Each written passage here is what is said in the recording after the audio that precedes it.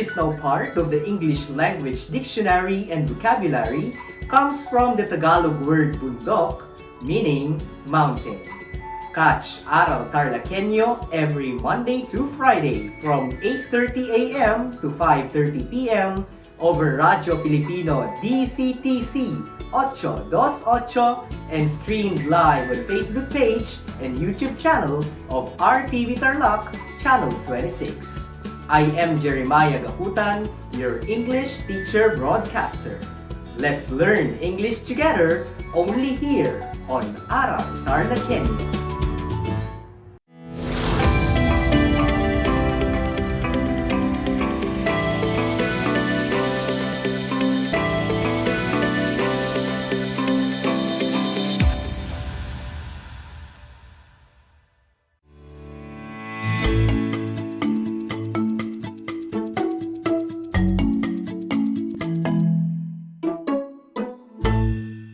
Good afternoon, learners. I'm so happy to be with you today. Welcome to Aral TarlakHenyo here on our TV Tarlac Channel 26. Simulcast over DZTC 828 Radyo Pilipino Tarlac, our TV Channel 26, Facebook Live, and on Converge Cable TV Channel 100. I am Teacher Jackie Lutisugi, your teacher broadcaster for English 8. Broadcasting live here at Santa Ignacia, Tarlac, bringing you the hottest lesson on air. How are you today, dear learners? I hope that all of you are in good health and in a comfortable place together with your learning activity sheet as well as your pen and paper. As you listen and watch carefully, capture and list down the important notes and ideas as we explore our lesson. If you have questions and clarifications regarding our lesson today, just post them in the comment section if you are watching our FB Live. But if you are listening to the radio and watching TV, you may send your questions via text messaging or FB Messenger to your teacher. Get ready, 8th graders. I believe you are now prepared. Our exciting adventure will now begin with our topic for today.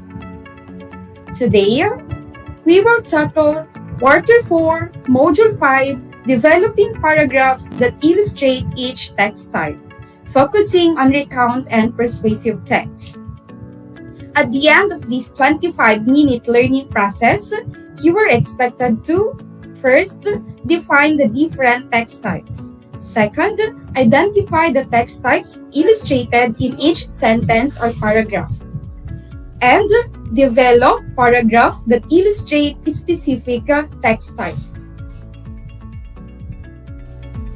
Before we begin, let us first review how well you remember the lesson that you had with Teacher Ann last Tuesday.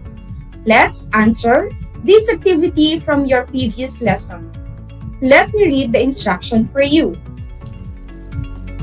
Read each item carefully and identify whether the provided function of text type is expository or procedural.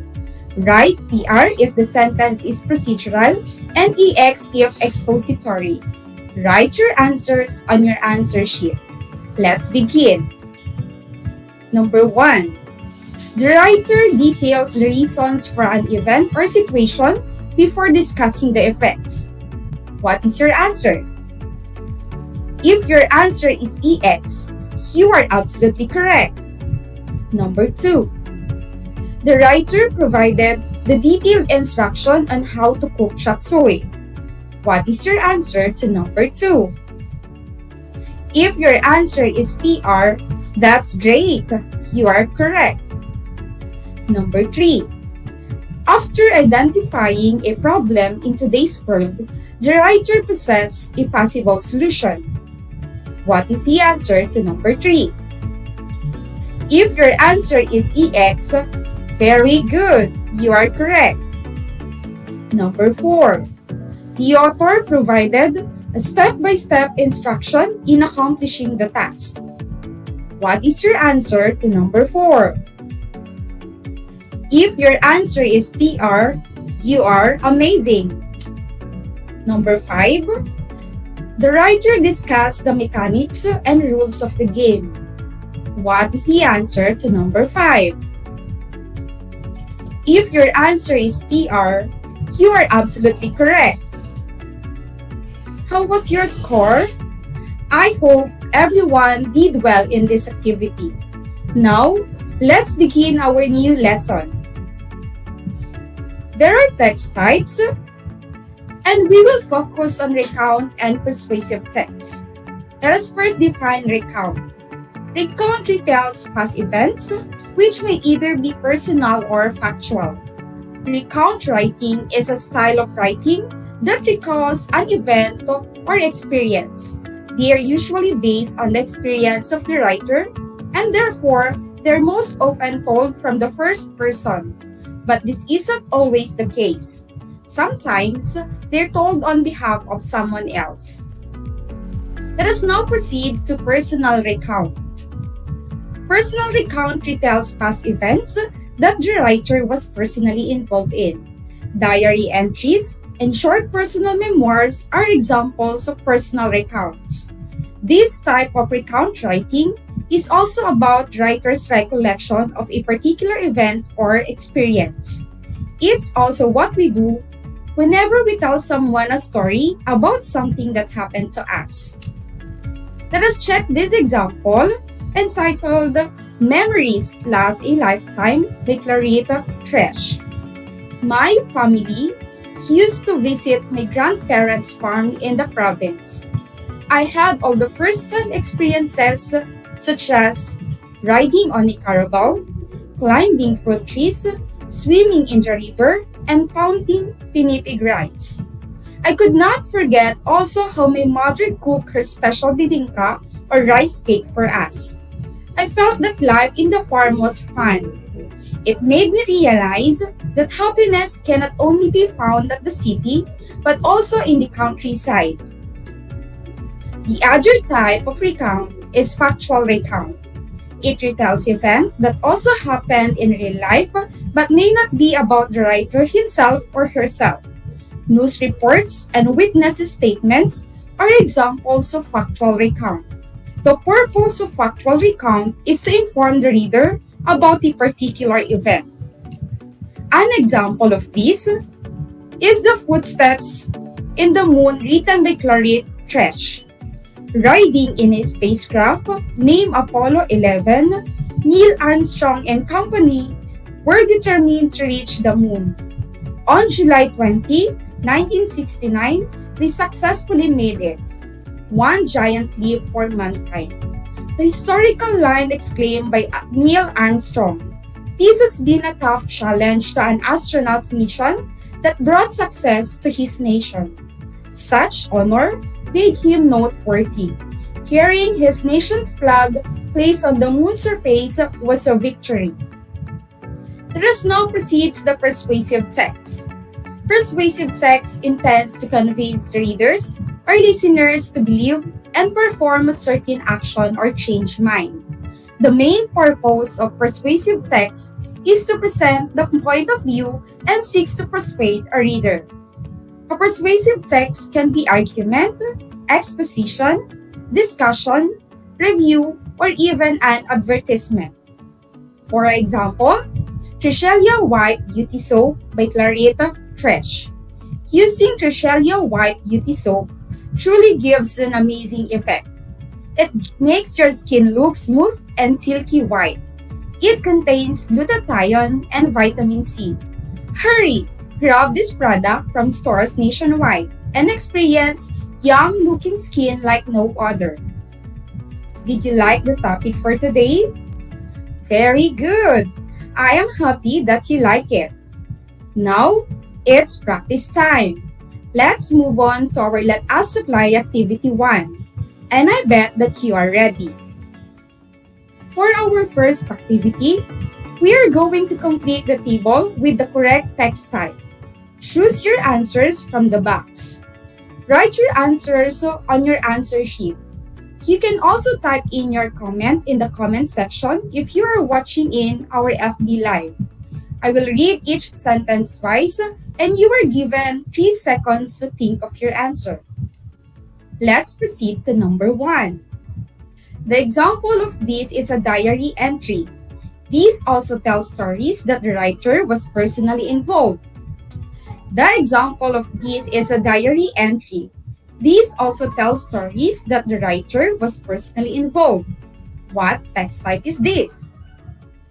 Correct! The answer is B, personal recount. Number 2. A news report is an example of this text type.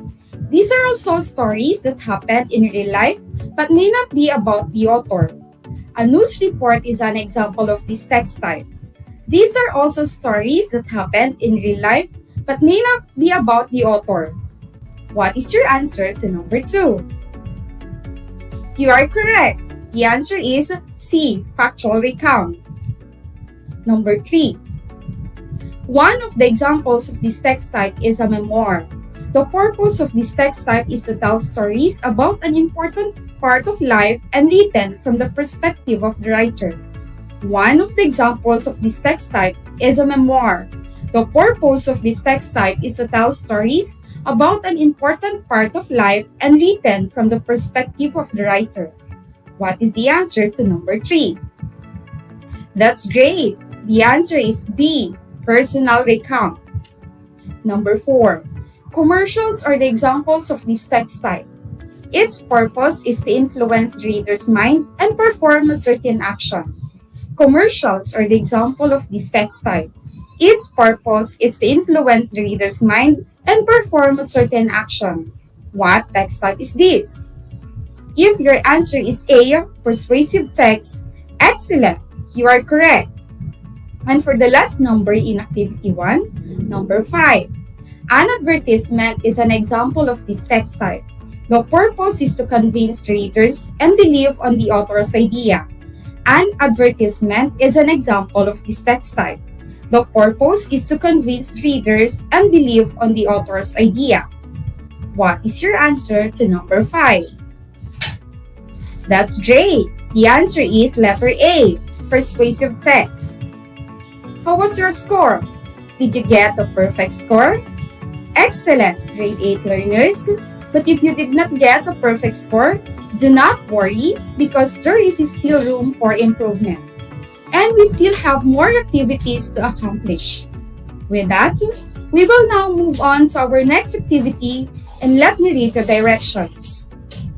Match the text type in column A to its definition in column B. Write your answers on your answer sheet.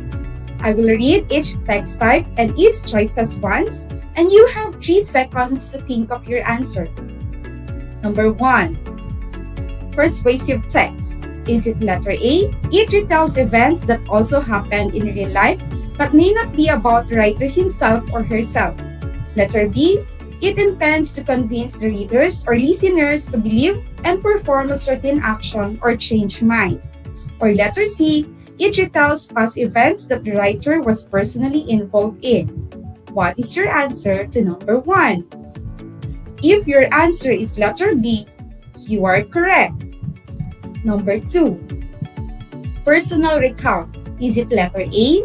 It retells events that also happened in real life but may not be about the writer himself or herself. Letter B. It intends to convince the readers or listeners to believe, perform a certain action, or change mind. Or letter C. It retells past events that the writer was personally involved in. What is the definition of this text type? If your answer is letter C in number 2, you are absolutely correct. Number 3. Factual recount. Is it letter A? It retells events that also happened in real life but may not be about the writer himself or herself. Or letter B. It intends to convince the readers or listeners to believe and perform a certain action or change mind. Or letter C. It retells past events that the writer was personally involved in. What is the answer to number 3? The correct answer to number 3 is letter A. I hope you got it right, grade 8. How was your score? I hope everyone did well in this activity. Let us now proceed to our next activity and let me read the directions. Categorize the examples provided inside the box according to its text type. Write your answers on your answer sheet. I will read each text types and each choices once, and you are given 3 seconds to think of your answer.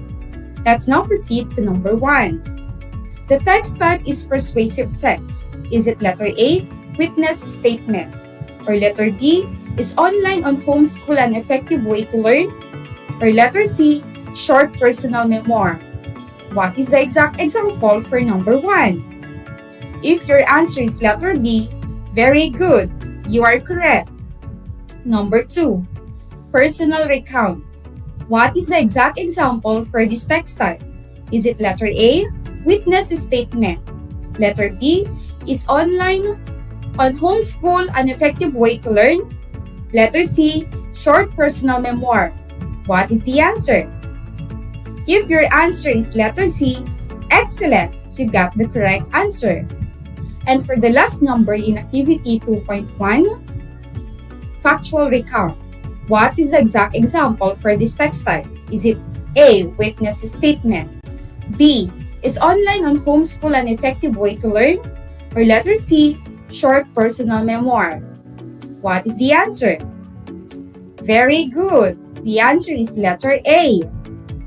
How was your score in activity 2.1? Did you get a perfect score?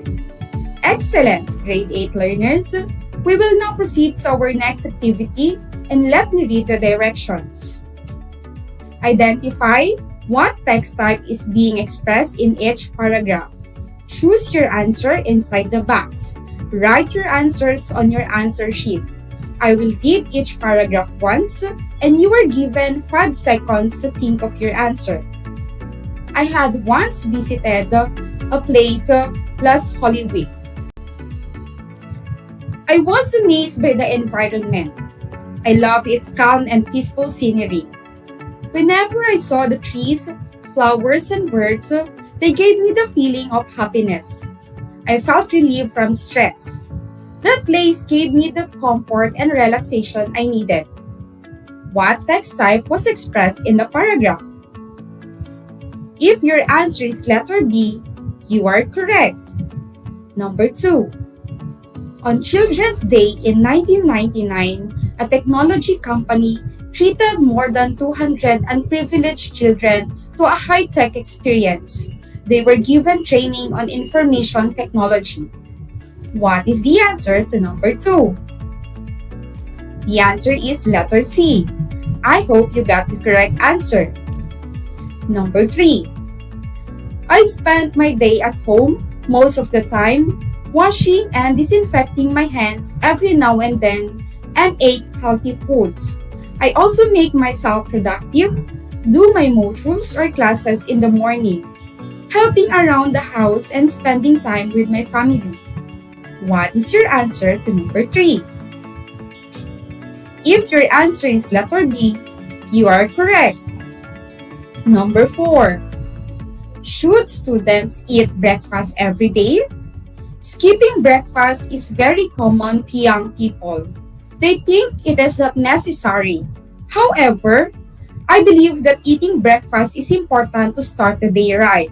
The following are the advantages of having breakfast. It gives your body energy and strength and makes your brain function well. On the other hand, missing breakfast will lead to a lot of health problems. So, now is the right time to start eating breakfast to stay healthy and productive. What text type was expressed in the paragraph? Exactly, the answer is letter A.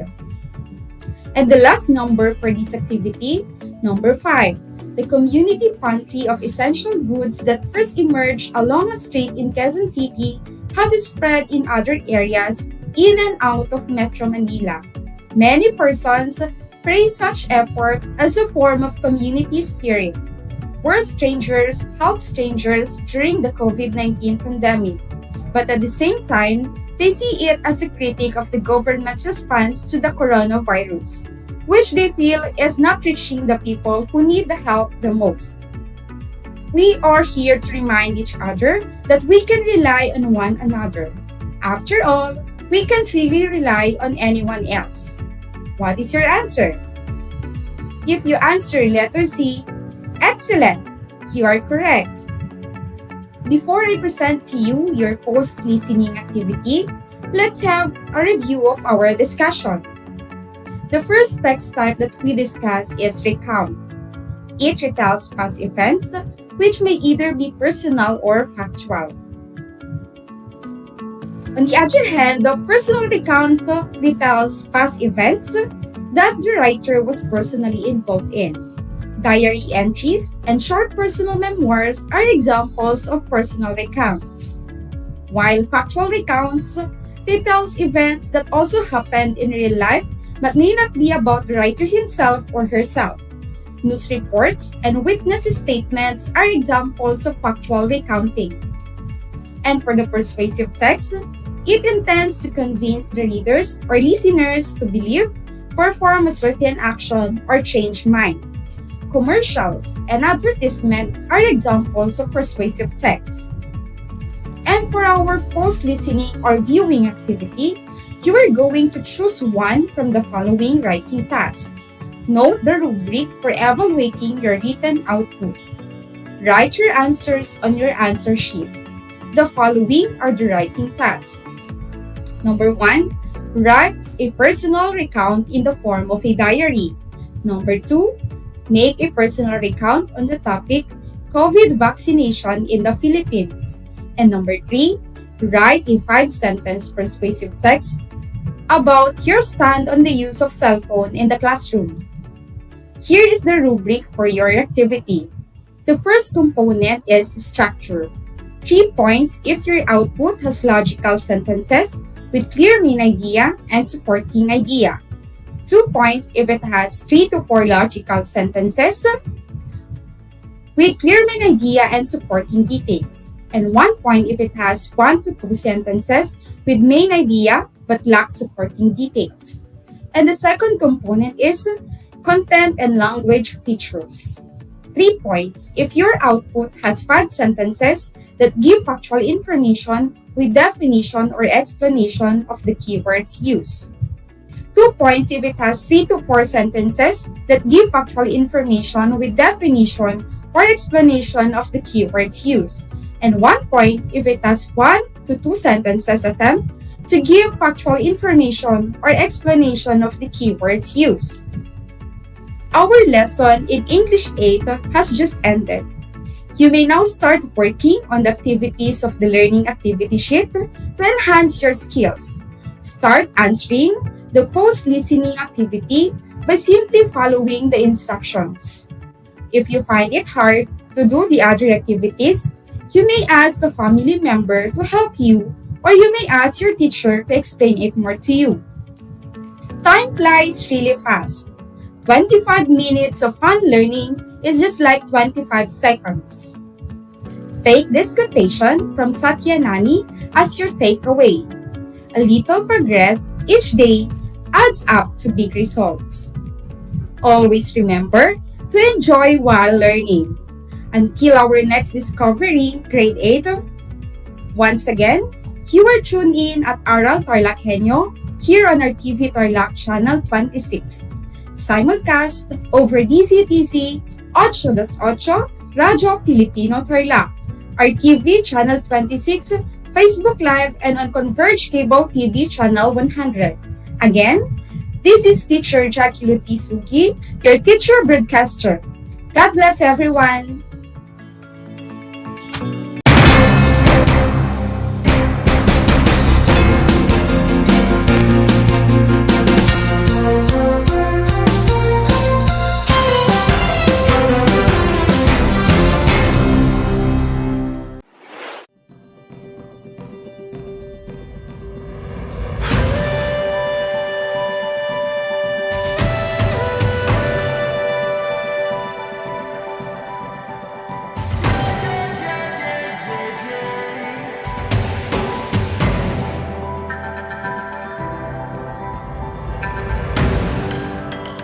Ang ASEAN-New Zealand Afforestation Project o ANZAP ay sumusunod at umaayon sa isa sa 5 haligi ng Provincial Government of Tarlac, Kalikasan muna.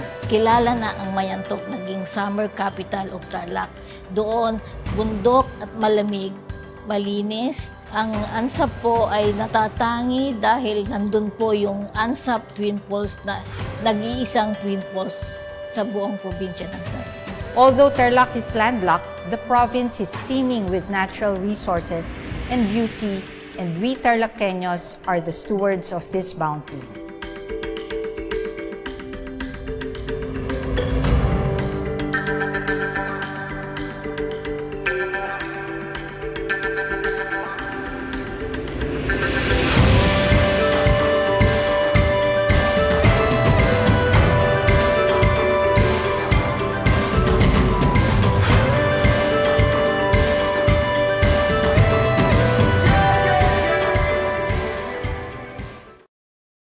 Maging bahagi ng TB Free Pinas. Konsultayo sa ating mga primary care provider para sa Healthy Pilipinas. Paalala mula sa Department of Health.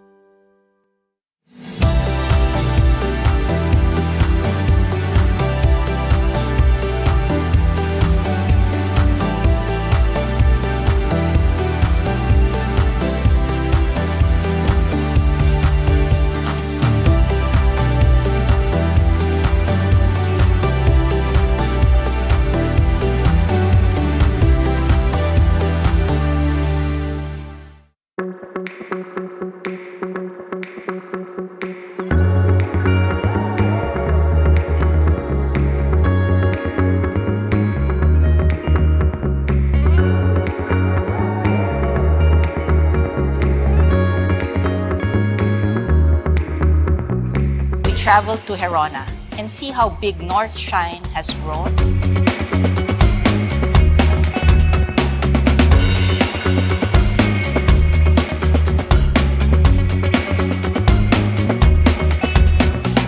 Doon nga ho sa bayan ho namin, nakilala ho kami dahil sa North Shine.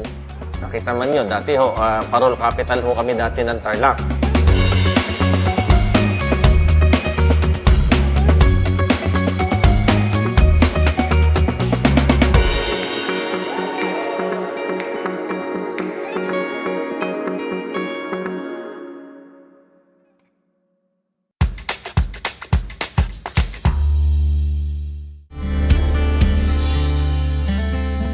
Alam niyo ba na ang Pilipinas ay mayroong 7,641 islands? Mula sa bilang na 7,107 islands, nadagdagan ito ng 534 na isla noong 2017. Tanging 2,000 lamang sa mga islang ito ang natitirhan.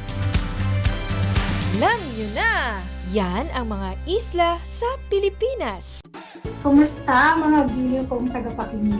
Nagbabalik ang inyong paaralang panghimpapawid Aral TarlakHenyo sa RTV Tarlac, Channel 26 at sa bayang naririnig sa DZTC 828 Radyo Pilipino Tarlac. Tayo rin ay napapanood sa FB Live ng RTV Tarlac Channel 26. Sumasahimpapawid mula sa bayan ng Pura Tarlac, mula sa bayan ng San Clemente, Mula rito sa Puro Elementary School, Pura Tarlac. sa bayan ng Kapas Tarlac. ako, ang inyong guro,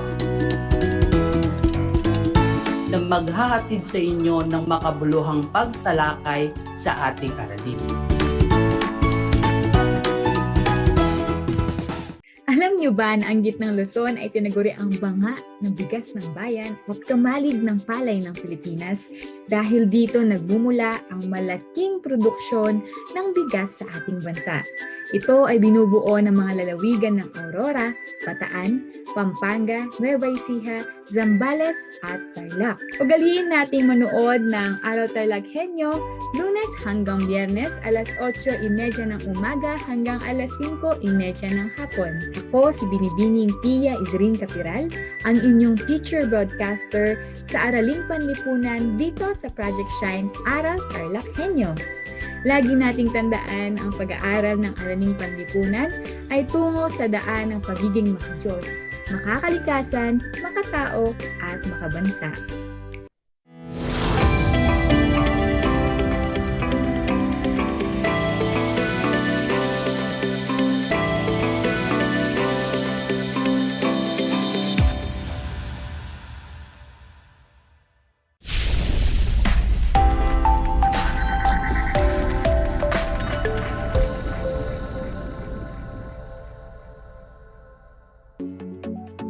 Magandang hapon sa inyong lahat, mga giliw naming mag-aaral sa ikawalong baitang.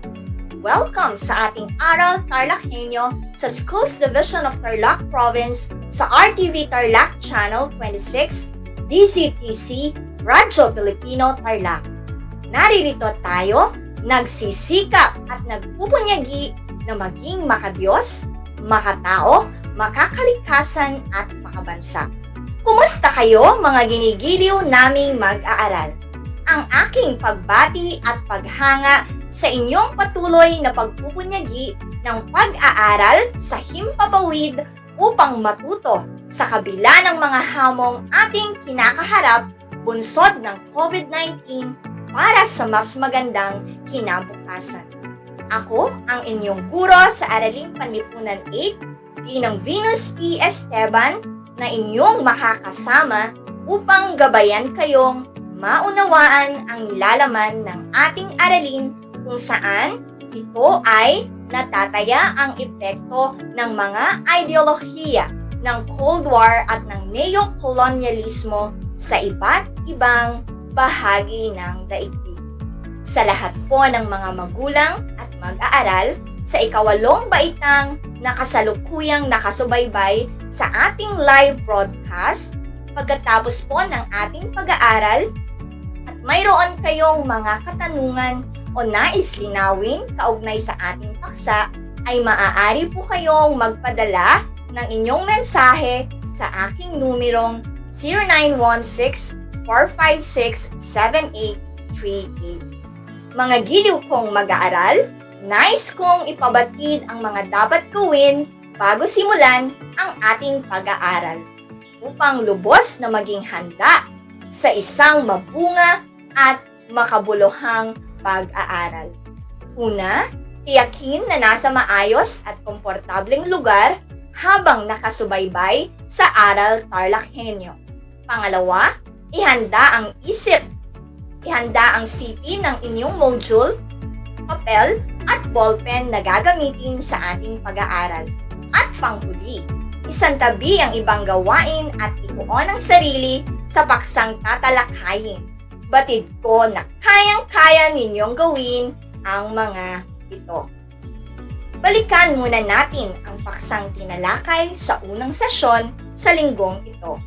Subukan ninyong sagutin ang 5 tanong na aking ibibigay ukol sa neo-kolonyalismo, pamamaraan o sangkap nito, at mga pamamaraan at uri ng neo-kolonyalismo. Para sa balik-aral, ihanda ang inyong papel, ballpen, at isulat sa inyong sagutang papel ang inyong mga sagot sa bawat tanong. Bibigyan ko kayo ng 5 segundo sa bawat tanong para sa inyong pagsagot. Handa na ba kayo? Kung gayon, magsisimula na tayo sa ating balik-aral. Para sa unang tanong, ito ay makabagong anyo ng pananakop sa pamamagitan ng mapayapang paraan sa pagitan ng makapangyarihang bansa at mahinang bansa sa pang-aabuso sa ekonomikal na kalagayan ng huli. Ano ang inyong sagot? Ang sagot ay neo-kolonyalismo. Ikalawang tanong, ano ang uri ng neo-kolonyalismo na sumasalamin sa pakunwaring tulong tungo sa pagpapaunlad ng kalagayang pangkabuhayan ng isang bansa? Ano ang inyong sagot? Ang tamang sagot ay pang-ekonomiya. Para sa ikatlong tanong, ito ay anyo ng neo-kolonyalismo kung saan nababago nito ang mga likas na pananaw o pagkakakilanlan ng tinutulungang bansa mula sa iba't ibang impluwensya. At ang tamang sagot ay pangkultura. Para sa ika-4 na tanong, ito ay pagbibigay ng tulong ng isang bansa sa isang bansa sa pamamagitan ng pinansyal, sandatahan o iba pang mga pangangailangan ng isang bansa na mayroong layuning mapaigting ang relasyon o alyansa. At ang tamang sagot ay foreign aid. Para sa ikalimang tanong, anong grupo ang itinayo ng 120 pribadong kumpanya at mga bangko ng kanlurang Europa na kung saan ay nagkaloob ng pondo sa bansang Brazil, Ecuador, Nicaragua at Chile? At ang tamang sagot ay ADELA o Atlantic Community Development Group for Latin America. Ilan ang nakuha ninyong tamang sagot? Batid ko na marami. Kung hindi man, huwag malungkot. May pagkakataon pa kayong makabawi sa mga susunod na gawain.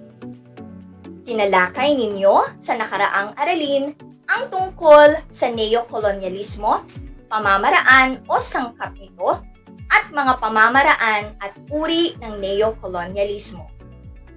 Kung sa unang bahagi ng pag-aaral ay inyong natutuhan ang tungkol sa neokolonyalismo, pamamaraan o sangkap nito, ganun din ang mga uri nito sa gabay ng ating napakahusay na guro na si Ginoong Arvin Lee. Ngayon ay handa na ba kayo sa ating bagong aralin? Alam kong handang-handa na kayong mag-aral at matuto dito sa Aral TarlakHenyo. Ngayon ay atin namang talakayin ang iba pang pamamaraan, uri at epekto ng neokolonyalismo. Inaasahan natin na pagkatapos ng ating sesyon ng pag-aaral ay magagawa nating maisa-isa at masuri ang iba pang mga pamamaraan at uri ng neokolonyalismo, ganun din ang epekto nito. Pero, bago natin simulan ang ating talakayan, ay magkaroon muna tayo ng kalinawan at higit na pagkaunawa sa dalawang mahalagang konsepto, ang foreign aid at ang debt trap. Ano nga ba ang kahulugan ng salitang foreign aid? At ano ba ang kahulugan ng debt trap? Ngayon ay ating hihimayin ang kahulugan ng dalawang konsepto dito pa rin sa ating Aral TarlakHenyo. Ang foreign aid ay pagbibigay tulong ng isang bansa sa iba pang bansa, mula pinansyal, militar, o ano pa mang resources. Ito ay maaaring ipagkaloob bilang pagpapatibay ng relasyon o alyansa ng dalawang bansa. Maaari rin itong ibigay kapalit ng commercial access sa mga likas na yaman ng bansang tatanggap nito. Dagdag pa rito ay ang pagtatatag ng alyansang pang-militar. Ang debt trap naman ay utang na bitag na isang teorya upang ilarawan ang isang makapangyarihang bansa sa pagpapautang o institusyong naghahangad na malagyan ang isang bansang hiram na may napakalaking utang upang madagdagan ang pagkakamit nito. Ang neokolonyalismo ay tinawag na modernong anyo ng kolonyalismo kung saan ang mga dating kapangyarihan ng kolonyal ng mundo ay gumagamit ng mapayapang paraan upang makamit ang mga layunin nito sa pamamagitan ng pagbibigay ng isang nakaka-impluwensyang pangkabuhayan, pampolitika at pangkulturang mga bagay sa iba pang malaya o decolonized na mga bansa. Kung gayon, ano pa ang ibang mga pamamaraan at uri ng neokolonyalismo? Ano-ano ang mga epekto ng neokolonyalismo? Halina't ating isa-isahin sa pagpapatuloy ng ating makabuluhang pag-aaral. Ipapaliwanag natin yan ng mas mabuti dito pa rin sa Aral TarlakHenyo. Para sa unang gawain, maghanap tayo. Ihanda ang inyong kwaderno at ballpen. Isulat ang inyong pangalan, antas at pangkat, at petsa ngayong araw. Magsisimula na tayo. Simple lang at madali ang ating panuntunan sa gawaing ito. Kailangan lamang na makahanap ng 3 bagay na produktong banyaga at 3 bagay na lokal na makikita sa loob ng tahanan at pagkatapos ay ipapaliwanag ang kalidad at ang importansya ng bawat bagay na nakita. Isulat ang inyong sagot sa kwaderno batay sa panubo. Bibigyan ko kayo ng 10 segundo. Handa na ba kayo?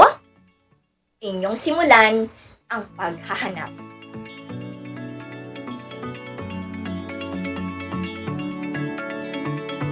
Ngayon ay ating alamin at suriin ang sagot ni Erica na mula sa Grade 8 Section Matapat ng Pada-Pada National High School.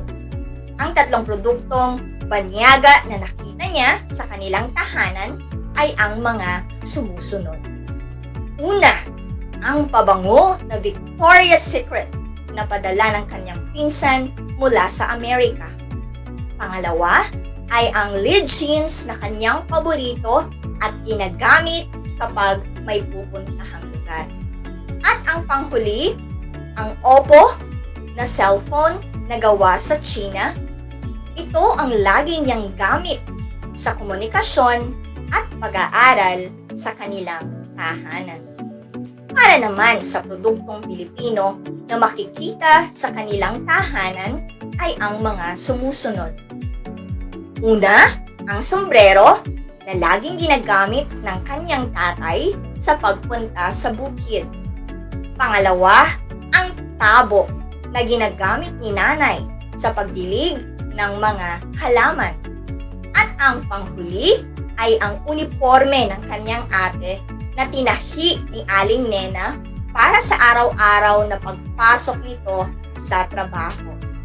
Makikita natin na sa bahay ni na Erica ay mayroong mga produkto at gamit na yari sa Pilipinas at mayroon din namang mga produkto na yari sa ibang bansa. Mapapansin natin na sa loob ng mga tahanan natin ay nabahiran na ng pamamaraan ng neo-kolonyalismo. Mula sa ating mga pagkain, kagamitan, maging sa ating mga nakagawian o pag-uugali at kultura sa kabuuan. Ang unang bahagi ng ating leksyon ay tungkol naman sa iba pang pamamaraan at uri ng neo-kolonyalismo. Ang ikatlong pamamaraan ay ang dayuhang tulong o foreign aid. Ito ay isa pang instrumento ng mga neo-kolonyalismo na kung saan ay nakapaloob sa dayuhang tulong o foreign aid na maaaring pang-ekonomiya, pang-kultura o pang-militar. Sa simula ay maiisip na walang anumang kondisyon ang pagtulong tulad ng pamimigay ng mga bakuna laban sa COVID-19 at iba pa na mga kagamitan tulad ng face mask at iba pa. Ngunit kung ating titingnang mabuti, may kapalit ang libreng pagtulong. Nagbibenta ang bansang tumulong ng kanilang mga produkto sa bansang kanilang tinulungan. Kung kaya't bumabalik rin sa huli ang malaking tubo ng kanilang puhunan at lalo silang yumayaman. Ika-4 na pamamaraan ay ang dayuhang pautang o foreign debt. Gayun din, anumang pautang na ibigay ng International Monetary Fund or World Bank ay laging may kaakibat na kondisyon na tinatanggap ng bansa na nangungutang. Kabilang dito ay ang pagbubukas ng bansang pinauutang sa dayuhang pamumuhunan at kalakalan. Kaya naman, nagkakaroon ng pagdagsa ng mga produktong dayuhan, pagpapababa ng halaga ng salapi at pagsasaayos ng sistema ng pagbubuwis. Ito ang dahilan kung bakit hindi makaahon sa utang ang mahirap o tinatawag na mga papaunlad na bansa. Debt trap ang itinawag dito. At ang ikalimang pamamaraan ay ang lihim na pagkilos o covert operation. Kung hindi mapasunod ng mapayapa, gumagawa ng paraan ang mga neo-kolonyalista upang guluhin ang isang pamahalaan o ibagsak ito ng tuluyan. Kaugnay sa unang aralin, mayroon tayong isang katanungan. Ano-ano ang pamamaraan ng neo-kolonyalismo? Kung ang sagot ninyo ay isang pang-instrumento ng mga neo-kolonyalismo ang nakapaloob sa dayuhang tulong o foreign aid na maaaring pang-ekonomiya, pang-kultura at pang-militar, ang isang halimbawa ay ang karanasan ng ating bansa, ang pagbibigay ng kondisyon na dapat sundin ng bansang umuutang. At kapag hindi mapasunod ng mapayapa ang isang bansa, gagawa ang neo-kolonyalista ng pagkilos na guluhin at pabagsakin ang isang bansa. Tama! At kayo'y magaling sa pagkaunawa sa mga pamamaraan ng neo-kolonyalismo. Para naman sa ating ikalawang bahagi ng ating pag-aaral, atin namang tatalakayin ang tungkol sa mga epekto ng neo-kolonyalismo. Maraming epekto ng neo-kolonyalismo sa mga bansang sinakop at pinagsamantalahan nito. Una na dito, ang over-dependence o labis na pagdepende sa ibang bansa. Malinaw na umaasa ng labis ang mga tao sa mayayamang bansa, lalo na sa may kaugnayan sa Amerika. Ikalawa dito ay ang loss of pride o kawalan ng karangalan, sanhi ng impluwensya ng mga dayuhan. Nabubuo sa isipan ng mga tao na lahat ng galing sa kanluran ay mabuti at mahusay, na isang dahilan kung bakit ang tao ay nawalan ng interes sa sariling kultura at mga produkto. Ikatlong epekto ng neo-kolonyalismo ay ang continued enslavement o patuloy na pang-aalipin. Totoo ngang ang umuunlad na bansa ay malaya sa teritoryo at prinsipyo. Ngunit sa tunay na kahulugan ng salitang kalayaan, ang mga papaunlad na bansa ay patuloy pa ring nakatali sa mala-kolonyal at makapitalistang interes ng kanluran. Ang lahat ng aspeto ng ating pamumuhay ay kontrolado pa rin ng mga kanlurani. Sa ikalawang bahagi ng ating leksyon, mayroon tayong isang katanungan. Ano-ano ang naging epekto ng neo-kolonyalismo?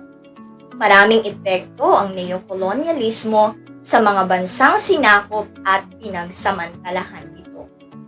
Kagaya na lamang ng sobrang pagdepende sa mga mayayamang bansa, kawalan ng karangalan ng bansa, at patuloy na pang-aalipin ng mga mayayamang bansa sa mga mahihirap na bansa.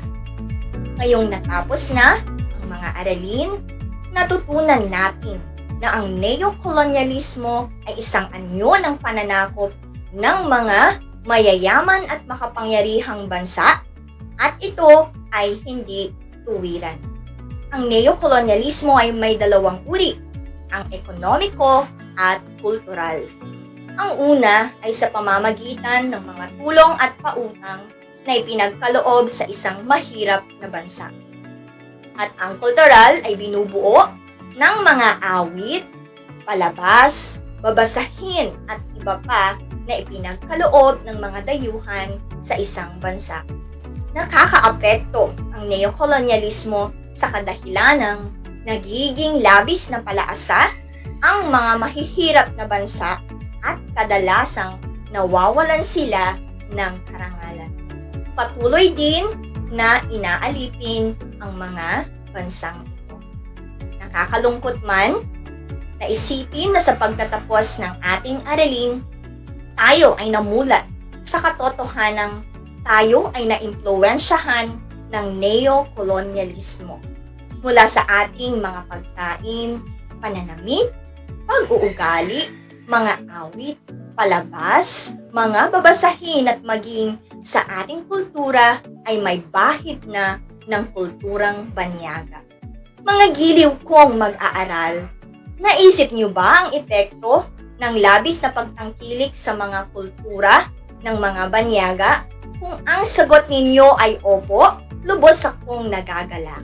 Naway lagi nating tatandaan na bago nating tangkilikin ang mga bagay na banyaga, unahin at pahalagahan natin ang sariling atin. Dahil walang ibang sa ating kultura ay magpapatuloy at mangangalaga, kundi tayong mga Pilipinong nagmamahal sa ating bansa. Ang mga paniniwala at pagpapahalagang Pilipino tulad ng pagmamano, pagsasabi ng po at opo, mga kaugaliang maging tapat, marangal ay tunay na dapat na maging taglay ng mga kabataan upang mahubog ang pagkatao ng isang mabuting mamamayan. Sana ay lubos ninyong naunawaan ang huling bahagi ng ating pag-aaral patungkol sa neokolonyalismo, pamamaraan o sangkap ito, ganun din ang mga uri at epekto nito. Ngayong natapos na ang ating aralin, oras na para mataya ang inyong kaalaman ukol sa neokolonyalismo. Ihanda ang inyong kwaderno at ballpen para sa inyong gawain at isulat muli ang inyong pangalan, antas, at pangkat at ganun din ang petsa. At handa na ba kayo? Mukhang handa na nga kayo. Kung gayon, ay pakinggang mabuti ang mga tanong na aking babasahin at isulat ninyo ang tamang sagot sa sagutang papel. Para sa ating unang gawain, tukuyin kung anong uri ng neokolonyalismo ang ipinapakita ng mga sitwasyon. Maaaring ito ay pang-politika, pang-ekonomiya, pang-kultural, at pang-militar. Ang mga bansa sa mundo ay nahahati sa mga ideolohiyang isinulong ng mga superpowers matapos ang ikalawang digmaang pandaigdig. Ang sagot ay pang-politika. Number 2, nagpapautang ang World Bank ng pera sa Pilipinas upang suportahan ang pagsasaayos ng sistema ng edukasyon. Ang sagot ay pang-ekonomiya. Pangatlo, ang pag-organisa ng pagtatanghal na nagtatampok ng kahusayan sa sining at musika ng kanilang bansa. Ang sagot ay pangkultura. At pang-apat, ang taunang pagdaraos ng balikatan exercise sa pagitan ng mga sundalong Amerikano at Pilipino. At ang tamang sagot ay pang-militar. Panglima, ang wikang Ingles ang siyang itinadhana at papairaling bilang wikang gagamitin sa mga paaralan. Ang sagot ay pangkultura.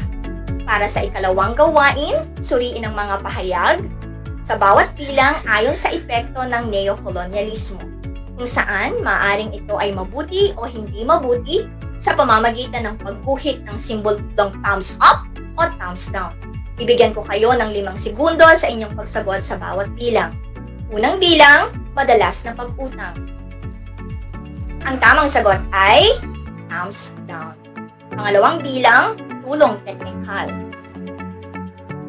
Ang tamang sagot ay thumbs up. Para sa ikatlo, produktong dayuhan. Ang tamang sagot ay thumbs down. Para sa pang-apat, tulong na gamot. Ang tamang sagot ay thumbs up. At sa panglima, mga pelikulang dayuhan. At ang tamang sagot ay thumbs down. Nakakuha ba kayo ng mataas na score sa inyong mga gawain? Mahusay! At para naman sa mga hindi nakakuha ng mga tamang konsepto kaugnay sa mga epekto ng neokolonyalismo, ay huwag kayong malungkot. Sa halip ay patuloy na magpursigi sa pag-aaral at bumawi sa susunod nating episode kasama kaming mga guro sa Araling Panlipunan 8 bilang inyong mga gabay. Kayang-kaya ninyo yan. At para sa ating isapuso, anuman ang mga impluwensyang hatid ng mga dayuhan na pinaigting ng neokolonyalismo, ang diwa ng ating pagka-Pilipino naway patuloy na maisabuhay na maging kabahagi sa paglikha ng lipunang aral tungo sa lipunang iral. Para sa inyong gawaing pagganap, kayo ay gagawa ng isang picture collage na nagpapakita sa mga paraan upang maibsan o mapagtagumpayan ang mga epekto ng neokolonyalismo. At para sa inyong pamantayan o sa pagmamarka, ito ay ayon sa kaugnayan sa aralin, pagkamalikhain at kaayusan at kalinisan. Isa na namang matagumpay na pag-aaral ang ating naisagawa ngayong hapong ito kaugnay sa ating leksyon. Upang magkaroon ng ideya sa susunod na tatalakhayin, maaari ninyong basahin ang pahina 509 hanggang pahina 520 para maging handa kayo sa susunod nating pag-aaral. Ito ay patungkol sa mga pandaigdigang organisasyon, pangkat at alyansa. Sana ay huwag ninyong kalimutan ang mahalagang aral na inyong natutuhan mula sa ating leksyon sa hapong ito at sikapin ninyong maisabuhay at maibahagi sa kapwa mag-aaral. Inaasahan ko na kayo'y natuto sa ating talakayan sa araw na ito. Muli, ako ang inyong guro sa Araling Panlipunan Grade 8 ng Venus P. Esteban na nagsasabing ang pag-aaral ng Araling Panlipunan ay daan tungo sa paglikha ng lipunang aral, tungo sa inaasam na lipunang iral na ang mga mamamayan ay ganap na makadiyos, makatao, makakalikasan at makabansa. Hanggang sa muli, maraming salamat at pagpalain tayong lahat.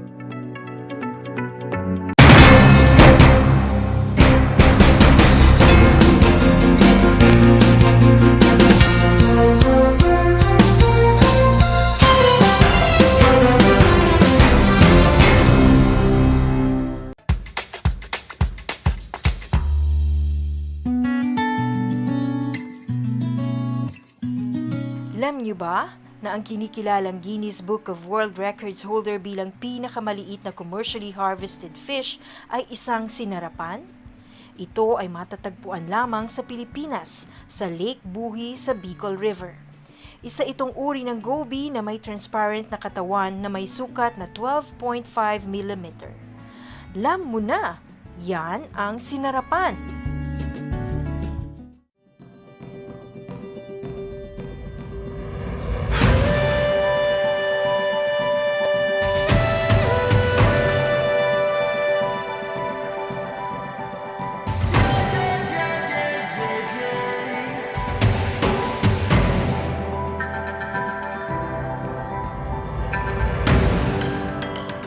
Ang ASEAN New Zealand Afforestation Project o ANZAP ay sumusunod at umaayon sa isa sa 5 haligi ng Provincial Government of Tarlac, kalikasan muna.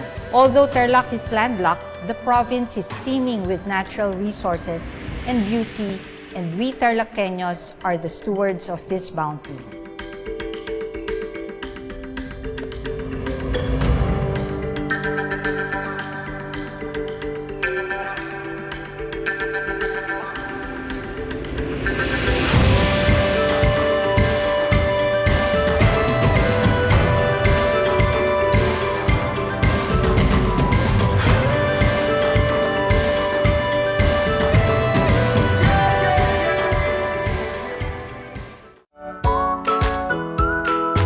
How are you today? Hello, everyone. Hello, learners of Tarlac. Good morning, mga talino grade 4 learners! Welcome to Aral TarlakHenyo here on RTV Tarlac Channel 26. Simulcast over DCTC Radio Filipino Tarlac. I'm Sir Glenn, your teacher broadcaster. Broadcasting live here at Paniki Tarlac. Remotely here in Concepcion, Tarlac. Live here at Barangay Pedro Elquines, Mayantok, Tarlac. Broadcasting live from Ramos National High School. Your anchor teacher today for grade 9 mathematics. Your partner in education this time of pandemic.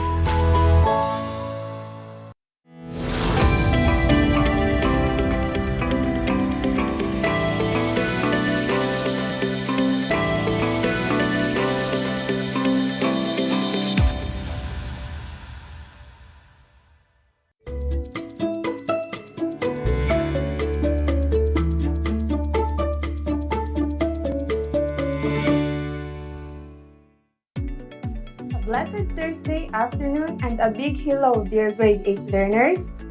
Welcome to another fun and exciting learning at Aral TarlakHenyo here on RTV Tarlac, Channel 26.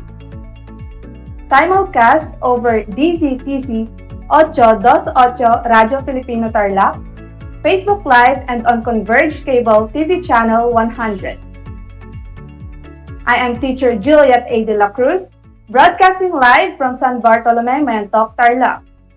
Please join me as we explore and learn our today's lesson. How are you, my dear learners?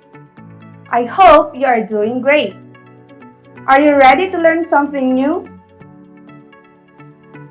Alright, so prepare yourselves for a new lesson full of knowledge, skills, and practical experience. As we begin our lesson, kindly prepare your learning activity sheet, pen, and paper. Make sure that you are seated comfortably, far from noise, so that you can hear me loud and clear while listening to this program. Also, I want you to interact by commenting in the chat box with your name, section, and school you are from.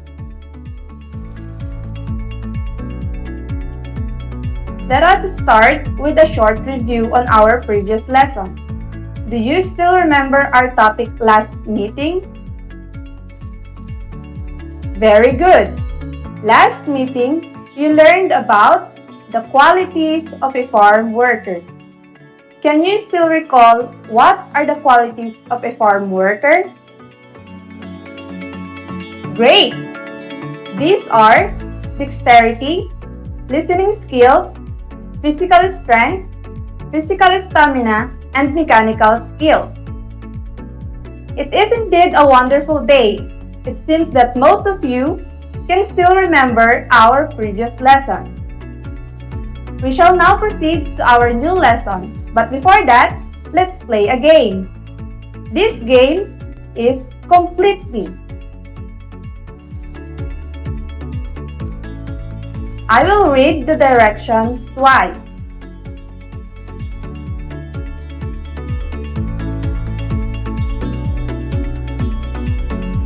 So here is the direction. Identify the farm activities by filling in the missing letters. In every picture, you will be given 5 seconds to answer. Again, identify the farm activities by filling in the missing letters. In every picture, you will be given 5 seconds to answer. For those who are watching on Facebook, you can comment your answers on the chat box. Now, are you ready? Well then, let's start the game. First picture.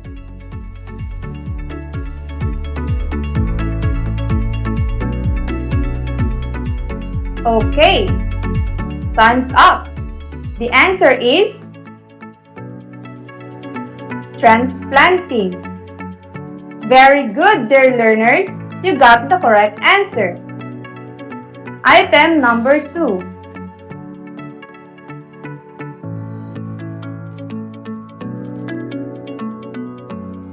Time's up. If your answer is harrowing, you are correct. Item number 3.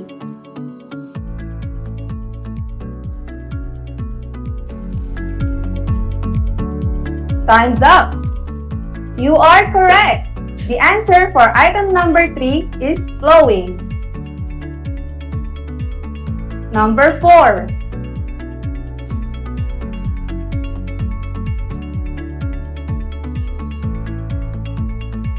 Your time is up. If your answer is harvesting, you are absolutely correct. And lastly,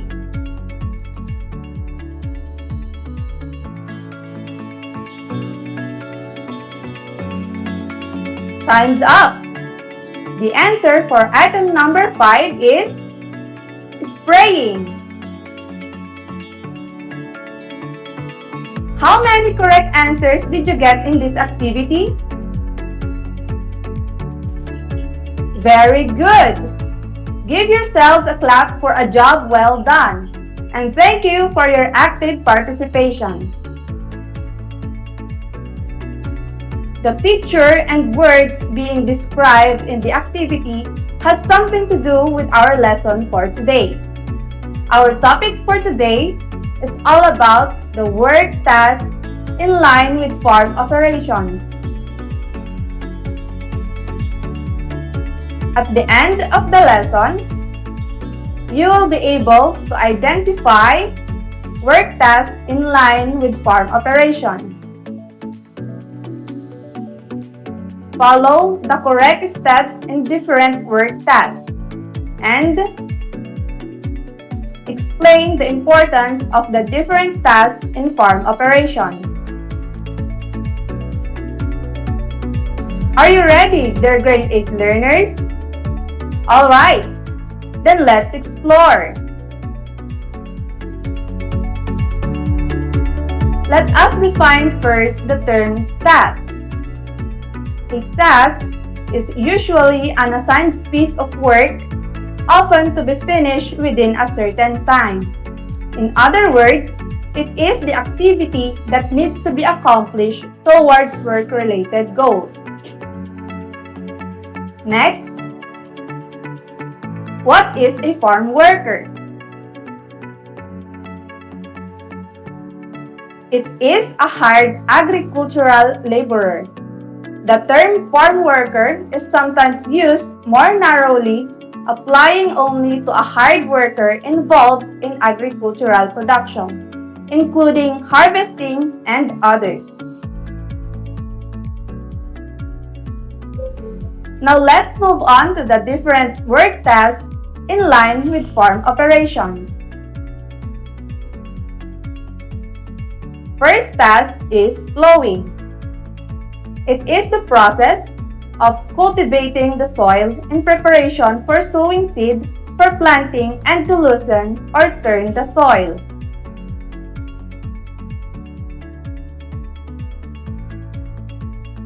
There are two ways to plow the land. First is mechanical plowing, which means plowing using four-wheeled tractor. And the second one is plowing using animal, specifically a carabao.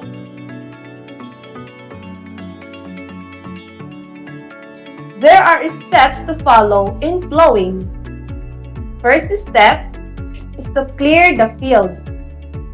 Next is to cut all tall grasses and remove stubbles that may interfere with plowing.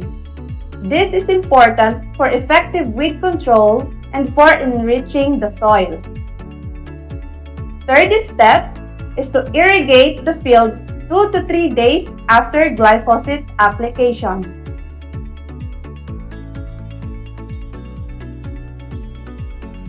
Fourth step is to maintain water at 2 to 3 centimeter level for about 3 to 7 days or until it is soft enough and suitable for an equipment to be used.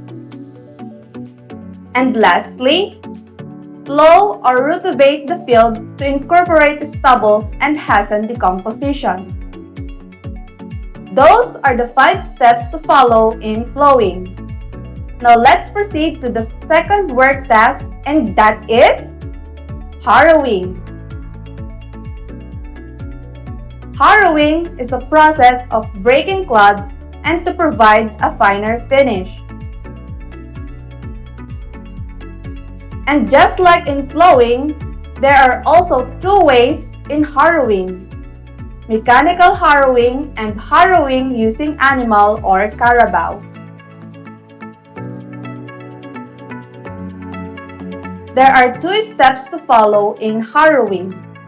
First is to harrow and level the field thrice, using a hand tractor equipped with a comb plow to break and puddle clods of soil, and incorporate organic materials into the soil thoroughly. First harrow is at 14 days before transplanting or sowing. Second harrowing is at 7 days before transplanting or sowing. The third and last harrowing will be at 2 days before transplanting or sowing. Last step in harrowing is to level the field using a wooden plank pulled by a power tiller after the third plowing to attain uniform water depth.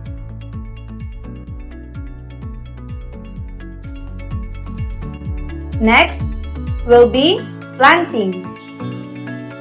In planting, we have transplanting and broadcasting the seed. Transplanting is the technique of moving a plant from its original place to another. And broadcasting is a method of seeding that involves scattering seed by hand or mechanically. There are 4 steps in planting. First is to pull out the seedlings at an average of 15 to 30 days after seeding from nurseries and transport them to the main field. But in a modified mat nursery, seedlings are transplanted at 15 to 20 days after seeding. Second, transplant the seedlings soon after pulling from the nursery in a puddled and leveled field.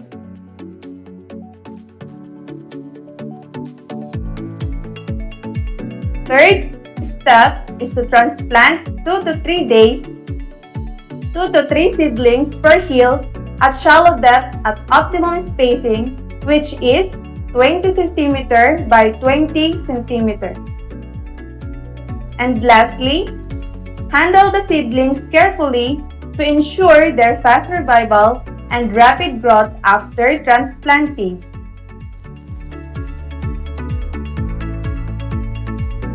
And now, we are on the 4th work task, which is applying fertilizer. It is a supplemental application of plant nutrients to crop to augment the supply from natural sources. There are 7 steps to follow in application of fertilizer. First is to test the soil. Soil testing provides an accurate assessment of the soil's fertility to make fertilizer recommendations. Second is to calculate how much fertilizer you will need. Next is to apply the fertilizer. Then, cultivate or till the fertilizer into the soil around the plant.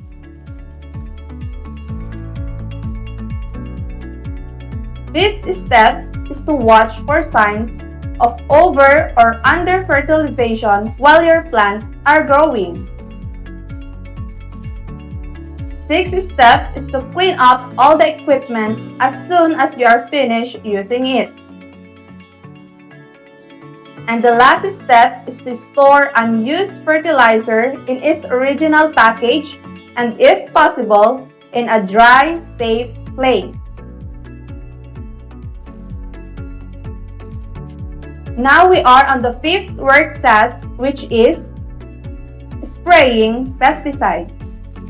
Spraying or applying pesticides is to control weeds, insect infestation, and diseases. In spraying pesticides, there are 5 steps. First is to read and check the label. Next is to use appropriate personal protective equipment or the PPE. Third is to mix enough pesticides to treat the plant to be sprayed.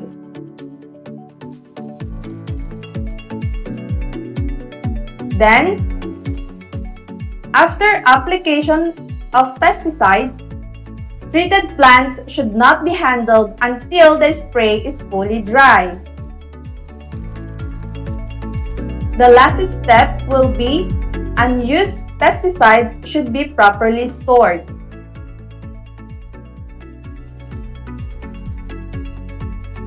Now we have come to the last work task in the farm, which is harvesting.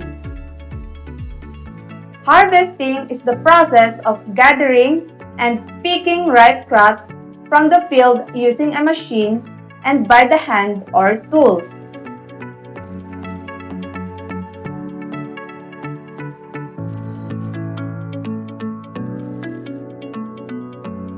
Here are the following steps in harvesting. First, harvest the grain at optimum maturity to maximize yield and minimize losses. Second, machine threshing should begin immediately after cutting, and oftentimes crops can be threshed directly in the field.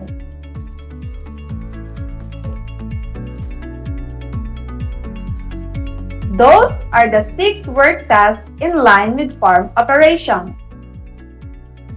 Again, what are those work tasks? We have plowing, harrowing, planting, applying fertilizers, spraying pesticides, and harvesting. Now, what do you think are the importance of these farm tasks? Very good! These are important because farming and related activities make up the basic fabric life of people. Through this task, we will be able to grow our plants or crops that provides us food for daily life and that makes us healthy. Now let's find out if you learned something from our lesson. Let's have a short quiz. For the directions, write the letter of the correct answer on your paper or your learning activity sheet. Again, write the letter of the correct answer on your paper or your learning activity sheet. In every item, you have 2 choices, and I will read the sentence twice. Okay, let's start. Number 1. It is a process of breaking clods and to provide a finer finish. A. Harrowing. B. Plowing. It is a process of breaking clods and to provide a finer finish. A. Harrowing. B. Plowing. Number 2. It is a process of cultivating the soil and preparation for sowing seed for planting and to loosen or turn the soil. A. Harrowing. B. Plowing. It is a process of cultivating the soil in preparation for sowing seed for planting and to loosen or turn the soil. A. Harrowing. B. Plowing. Number 3. It is a process of gathering and picking ripe crops from the field. A. Harvesting. B. Planting. It is a process of gathering and picking ripe crops from the field. A. Harvesting. B. Planting. Number 4. It is usually an assigned piece of work, often to be finished within a certain time. A. Farm worker. B. Task. It is usually an assigned piece of work, often to be finished within a certain time. A. Farm worker. B. Task. Number 5. They are also called hired agricultural laborers. A. Farm worker. B. Task. They are also called hired agricultural laborer. A. Farm worker. B. Task. Finalize your answers and comment on our chat box. So now, let us check all your answers. For number 1, the correct answer is letter A, harrowing. Very good! you got the correct answer. The answer for number 2 is letter B, flowing. Great! You answered the item number 2 correctly. For item number 3, the answer is letter A, harvesting. Very good. For item number 4, the correct answer is letter B, that. Wow, that's great! You got the correct answer. And last but not the least, we have number 5. The answer for item number 5 is letter A, farm worker. Very good! Now let me ask you who got a perfect score. That's great! Congratulations for a job well done. And for those who did not get a perfect score, don't worry, at least you did your best. Great job, grade 8 learners! You have finally successfully finished our lesson for today. I am glad you have actively participated in our activities. I hope you learned and gained knowledge for today's topic. Remember, my dear students, in TLE, we aim for knowledge, skills, and progress. Again, this is Ma'am Juliet A. De La Cruz, your teacher broadcaster in TLE Crop Production 8. Thank you and have a good day ahead.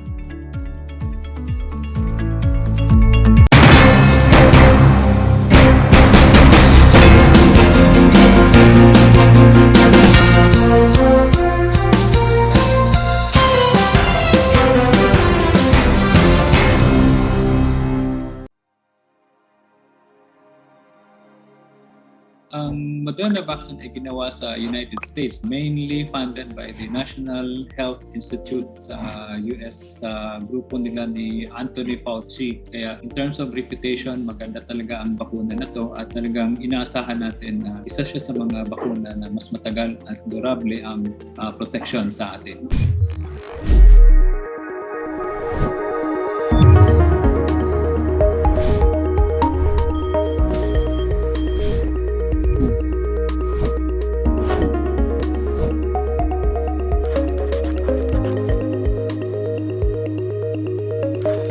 Saan nga ba gawa ang Moderna vaccine? Ang Moderna vaccine ay isang bagong platform ng mga bakuna na ginagamit natin ngayon. Kagaya ng Pfizer na ginamitan ito ng genetic material ng virus using the mRNA. So itong mRNA, nagsisend siya ng signal pag ibabakuna doon sa tao to stimulate para mag-produce tayo ng antibody against the COVID virus. Ito isang bakuna na so far sa mga bakunang ginagawa ngayon against COVID na masasabi natin bagong teknolohiya pero isa sa mga safe and highly effective vaccine kagaya rin ng Pfizer vaccine. So sa indikasyon sa bakunang ito ng Moderna, ang makatanggap lang ay edad 18 pataas. Ang pagbibigay dito ay yung unang dose, katapos yung pangalawang dose after 4th week. So 28 days ang pagitan. Kagaya ng ibang COVID-19 vaccines, ang Moderna ay merong temperaturang sinusunod upang mapanatili ang kalidad ng bakuna. Okay, so ang bakunang ito, yung sa storage, yung hindi pa siya gagamitin, dapat nandun siya sa -60 to -80. Pero pag tatanggalin na siya doon sa storage tapos dadalhin doon sa vaccination site, pwede siyang ilalagay sa room air, room temperature, pero dapat hindi lalampas ng 5 oras na dapat ibibigay siya. Yung sa ice box naman, ma-maintain mo lang yung temperature na yun. -4 yun. Ma-maintain mo lang yun, mga 5 to 7 days yan. So medyo mataas-taas pa naman. Base sa personal na karanasan, napatunayan ni Philippine Ambassador to the US, Jose Manuel Romualdez, na ligtas at epektibo ang Moderna. Well, I'm one of those that received was vaccinated as early as January of this year because we were attending the inauguration of President Biden, and I was fully vaccinated after 1 month. And it's the best thing that could ever happen to you. You feel liberated. And so Moderna and Pfizer have been proven to be really very effective. It's well worth it because you will feel safer. If there's a little side effect, that's just a little discomfort, but nothing like being safe from being seriously ill or even dying. Isa-isahin natin ang efficacy rate ng Moderna vaccine. Okay, so yung efficacy ay ito yung paraan na ma-evaluate natin na yung ginagawa itong trial, inobserbahan nila yung nakatanggap ng bakuna at yung hindi nakatanggap ng bakuna. At nakita doon sa clinical trial na yung mga nakatanggap ng bakuna kumpara doon sa mga hindi nakatanggap ng bakuna, mas maraming nagka-COVID doon sa hindi nakatanggap ng bakuna. So doon sa clinical trial, interim data, nakitaan na ang Moderna vaccine is effective sa pag-protect us from symptomatic COVID, mild to moderate, 94%. So mataas siya na protection. Doon naman sa mga severe form, 100% ang protection niya. Doon naman sa mga may edad na, kagaya ng 65 years old and above, it ranges from 80 up to 90%. So isa siya sa mga bakuna na maski may edad tayo, kampante tayo na mataas ang protection natin, kagaya din ng mga ibang bakuna na Pfizer at saka AstraZeneca. Tapos across all ages, ethnicity, race, at saka mga comorbidities, nagtala siya ng 85% efficacy rate. Nilinaw din ni Ambassador Romualdez ang mga issue kung bakit tila kakaunti ang supply ng bakuna sa mga maliliit na bansa gaya ng Pilipinas. Many countries, I know that there is an accusation that all the rich countries were able to sort of like hoard all of these vaccines. Well, I guess I wouldn't really call it hoarding, but I guess they were all trying to sort of like making it easier for them to be able to get these vaccines immediately to their citizens. And of course, the United States, being the leading manufacturer or developer of these vaccines, President Biden set out a goal. They're about 3 to 4% short of the 70%, which is supposed to be the herd immunity in getting people vaccinated to be able to make it safe, so to speak. That is the goal of the world, actually. And the COVAX facility is supposed to help in giving us that kind of herd immunity. And now, since many countries that have been able to get access to these vaccines immediately are now spreading it out. And we're hoping that the speed up of these vaccines being made available to all the countries, especially in our region, in the Asian region, will be coming in more. Patuloy din ang pag-aaral ng mga eksperto tungkol sa booster shot o yung tinatawag na reformulated Moderna vaccine. Yes, meron na silang tinatawag na third dose of Moderna na ongoing yung phase 2 trial nila ngayon. Ang tawag nito is reformulated Moderna vaccine that contains the variant 351. So ito yung plano nila na after receiving the 2 doses, meron silang isasabay na third dose as booster para lang tumataas ang antibody natin, including against variants of concern. Palagi po nating pakatandaan, sa bawat turok ng bakuna, di lang ikaw ang protektado, kundi maging ang iyong pamilya at komunidad. Ano man yung bakunang ibibigay sa iyo, ito ay subok, ito ay safe, ito ay effective, aprobado ito ng Philippine FDA natin, at nakita natin na lahat ng bakuna ngayon ay will prevent severe and critical stage ng COVID.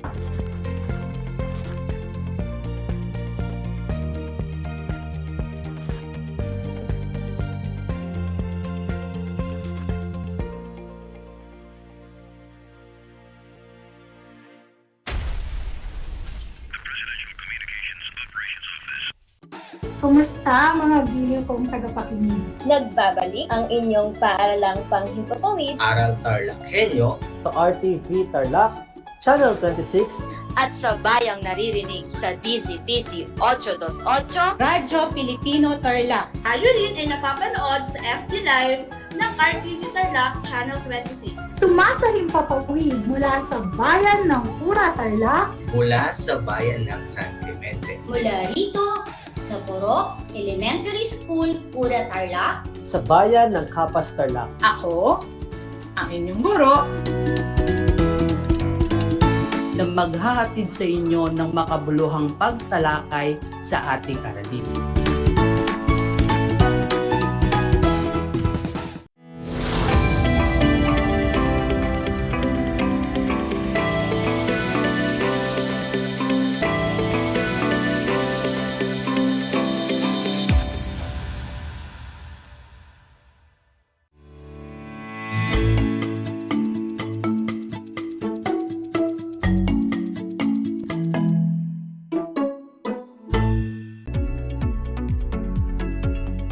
Broadcasting live at Marawi National High School, Kamiling, Tarlac. You are watching Aral TarlakHenyo here on RTV Tarlac Channel 26, simulcast over DZTC 828 Radio Filipino Tarlac. I am your teacher broadcaster in MAPI 8, Sir J. Mark Gatok Ayento. Join me for 25 minutes of meaningful learning experience on air. How are you, dear learners? Are you feeling great and excited today? I hope that you're now in good condition and safe place. Always remember that the basis for living in this wonderful world is the ability to begin for survival.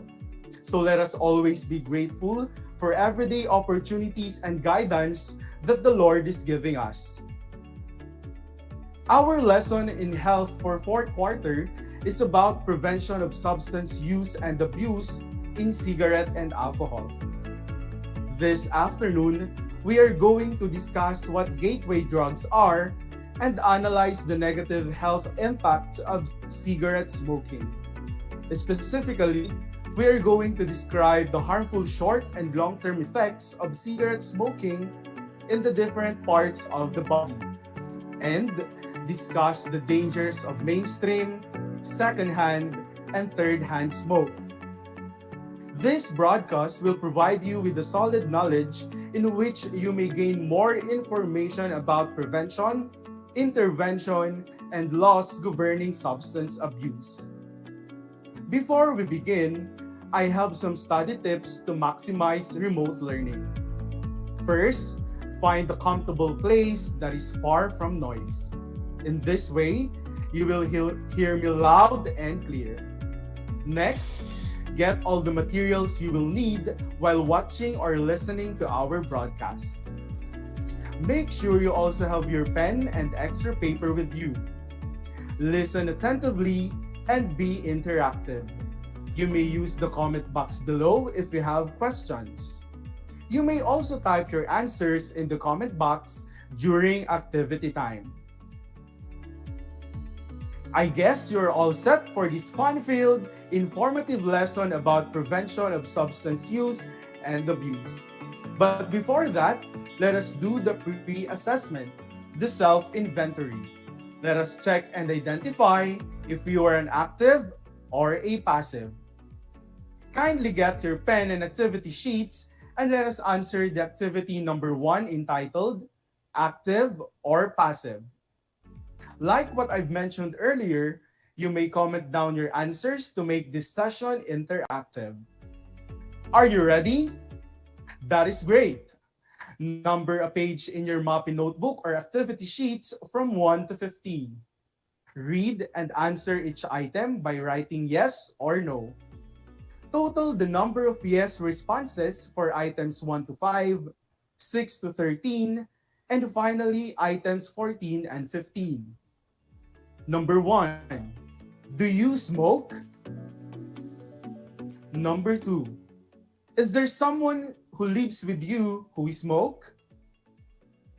Number 3, do you have friends who smoke? Number 4, are you often exposed to cigarette smoking? Number 5, do you sometimes find yourself with people who smoke? Number 6, when people around you smoke, do you let them know that you do not want to inhale or smell their smoke? Number 7, have you tried giving disapproving look at people who smoke to let them know that you indirectly dislike smoking?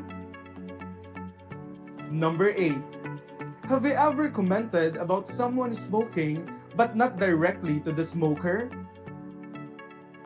Number 9, have you ever asked smokers to get rid of their smoke? Number 10, have you ever asked smokers to transfer to another place so that you would not inhale their smoke? Number 11, have you tried moving away from a smoker who does not listen to your appeal? Number 12, if you are in a vehicle and someone is smoking, Do you roll down the window to avoid inhaling their smoke? Number 13. Have you ever tried moving away from a smoker without asking him or her to move away instead? Number 14. Will you just let smokers smoke near you, choosing to be passive, saying nothing and doing nothing? And finally, number 15. Are you afraid that you speak out and ask a smoker to stop smoking or move away from you, that he or she will laugh or get mad at you? In your activity sheets, another self-inventory is activity number 2 entitled, Alcohol, is it cool? Answer each item below by writing yes or no. Let me read the questions. Number 1. Have you ever had a drink mixed with alcohol? Number 2. Have you ever had more than one glass or bottle of alcoholic drink in a 2-hour period? Number 3. Do you drink alcoholic beverages on a regular basis? Number 4. Do you drink alcoholic beverages to get away from problems? Number 5. Do you drink alcoholic beverages to become more comfortable with other people? Number 6. When you are troubled or angry, do you drink alcohol right away? Number 7. Have you ever received comments about your drinking? Number 8. Do you get irritated or annoyed when people talk about your drinking? Number 9. Do you drink until the supply is gone? Number 10. Do you sometimes deny your drinking when someone asks if you drink? Number 11. Do you find it difficult to say no when someone else invites you for a drink? Number 12. Do you sometimes drink even though you know that it will affect your work or class the next day? Number 13. Do you leave class or work just to attend a drinking session with groups? Number 14. Are your grades suffering because of your drinking? And lastly, item number 15. Have your friends left or avoided you because of your drinking? Yes or no? What is your score in the self-inventory? Let us first check the activity number 1. Are you an active or a passive? If you answered yes for items 1 to 5, you might be at risk of exposure to smoke. Now, for items 6 to 13, if you answered yes to 5 or more questions, you are in the active zone, and you stand for your rights and protect your health. If you answered yes to 3 or 4 questions, you are heading towards standing for your rights and protecting your health. If you answered yes to 1 or 2 questions, you are beginning to stand for your rights and protect your health. If you answered no to items 6 to 13, you are a passive smoker, and you need to learn to stand up for your rights and protect your health. If you answered yes to items 14 and 15, it is important to learn how to be active and standing up for your rights and protecting your health. For activity number 2, alcohol, is it cool? Give yourself 1 point for every yes answer. Total your score and let me read the interpretation. If your yes ranges from 0 to 2, congratulations! You do not have a problem with alcohol. If your yes are 3 to 5, you could be on your way to having a problem with alcohol. If your yes are 6 to 8, chances are you already have a problem with alcohol. If 9 and above, you really need help. You have a serious problem with alcohol. What is your score? Comment on the chat box. Now, look at the picture. Study the editorial cartoon that is flashed on the screen and describe what the picture tells. Let me know your answers by typing in the comment box.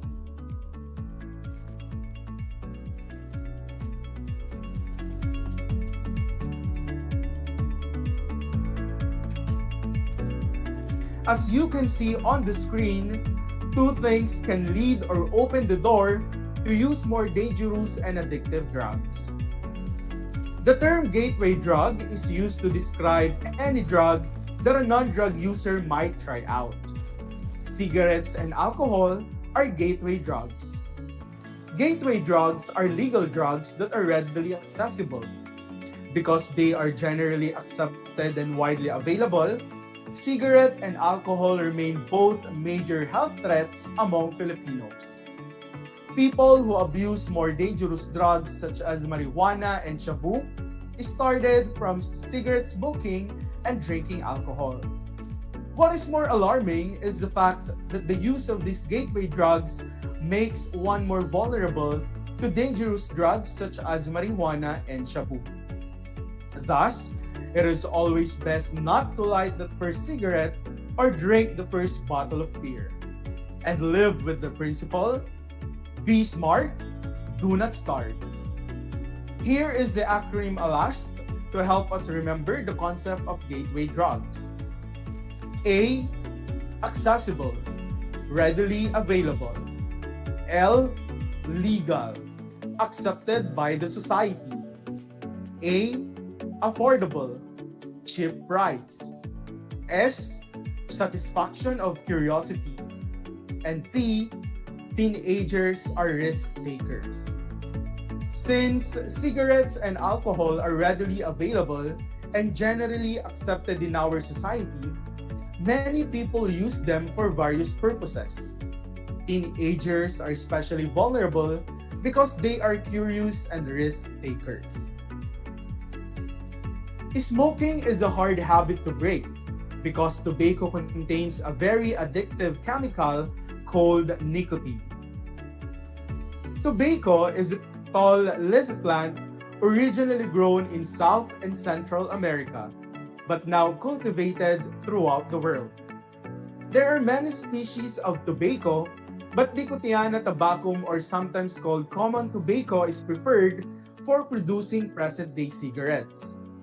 Tobacco use has been recorded as early as 600 to 900 CE, as carved drawings on stones were discovered in Mexico. American Indians smoke it for special religious occasions and for medical purposes only. They never smoke cigar every day. According to the World Health Organization, tobacco smoking and chewing is the second leading cause of death around the world. It is responsible for the death of 1 in 10 adults worldwide, approximately reaching about 5 million deaths in a year. According to the study of the National Youth Commission, 2 out of 5 Filipino teenagers aged 13 to 15 years old smoke cigarettes. Furthermore, in a study conducted by an anti-tobacco group in the year 2011, 10 Filipinos die every year of tobacco-related diseases. Health experts explained that the continuous increase in cigarette use and alcohol consumption by Filipino teenagers is due to its very cheap price. Many pro-health groups are now asking the government to increase taxes from cigarette and alcohol companies. The increase in taxes will likewise increase cigarette and alcohol prices in the Philippines. Products like cigarette are poisonous stimulants. A stimulant drug increases the activity of the central nervous system, or the CNS. The CNS controls all body organs like the heart, lungs, brain, and processes like heart rate, blood pressure rate, respiration rate, and more. The abnormal strong craving for and dependence on something that is psychologically or physically habit-forming, like cigarette smoking and alcohol use, is called drug tolerance. Each time a person pops a cigarette or chew tobacco, more than 4,000 chemicals come into his or her contact. All of these chemicals harm people one way or another. In studies conducted, 43 of these chemicals are known carcinogens. Carcinogens are substances which cause cancer. The addictive drug found in tobacco is called nicotine, a sticky yellow resin, and is considered a poisonous stimulant drug. As you can see on the screen, there are some chemicals in the cigarettes like the butane, chemical found in lighter, cadmium, chemical for battery, stearic acid for candle wax, and nicotine for insecticide. Now, let us take a look at the pictures of the smoker's body. Why do you think that the pictures are presented as such?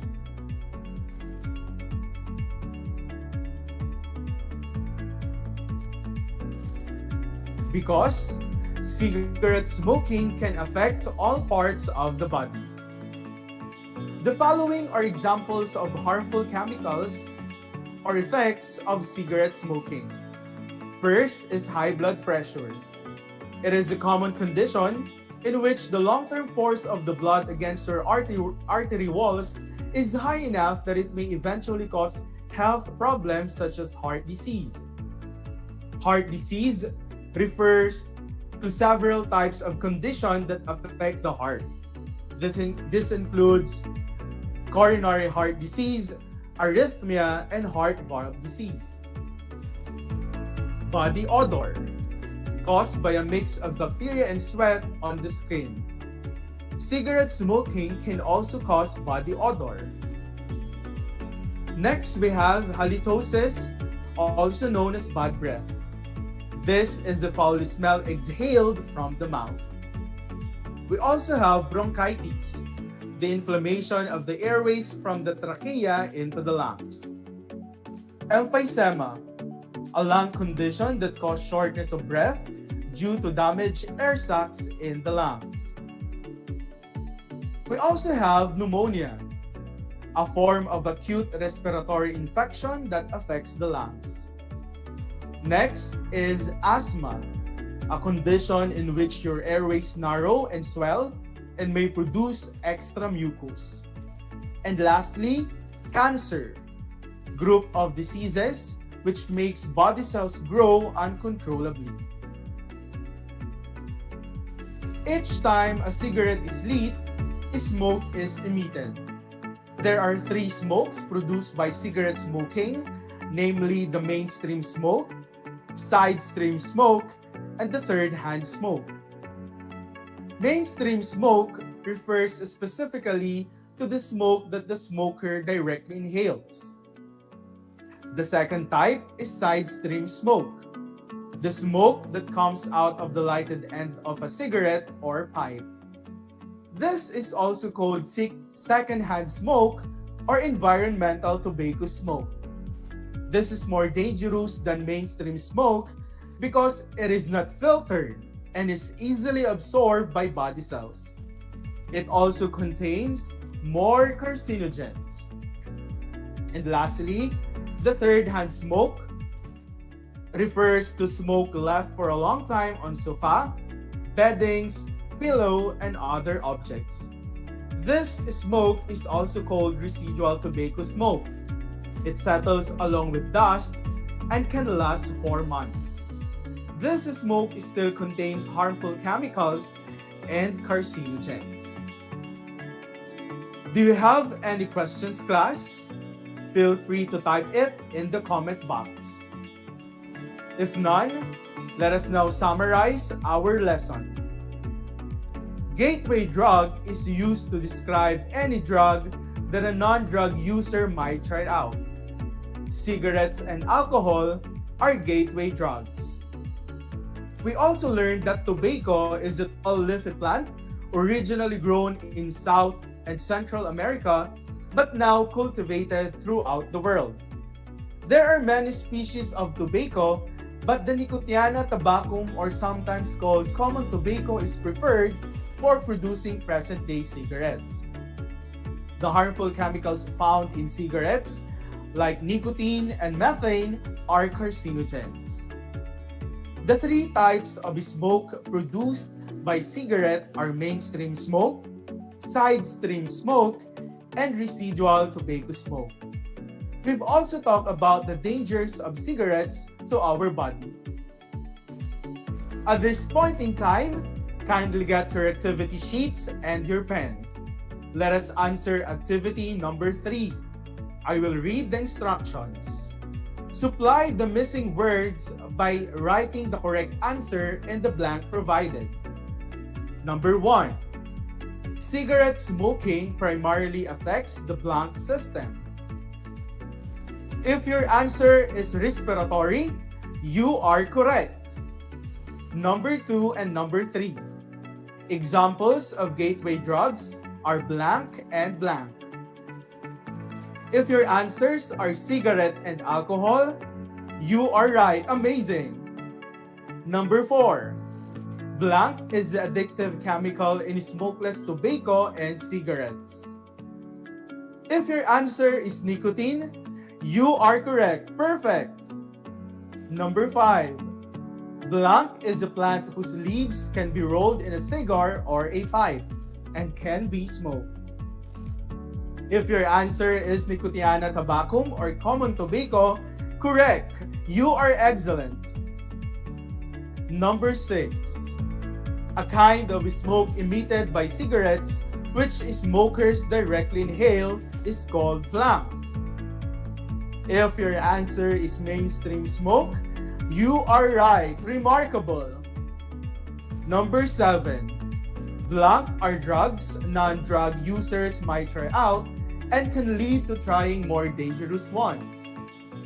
If your answer is gateway drugs, you are correct. Excellent. Number 8. The abnormally strong craving for and dependence on something that is psychologically or physically habit-forming, like cigarette smoking and alcohol use, is called blank. If your answer is drug tolerance, you are correct. That's great. Number 9. Blank is also known as bad breath. Foul is smell exhaled from the mouth. If your answer is halitosis, you are correct. Very good. And number 10. Blank is a malignant growth of cells in the lungs due to cigarette smoking. If your answer is lung cancer, wonderful! Kindly type your score on the comment box. Congratulations to those who got perfect score. Now for your assignment, please answer activity 4, true or false, in your learning activity sheets. And we are done. Before we end this session, I would like to remind everyone to live with the principle, be smart, do not start. I hope you have learned a lot in our lesson today. Stay tuned to DZTC Aral TarlakHenyo as we build your knowledge towards a better future. Again, I am Sir J. Mart Gatok Ayento, your teacher broadcaster in MAPI 8. Thank you, and to God be the highest glory.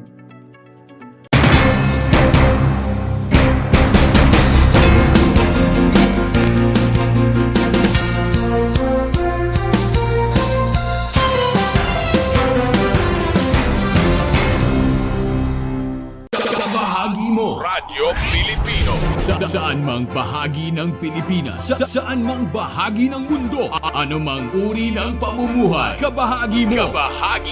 Radyo Pilipino. Radyo Pilipino. Sumasahimpapawid sa DWPR 1296 Dagupan, DZTC 828 Tarlac, DZLT 1188 Lucena, DZYM 1539 Mindoro, DWRL 1080 Legazpi, DWRN 657 Naga, DYRB 540 Cebu, DYRL 1035 Bacolod, DYRN 1134 Dumaguete, DXCO 1044 Cagayan de Oro, DXGS 765 General Santos, DXOC 1494 Ozamis, DXOW 981 Davao at Radio Filipino Podcast Center Manila. Ito ang kabahagi mo, Radio Filipino, napapakinggan on air and online sa buong mundo sa pamamagitan ng www.radiofilipino.com.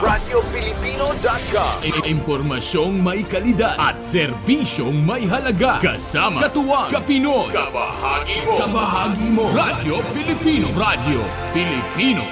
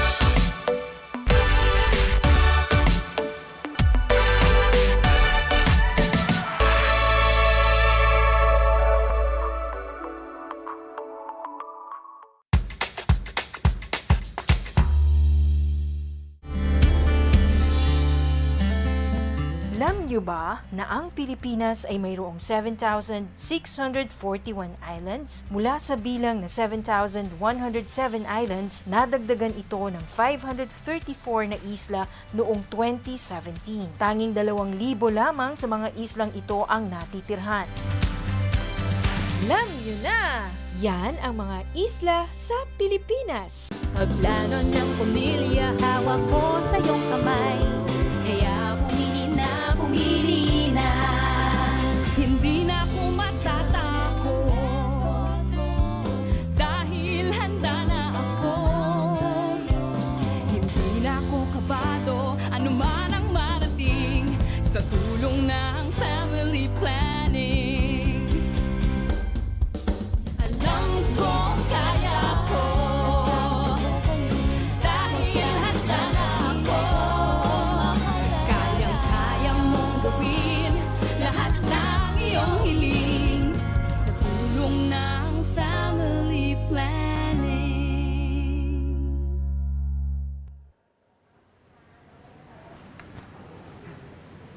Walang takot at kaba. Pag may plano, protektado.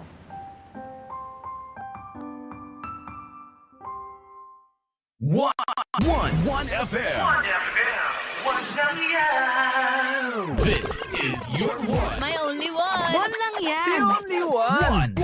One FM.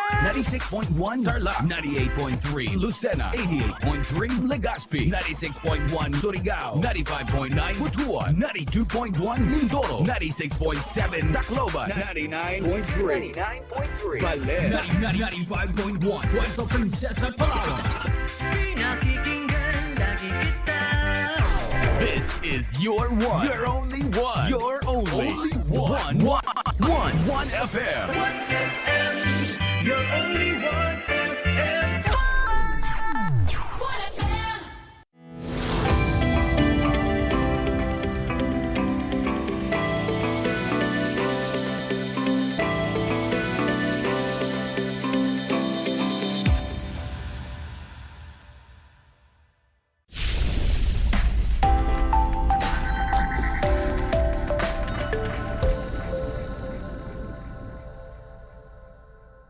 Hello everyone, afternoon today, and I welcome you all to Aral TarlakHenyo through RTV Tarlac Channel 26.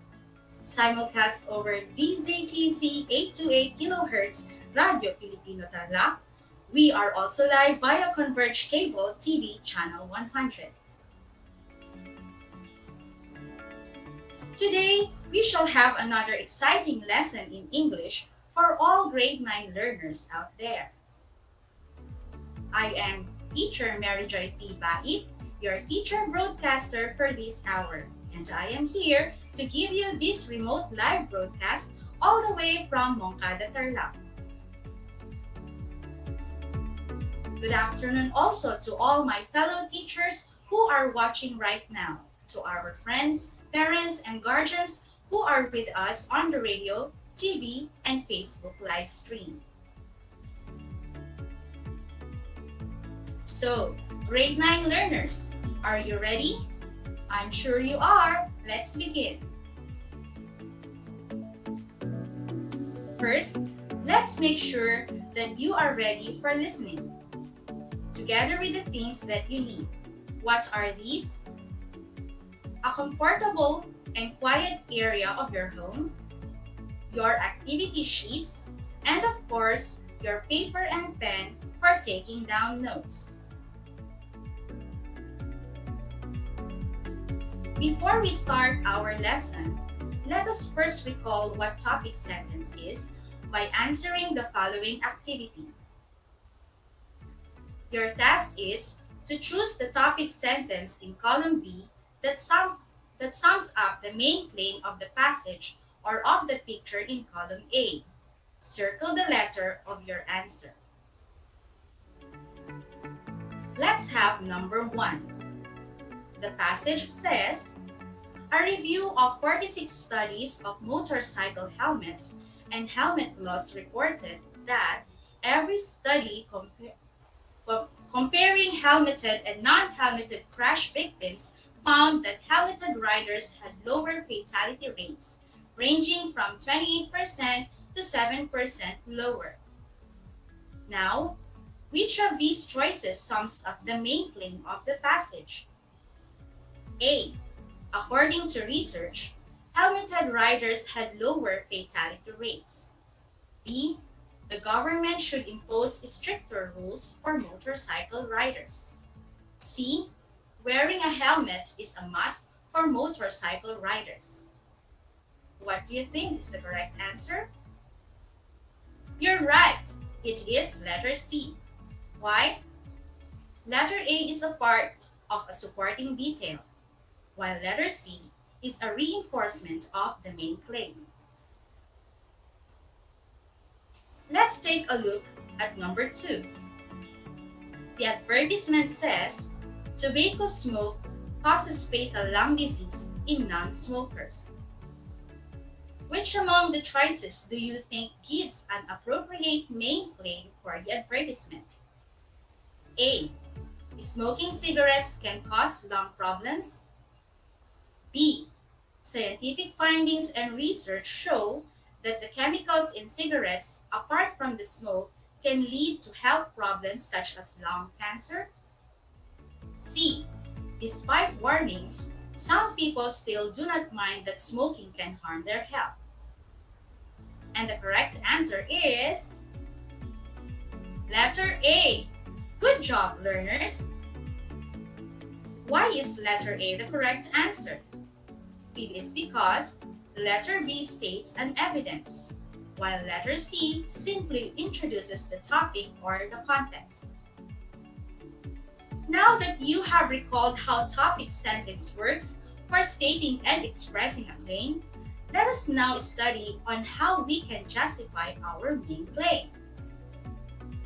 Let us take note of the following. We have here a short paragraph that says, all birds have feathers. All robins are birds. Therefore, robins have feathers. Let us identify which among the sentences of the paragraph is a general statement or a claim, an example or evidence, and a confirmation of the claim. Which sentence do you think is the general statement or a claim? That's right. The first sentence is the general statement or the claim.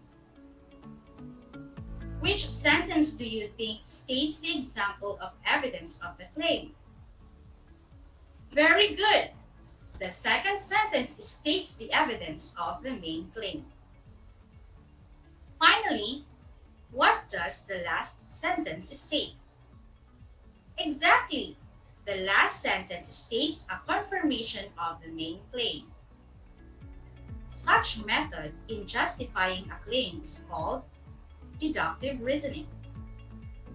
Deductive reasoning starts with a general statement, hypothesis, or claim, then followed by evidences that support it. Evidences may be in the form of reasons, facts, statistics, examples, statements from experts, quotations, etc. Deductive reasoning is one way that you can use in justifying a claim in making arguments. Let us have another example. Acute angles are less than 90 degrees. This angle is 40 degrees, so it must be an acute angle. Which sentence do you think is the general statement or a claim? That's right. Acute angles are less than 90 degrees is the general statement or the claim. Which sentence do you think states the example or evidence of the claim? Very good. This angle is 40 degrees states the example or evidence. Finally, which sentence states the confirmation of the claim? Exactly. It must be an acute angle states a confirmation of the main claim. Let us have one more example. Elephants have cells in their bodies, and cells have DNA. Therefore, elephants have DNA. Which sentence do you think is the general statement or a claim? That's right. Elephants have cells in their bodies is the general statement or the claim. Which sentence do you think states the example or evidence of the claim? Very good. Cells have DNA states the example or evidence. Lastly, which sentence states the confirmation of the claim? Exactly. Elephants have DNA states a confirmation of the main claim. Well done, learners! Now that you have known about deductive reasoning, let us apply what you have learned. In this activity, you are asked to put a check on the space provided if the sentence follows the deductive method of reasoning and a cross mark if it is not. Let's do it! Number 1. Cacti are plants, and all plants perform photosynthesis.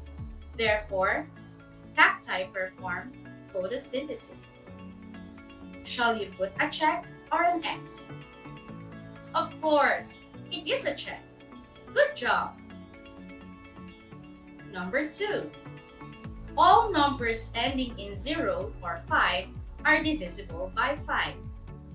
The number 35 ends with a 5, so it must be divisible by 5. What do you think is the answer? You're right. It is a check mark. Very good. Number 3. The first lipstick I pulled from my bag is red. The second lipstick I pulled from my bag is red.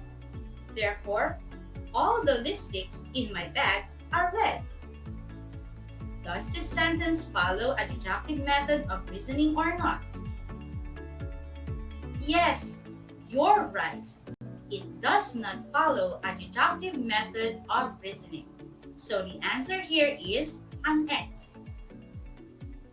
Number 4. I see fireflies in my backyard every summer. This summer, I will probably see fireflies in my backyard.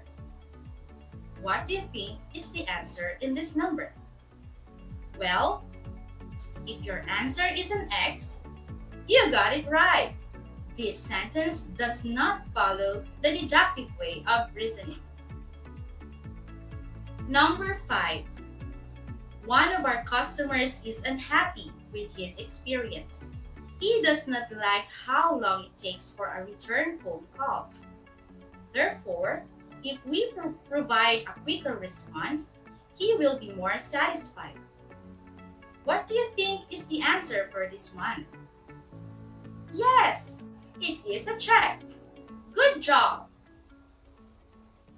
That is amazing. If you got all the correct answers, congratulations! Let us have another exercise. Are you ready? Okay, let's do it. In this activity, you are asked to read the paragraph carefully and then answer the questions that follow after it. Circle the letter of your answer. The paragraph says, smoking in public places should be banned because it puts other people, especially children and pregnant women, at risk of breathing smoke from cigarettes. Smoking in public places also endangers people who have respiratory ailments. Recent studies show that almost 80% of those who ingest secondhand smoke from public smokers have a higher risk of getting respiratory problems than smokers themselves.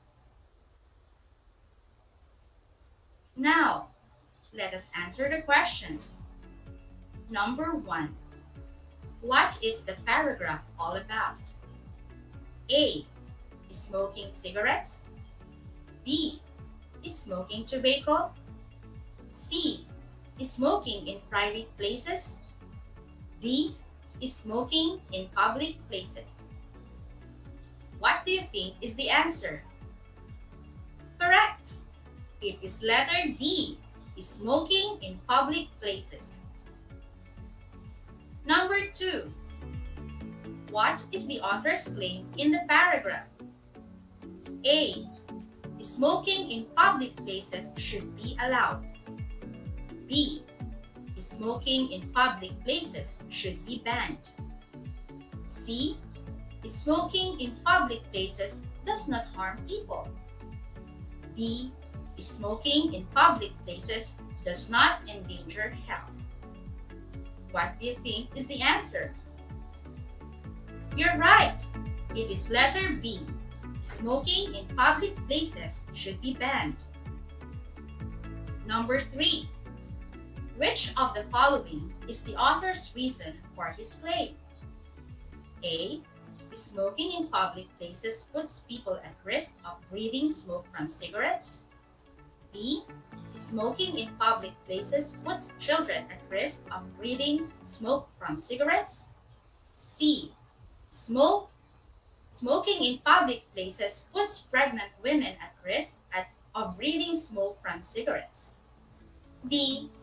Smoking in public places puts people with disability at risk of breathing smoke from cigarettes.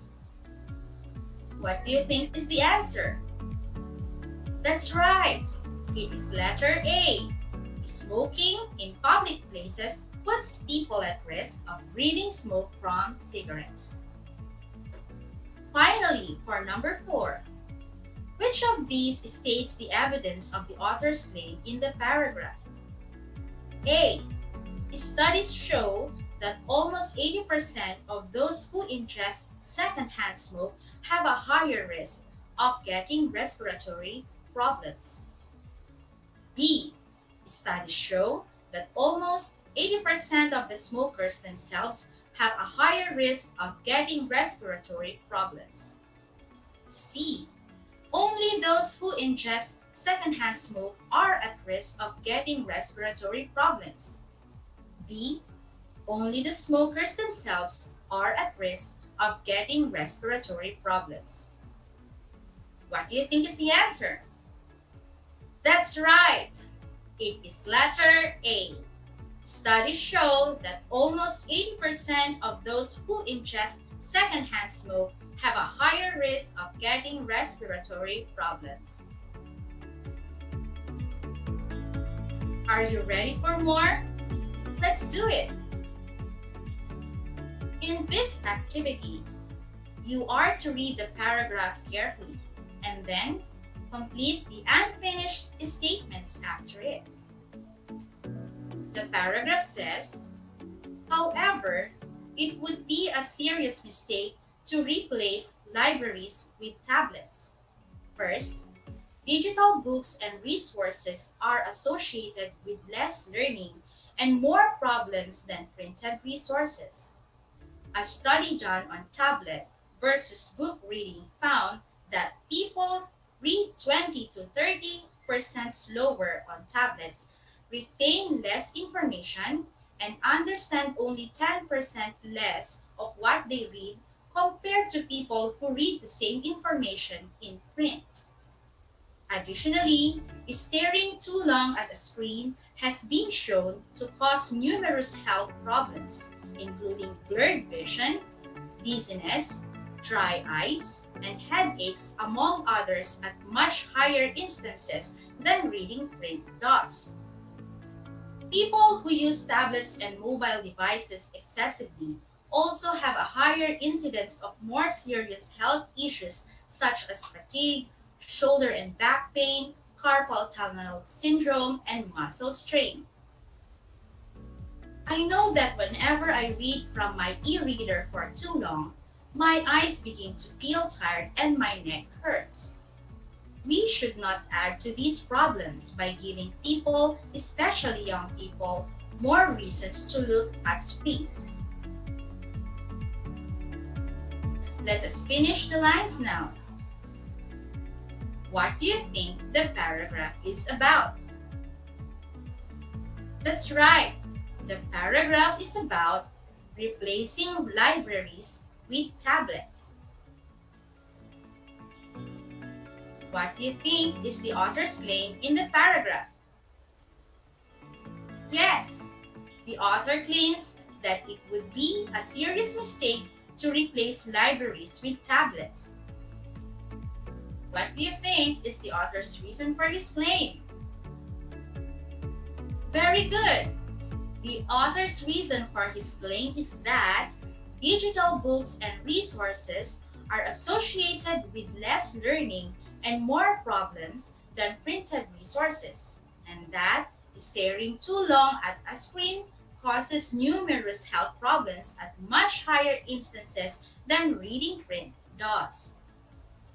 What does the author's evidence state about his claim? You got it right!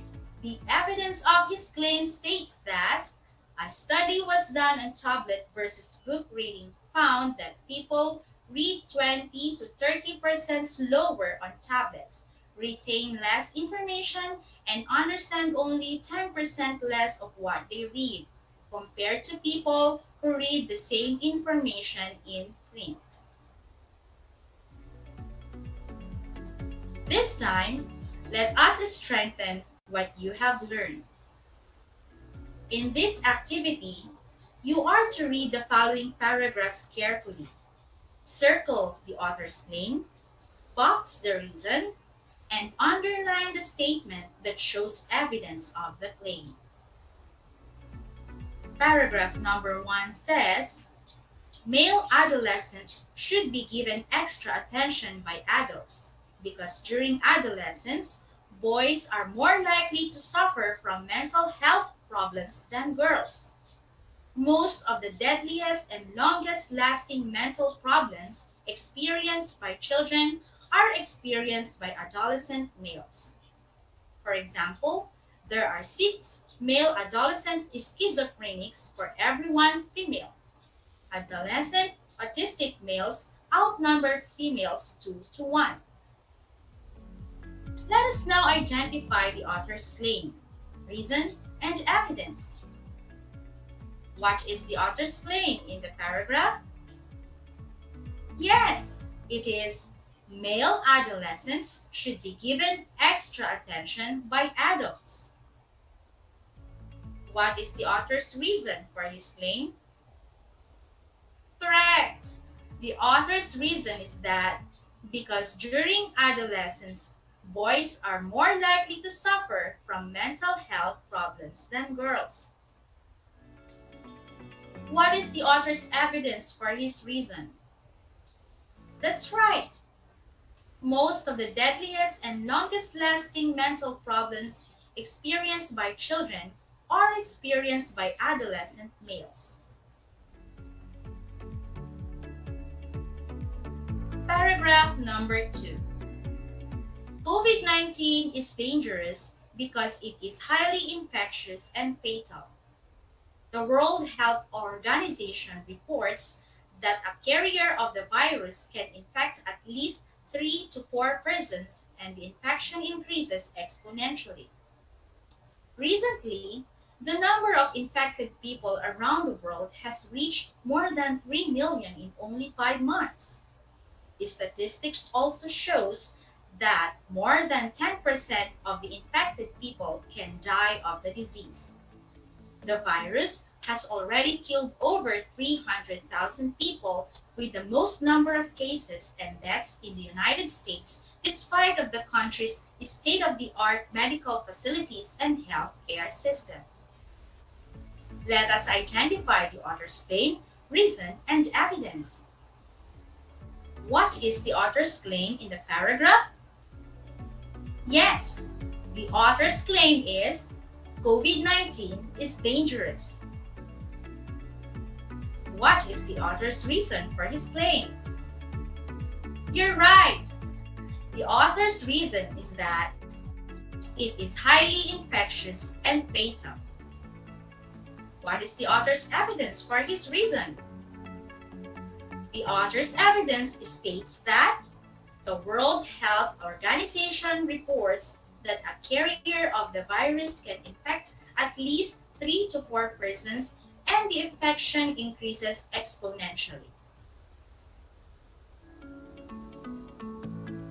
That was an awesome and fun learning with you, and you are such amazing learners. I hope that you learned something today. Before I say goodbye, I would like to leave you this verse from the Bible. It says, I can do all things through Christ which strengtheneth me. From Philippians 4:13, KJV. Learners, however hard your lessons are, just believe that you can do all of them through Christ that gives you strength and wisdom. That's all for today. Again, I am your teacher, Mary Joy P. Bai, your Aral TarlakHenyo English 9 teacher broadcaster here on RTV Tarlac Channel 26, simulcast over DZTC 828 kHz Radio Filipino Tarlac. Keep safe, everyone, and may the good Lord bless and keep you. Until next time!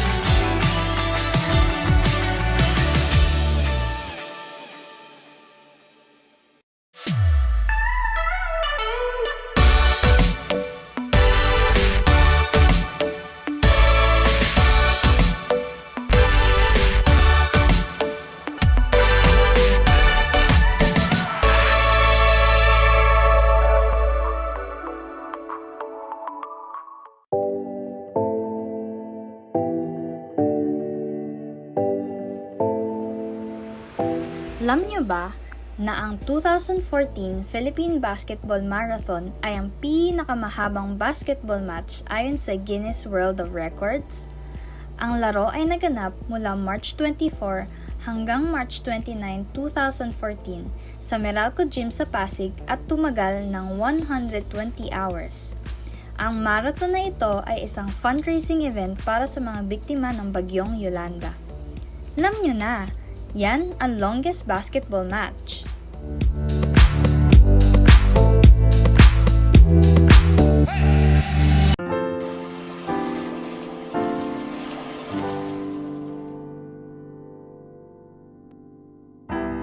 Buti na lang, hindi pa ngayon. Di pa namin kaya, di pa kami handa.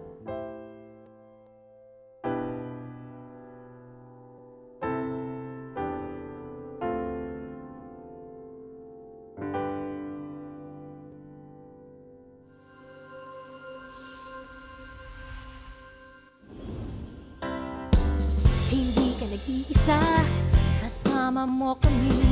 Pagplano ng pamilya, ikaw ang mahalaga. Di ka dapat matakot, di ka dapat mangamba. Abutin ang gusto mo, kaya pumili na. Kaya pumili na. Halina, pag-usapan na. Pagplano ng pamilya, hawak ko sa iyong kamay.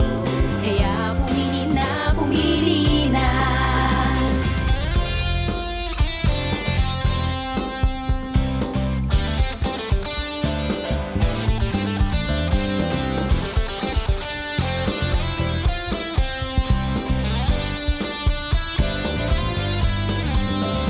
Hindi na ako matatakot dahil handa na ako. Hindi na ako kabado, anuman ang marating sa tulong ng family planning. Alam kong kaya ko dahil handa na ako. Kayang-kaya mong gawin lahat ng iyong hiling sa tulong ng family planning.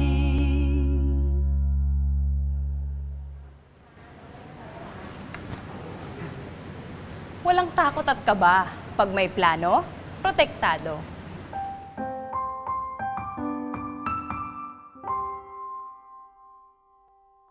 Alam niyo ba na ang gitnang Luzon ay tinaguri ang banga ng bigas ng bayan at kamalig ng palay ng Pilipinas dahil dito nagbumula ang malaking produksyon ng bigas sa ating bansa.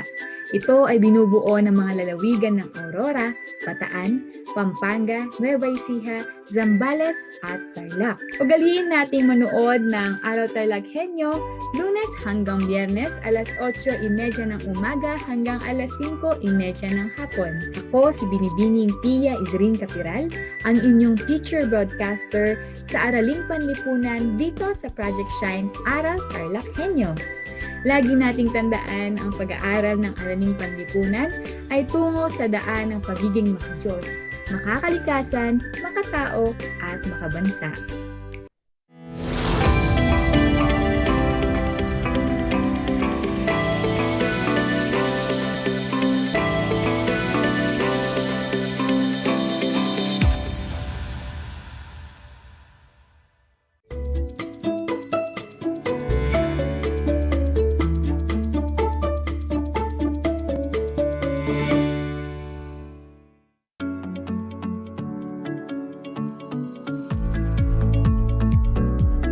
Welcome sa ating Aral TarlakHenyo ng Schools Division of Tarlac Province. Hatid sa inyo ng RTV Tarlac, Channel 26 at DZTC 828, Radyo Pilipino, Tarlac.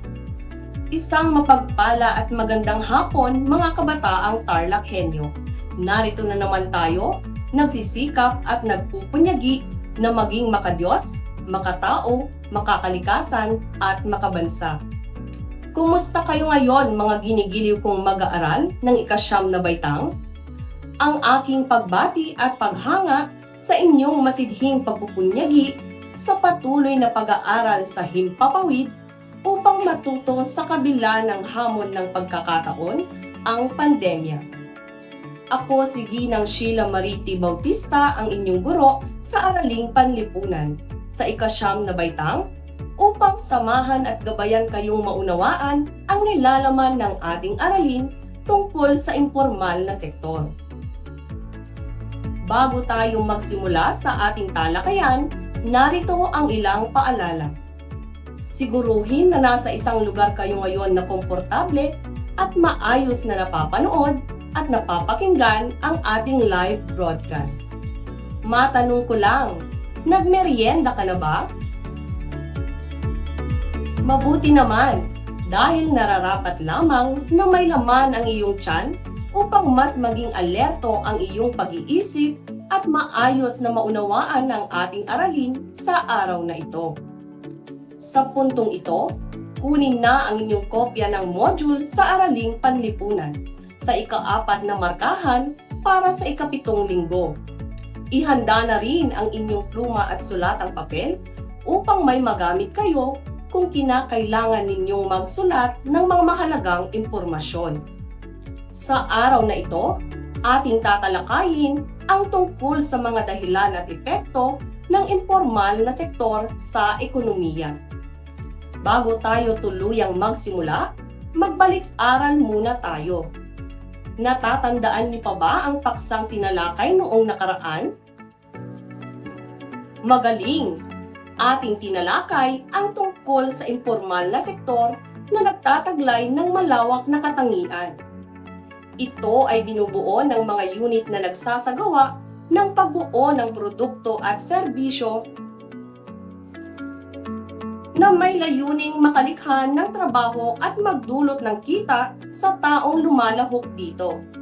Ang mga gawain dito ay naisasagawa dulot sa mababang antas ng organisasyon, hindi pagsunod sa itinakdang kapital at pamantayan, at napakaliit na antas ng produksyon.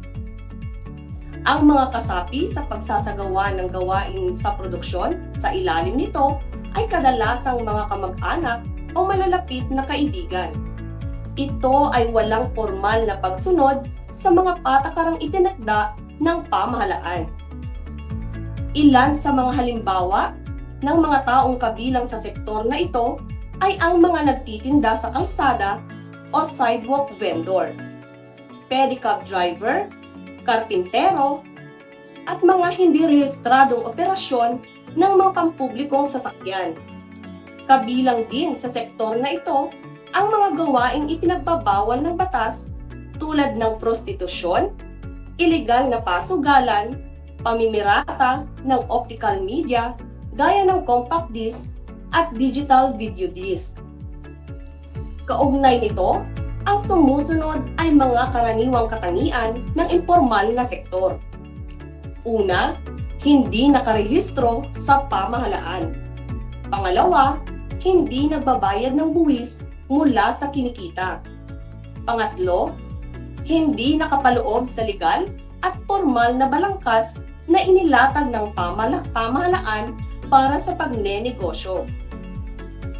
At ngayon, aking inaasahan na kayo ay handa na para sa ating bagong paksa sa araw na ito.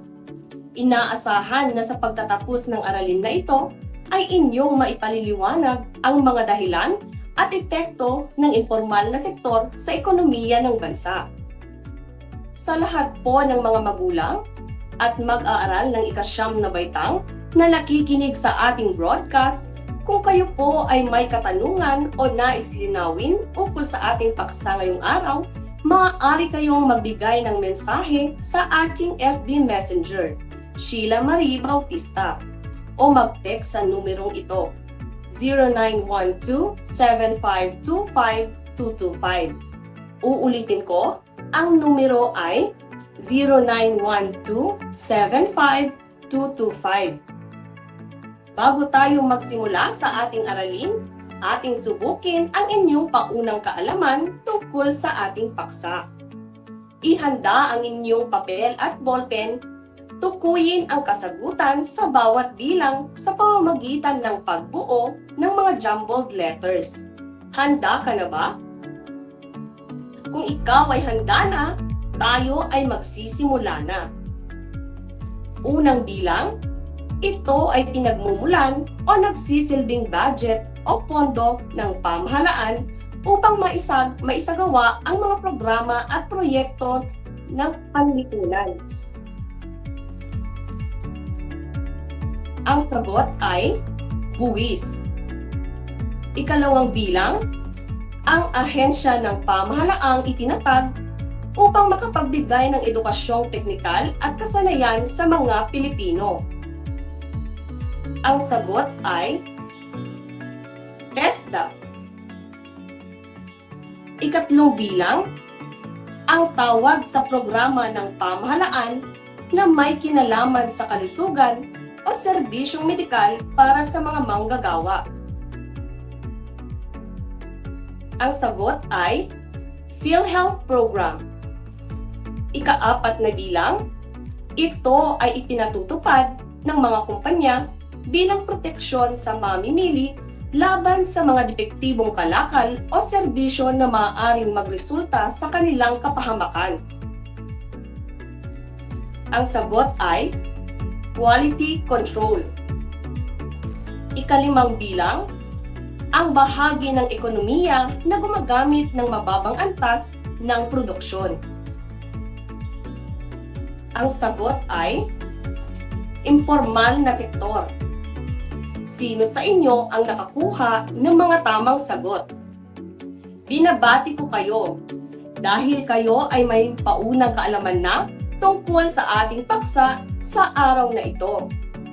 Sa mga hindi nakakuha ng tamang sagot, huwag kayong mag-alala dahil ito ay pag-alam lamang ng inyong mga kaalaman tungkol sa paksa ngayong araw.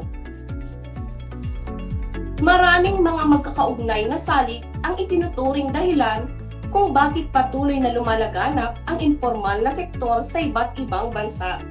Sa pangkalahatan, sinasalamin ng pag-iral ng informal na sektor ang hindi pantay na pag-unlad ng mga sektor ng ekonomiya.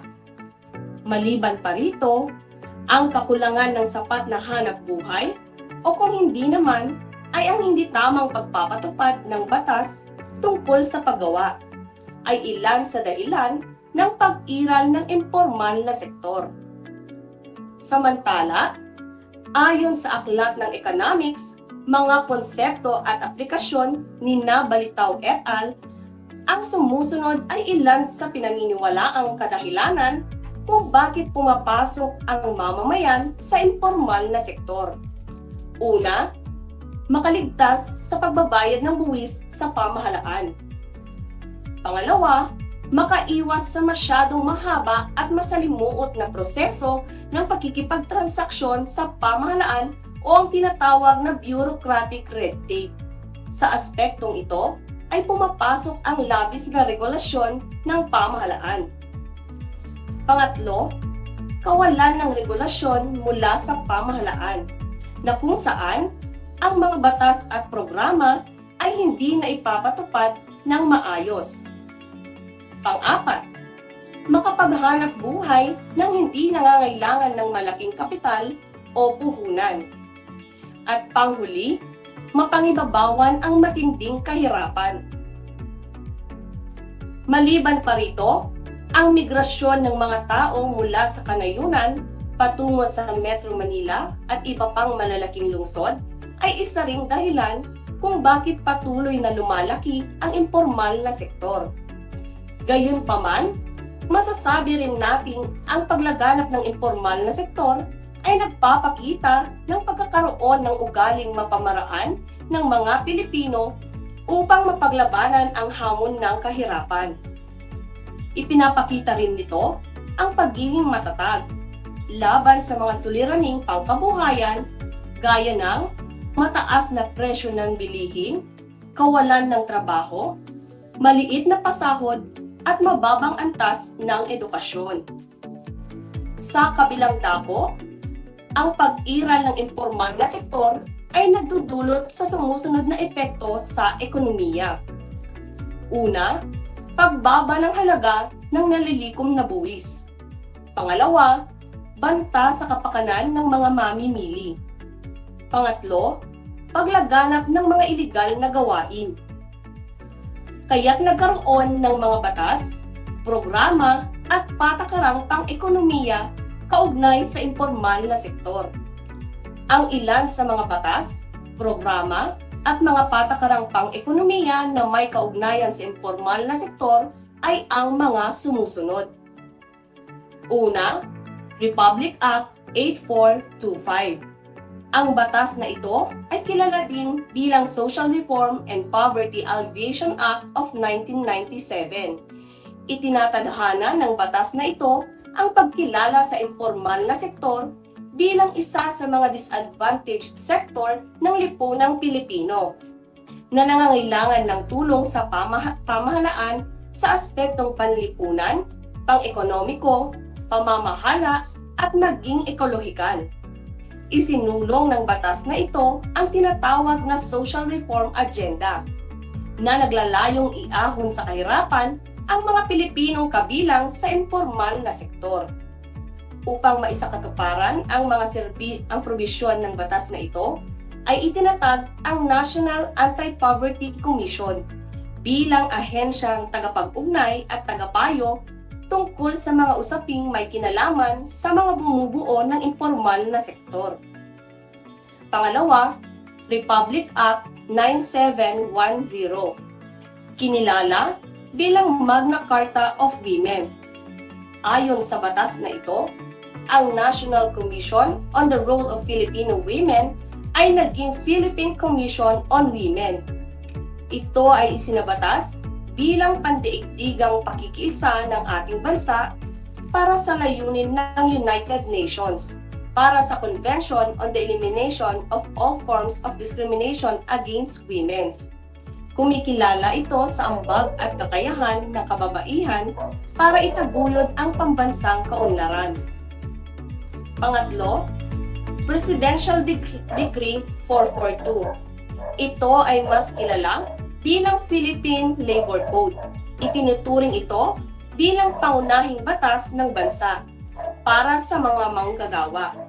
Ito ay naglalaman ng mga probisyon para sa espesyal na manggagawa, kabilang ang mga industrial home worker, kasambahay, batang manggagawa at kababaihan na kabilang sa informal na sektor. Batay sa Book 2, Title 2 of the Labor Code. Ito ay may probisyon tungkol sa pagsasanay na dapat ipagkaloob ng mga manggagawa upang mapaghusay pa ang kanilang mga kasanayan. Pang-apat, Republic Act 7796. Ito ay ang Technical Education and Skills Development Act of 1994. Nalayunin ng batas na ito na hikayatin ang kabuuang partisipasyon at pakikiisa ng iba't ibang sektor panlipunan, gaya ng industriya, paggawa, lokal na pamahalaan, teknikal, at bukasyon na may institusyon upang mapaghusay ang mga kasanayan para sa pagpapataas o pagpapaibayo ng kalidad ng yamang tao ng ating bansa. Sa ilalim din nito, itinatalaga ang Technical Education and Skills Development Authority o TESDA bilang ahensya ng pamahalaang itinatag upang makapagbigay ng edukasyong teknikal. Panlima, Republic Act 8282. Ito ay tinatawag din bilang Social Security Act of 1997. Itinatadhana ng batas na ito na tungkulin ng Estado na paunlarin, pangalagaan at itaguyod ang kagalingang panlipunan at seguridad ng mga manggagawa. Higit sa lahat, kung hindi sila ay dumanas ng pagkakasakit, kapansanan, panganganak, pagsapit sa katandaan, at kamatayan. Upang maisakatuparan ito, ipinag-utos na lahat ng mga manggagawa sa pribadong sektor, maging ang kabilang sa informal na sektor, ay maging bahagi ng Social Security System o SSS bilang ahensya ng pamahalaan na may tungkulin para itaguyod ang pansiguruhan ng kapanatagang panlipunan ng mga Pilipino. Pang-anim, Republic Act 7875. Kinilala bilang National Health Insurance Act of 1995. Sa pamamagitan nito, naitatag ang Philippine Health Insurance Corporation o PhilHealth na naglalayong mapagkalooban ang lahat ng mga mamamayang Pilipino ng isang maayos at sistematikong kasiguruhang pangkalusugan. Nakapaloob sa programang ito ng pamahalaan ay magkakaloob ng subsidy sa mga mamamayan na walang sapat na kakayahang pinansyal sa oras na sila ay magkaroon ng pangangailangang medikal at pangkalusugan, gaya na lamang ng operasyon at hospitalization program. Maliban pa sa mga nabanggit na mga batas sa bansa, may iba pang ipinatutupad para sa mga partikular na sektor ng manggagawang Pilipino, tulad ng Magna Carta for Small Farmer, RA 7607, Magna Carta for Small Enterprises, RA 6977, at Barangay Microbusiness Enterprises Act, RA 9178. Samantala, ang sumusunod ay ilan sa mga programa at proyekto ng pamahalaan para sa mga mamamayan na bumubuo sa impormal na sektor. Una, DOLE Integrated Livelihood Program. Ang programang ito ay ipinatutupad ng Department of Labor and Employment o DOLE na nauukol sa pangkabuhayang pangkaunlaran sa pamamagitan ng mga pagsasanay ng mga mamamayan, partikular na para sa mga self-employed at walang sapat na hanap buhay. Pangalawa, Self-Employment Assistance Kaunlaran Program. Isa sa mga pangkabuhayang programa ng Department of Social Welfare and Development o DSWD na nagbibigay ng mga gawain at pagsasanay upang makaunlad ng mga mahihirap na pamilya ang kanilang mga kasanayan at makapagsimula ng sarili at pagtatayo ng mga samahang panlipunan na maaaring magpautang sa mga kasapi gaya ng Self-Employment Kaunlaran Association. Pangatlo, Integrated Service for Livelihood Advancement of the Fisher Folks. Ang proyektong ito ay para sa mga bayan na ang pangunahing ikinabubuhay ay pangingisda. Tinutulungan ng pamahalaan ang mga mangingisda sa pamamagitan ng pagkakaloob ng mga pagsasanay upang mas mapahusay pa nila ang kanilang hanap buhay. Maliban pa rito, nagtatayo ng mga training center para sa mga mangingisda at kanilang pamilya upang sanayin sa iba pang alternatibong mga gawaing pangkabuhayan na maaari nilang pagkunan ng karagdagang kita. Pang-apat, Cash for Work Program. Ito ay programa ng Department of Social Welfare and Development o DSWD na kung saan sa ilalim nito ang mga biktima ng kalamidad o mga evacuee ay bibigyan ng kabayaran kapalit ng serbisyong kanilang isasagawa o pagtulong sa panahon ng rehabilitasyon at rekonstruksyon ng mga nasalantang lugar. Ayon kay Bernardo Villegas, isang kilalang ekonomistang Pilipino, gugustuhin pa ng mga tao ang lumabag kaysa magutom o mamatay. Kung kaya't, upang maiwasan ito, marapat lamang na ang mga mamamayan at pamahalaan ay magkaisa para sa implementasyon ng mga magagandang batas, programa at patakarang pang-ekonomiya para sa kabutihan ng lahat. Ngayon, sa pagkakataong ito, ating sukatin ang inyong kaalaman sa paksang ating tinalakay sa araw na ito. Isulat lamang ang salitang tama kung ang pahayag ay nagsasaad ng katotohanan patungkol sa dahilan at epekto ng impormal na sektor. At mali kung hindi. Para sa unang bilang, ang hindi pagbabayad ng buwis ay isang dahilan ng pagkakaroon ng impormal na sektor. Ikalawa, maayos ang pagpapatupad ng mga programa at batas kaya nagkakaroon ng informal na sektor. Ikatlo, nagkakaroon ng mga batas, programa at patakarang pang-ekonomiya kaugnay sa informal na sektor upang matugunan ang mga banta nito sa ekonomiya. Ikaapat, ang pag-iral ng informal na sektor ay nagdudulot ng epekto sa ekonomiya tulad ng paglaganap ng mga iligal na gawain. Ikalimang bilang, patuloy ang pagtaas ng nalilikom na buwis sa ilalim ng informal na sektor. Atin nang iwasto ang inyong mga sagot. Para sa unang bilang, tama. Ikalawa, mali. Ikatlo, tama. Ikaapat, tama. At panghuli, mali. Sino sa inyo ang nakakuha ng mga tamang sagot? Binabati ko kayo. Inyo ngang naunawaan ang ating paksa sa araw na ito.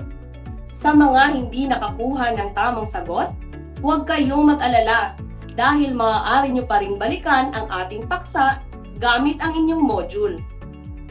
Dito na nagtatapos ang ating talakayan tungkol sa mga dahilan at epekto ng informal na sektor sa ekonomiya. Aking inaasahan ang inyong muling pagtutok sa susunod na linggo dito pa rin sa ating Aral TarlakHenyo ng Schools Division of Tarlac Province. Hatid sa inyo ng RTV Tarlac, Channel 26 at DZTC 828, Radyo Pilipino Tarlac. Muli, ako ang inyong guro sa Araling Panlipunan sa ika-9 na baitang, Ginang Sheila Mariti Bautista, nagpapasalamat at nagsasabing ang pag-aaral ng Araling Panlipunan ay daan sa pagiging makadiyos, makatao, makakalikasan at makabansa. Hanggang sa muli, paalam!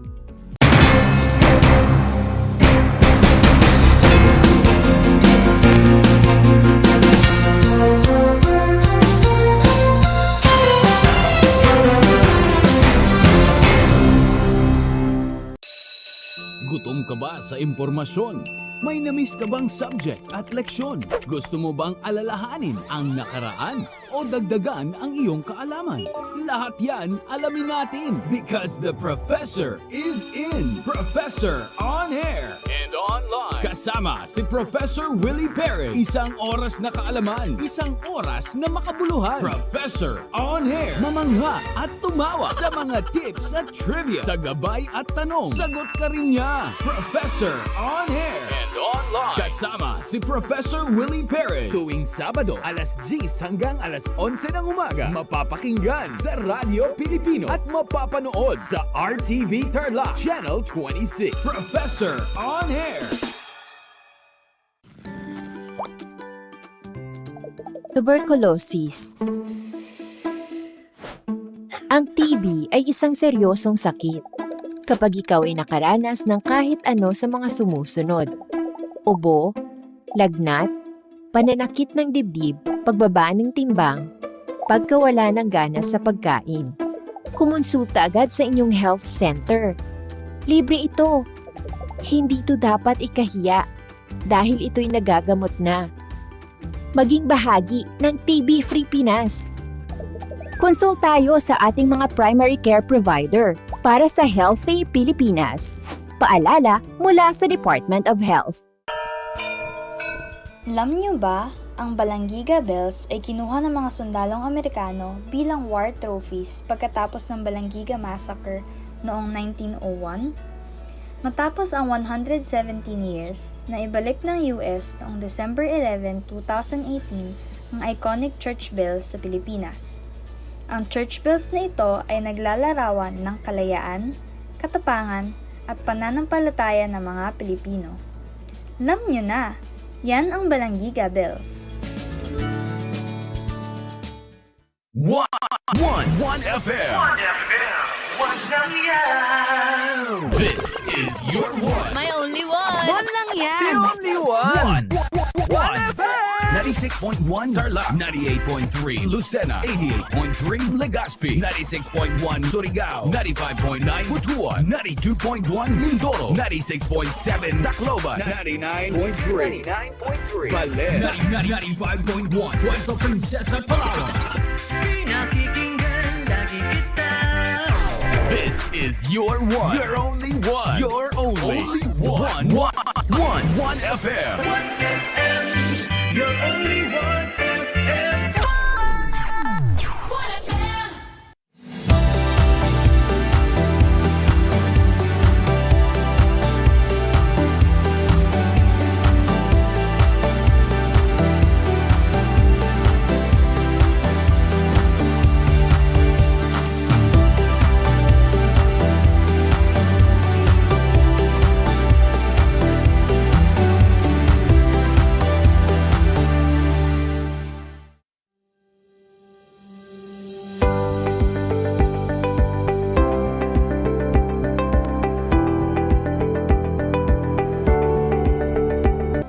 Ang dagdag na 2 taon sa high school ay malaking bahagi ng programang K-12 sa ating bansa. Pinag-aralan ng mabuti ng Kagawaran ng Edukasyon o DEPED ang nilalaman at paraan ng pagkatuto sa 2 taong ito na tinatawag ngayong senior high school. Sa pamamagitan ng senior high school, tinitiyak ng DEPED ang kalidad ng edukasyon na may malinaw na patutunguhan anuman ang iyong pag-aralan. May 15 core, 7 applied at 9 na specialized subjects ang senior high school. Sa kabuuan, may 31 subjects ang senior high school. Katumbas ito ng 4 na semestre na may 2 quarter bawat semestre. Ang mga paksa sa bawat aralin ay mahalaga upang maihanda ang mga mag-aaral sa 4 na curriculum exit gaya ng kolehiyo, trabaho, middle-level skills development at negosyo. Kahit anong track ang piliin ng isang mag-aaral, maaari siyang magpatuloy sa alinman sa 4 na posibleng curriculum exit. Mayroong 4 na track ang senior high school. 1. Academic track. 2. Technical Vocational Livelihood track. 3. Arts and Design track. At 4. Sports track. Mahalagang tandaan na hindi lahat ng paaralan ay kumpleto ng lahat ng tracks at strands. Kailangang suriing mabuti ng mga magulang at mag-aaral kung anong track o strand ang mayroon sa kanilang lugar na naaayon sa iba't ibang konsiderasyon gaya ng hilig, interes, kakayahan ng mag-aaral at marami pang iba. Makipag-ugnayan sa pinakamalapit na senior high school sa inyong lugar upang malaman ang kanilang ino-offer na tracks at strands. Upang matulungan ng mga mag-aaral na maunawaan ang pagpaplano sa kanilang hinaharap, ang Department of Education ay naglunsad ng Homeroom Guidance, kung saan nakapaloob ang Career Development Domain. Tumutulong itong mahubog ang mga mahalagang kaalaman, kasanayan, pag-uugali at pagbubuo ng mga plano at desisyon para sa kanilang buhay. Kung kayo ay may mga katanungan o paglilinaw tungkol sa senior high school tracks and strands, maaari kayong makipag-ugnayan sa inyong career guidance advocate o guidance counselor. Hangad namin ang inyong tagumpay.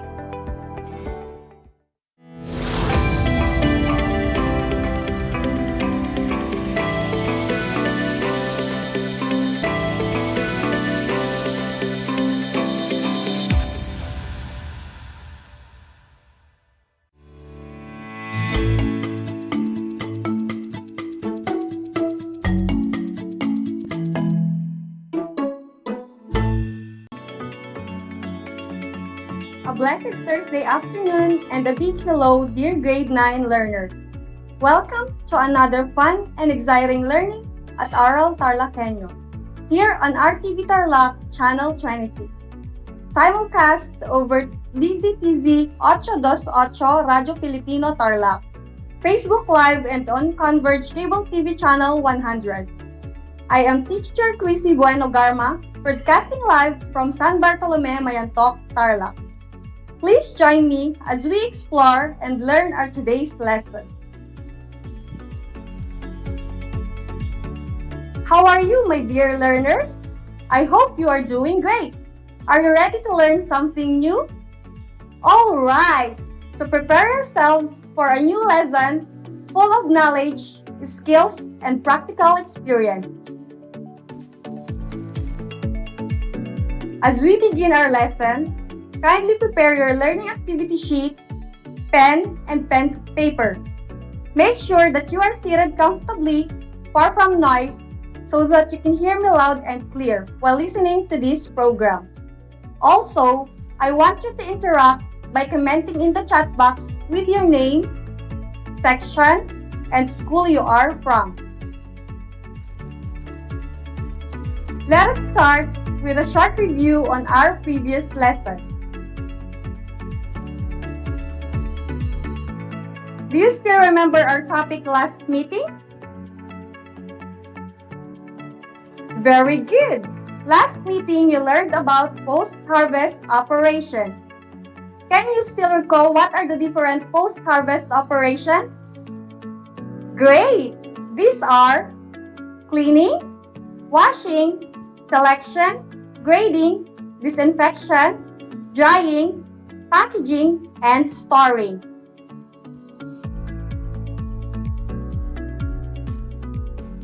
It is indeed a wonderful day. It seems that most of you can still recall our previous lesson. We shall now proceed to our new lesson, but before that, let's do some activity. I will read the directions twice. So here is the direction. Put a check mark if the statement is correct, and an X mark if it is not. In every statement, you will be given 5 seconds to answer. For those who are watching on Facebook, you can comment your answers on the chat box. Now, are you ready? Well then, let's start the activity. Here is the first item. Use of containers or crates with liners. 1. Use of containers or crates with liners.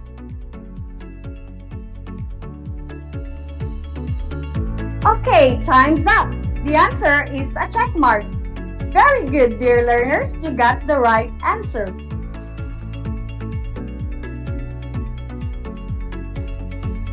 Item number 2. Always toss harvested fruits. Number 2. Always toss harvested fruits. Time's up! If your answer is an X mark, you are correct.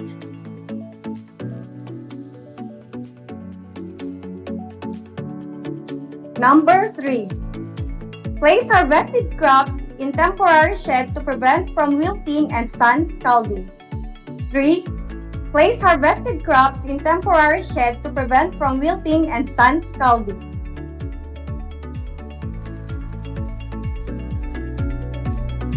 Time's up! You are correct. The answer for our item number 3 is a check mark. Number 4. Fruit crops shouldn't be cleaned after harvest. Number 4. Fruit crops shouldn't be cleaned after harvest. Your time is up. If your answer is an X mark, you are absolutely correct. And lastly, number 5.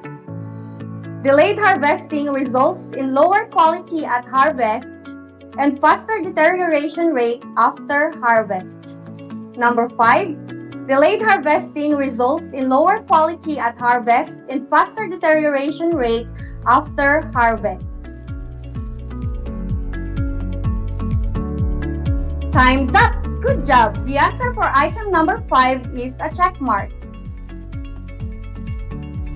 How many correct answers did you get in the activity? Very good! Give yourselves a clap for a job well done. And thank you for your active participation.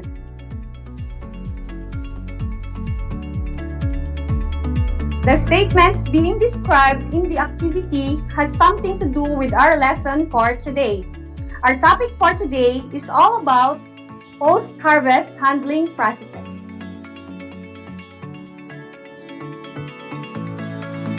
At the end of the lesson, you will be able to identify post-harvested handling processes, enumerate the appropriate and importance of quality packaging, identify the characteristic of quality packed product.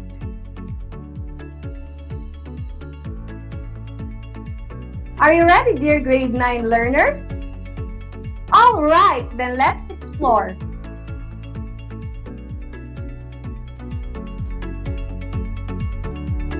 So let us get started and learn the post-harvest handling processes. These are cleaning, sorting or grading, packaging, and transporting.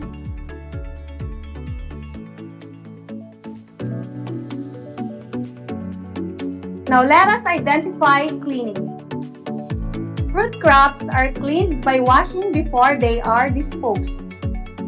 This process removes dirt, freshens the produce, and may remove spray residues. In some cases, wiping the product with a clean, dry, and soft cloth gives better results than washing.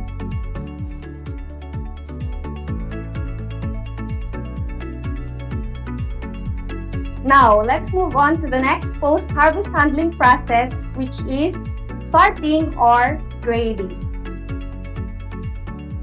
Sorting and grading. Harvested fruits should be sorted properly before grading. In grading, fruits should be graded according to size, shape, ripeness, and color. Grading increases the market potential of products. Sorting is the process of separating and grouping commodities according to a set of criteria recognized by the industry or consumer.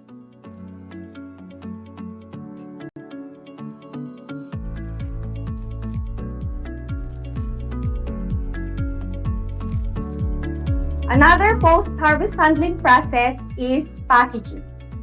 After sorting or grading, fruits are packed carefully to smooth containers.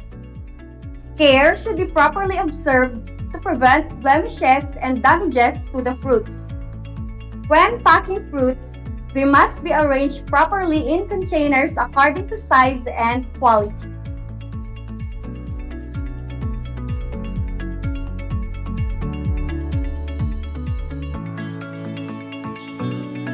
Another post-harvest handling process is transporting. It is the careful handling and transporting of packed fruits to prevent them from being damaged. During rainy season, the products must be safe from being wet.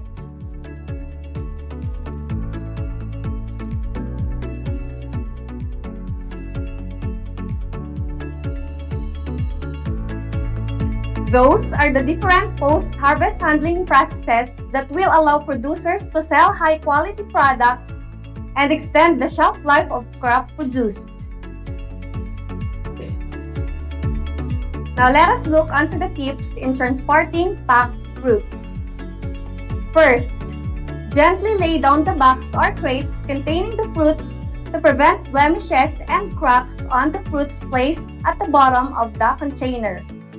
Second, in piling, big containers must be placed at the bottom first before piling small containers.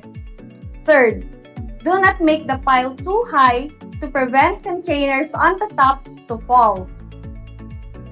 Fourth, never step on the pile that you made. And fifth, in transporting packed fruits to distant markets through transport vehicles, careful driving should be done to prevent damages to the products.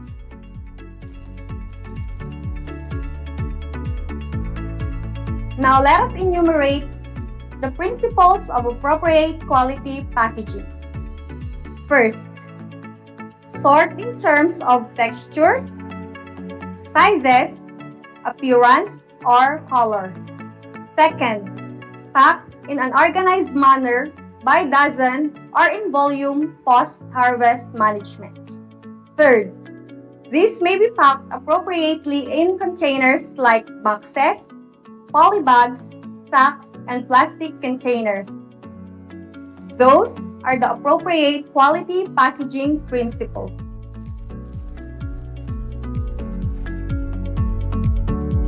Now let us enumerate the importance of quality packaging. First importance of quality packaging is for easy handling, storing, and transporting. Second importance of quality packaging is packaging maintains the quality of products when transported. Next importance of quality packaging is safety. Products are transported or delivered in far distances that it needs quality packaging or wrapping. During rainy season, the products must be safe from being wet. Another importance of quality packaging is that this is one way of patronizing product. Remember, Suki will always go back to buy if they are satisfied to the proper packaging.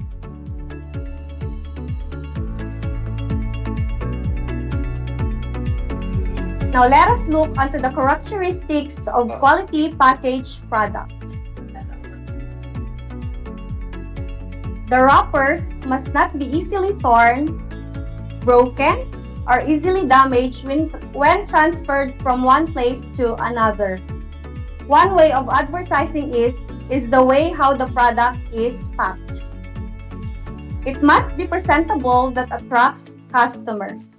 Clients do not like to buy products that are not properly wrapped and packed. Not too bulky. Too bulky packaging provides much space and heavy to handle. Those are the characteristics of quality packaged product.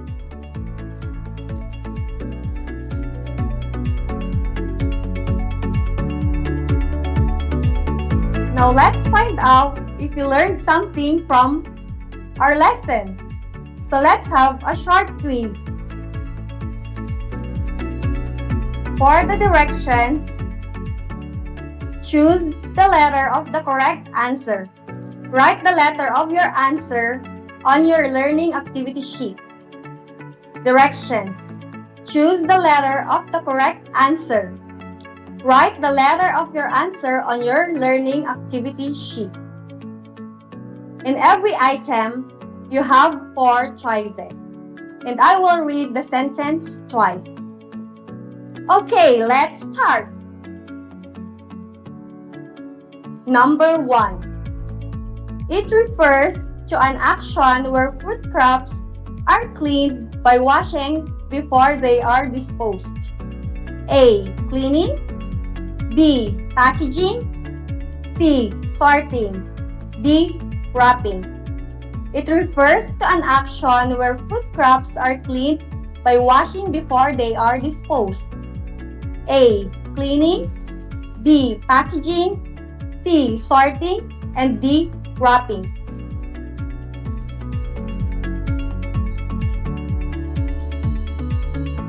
Number 2. It needs proper handling and transporting of packed fruits to prevent them from being damaged. A. Cleaning. B. Packaging. C. Sorting. D. Transporting. It needs proper handling and transporting of packed fruits to prevent them from being damaged. A. Cleaning. B. Packaging. C. Sorting. D. Transporting.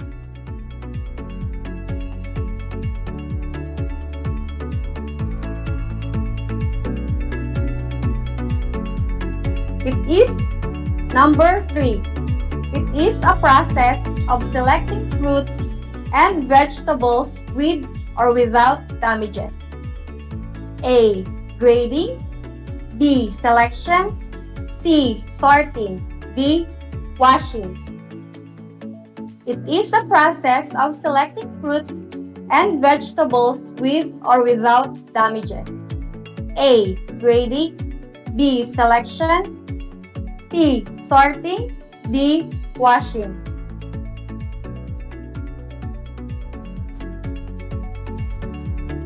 Number 4. It is the edible product of a plant or tree, consisting of seed and its envelope, especially the latter when it is juicy or pulpy is referred to as A. Fruit, B. Plant, C. Seed, D. Vegetable. It is the edible product of a plant or tree consisting of seed and its envelope, especially the latter when it is juicy or pulpy is referred to as A. Fruit, B. Plant, C. Seed, and D. Vegetable.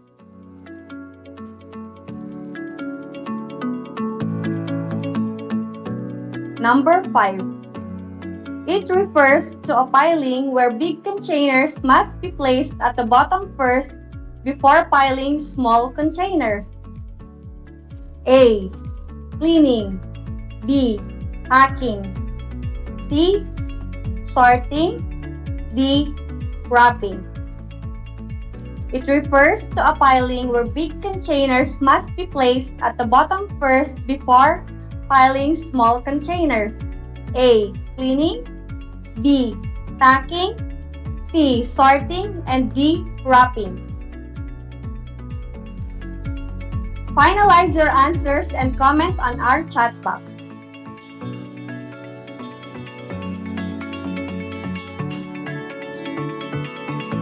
Now let us check your answers. For question number 1, the correct answer is letter A, cleaning.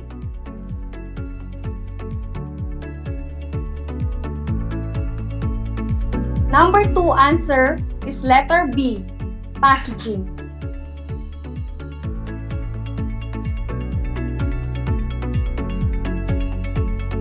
Number 3 answer is letter B, selection.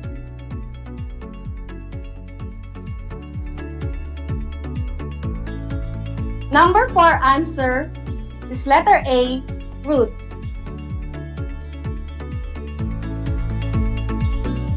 And lastly, number 5, the correct answer is letter B, packing.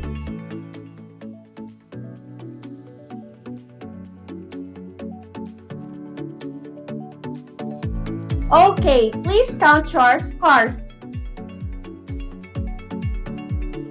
For those who got a perfect score, congratulations!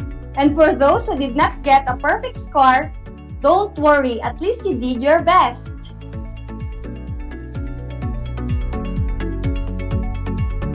Great job, grade 9 learners! You have successfully finished our lesson for today. I am glad you have proactively participated in our activities. I hope you learned and gained knowledge for today's topic.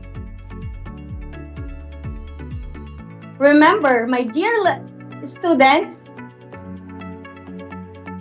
in TLE, we aim for knowledge, skills, and progress.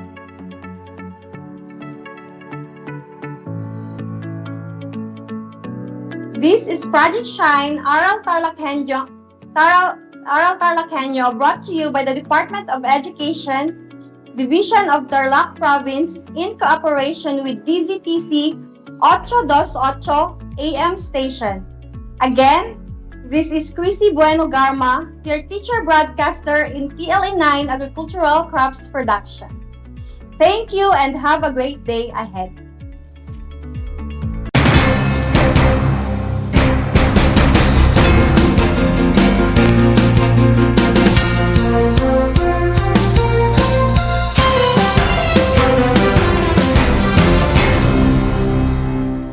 Bahagi mo Radyo Pilipino.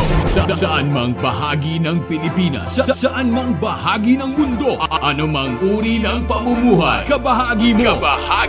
Radio Pilipino. Radio Pilipino. Sumasahimpapawid sa DWPR 1296 Dagupan, DZTC 828 Tarlac, DZLT 1188 Lucena, DZYN 1539 Mindoro, DWRL 1080 Legazpi, DWRN 657 Naga, DYRB 540 Cebu, DYRL 1035 Bacolod, DYRN 1134 Dumaguete, DXCO 1044 Cagayan de Oro, DXGS 765 General Santos, DXOC 1494 Ozamis, DXOW 981 Davao at Radio Filipino Podcast Center Manila. Ito ang kabahagi mo, Radio Filipino, napapakinggan on air and online sa buong mundo sa pamamagitan ng www.radiofilipino.com.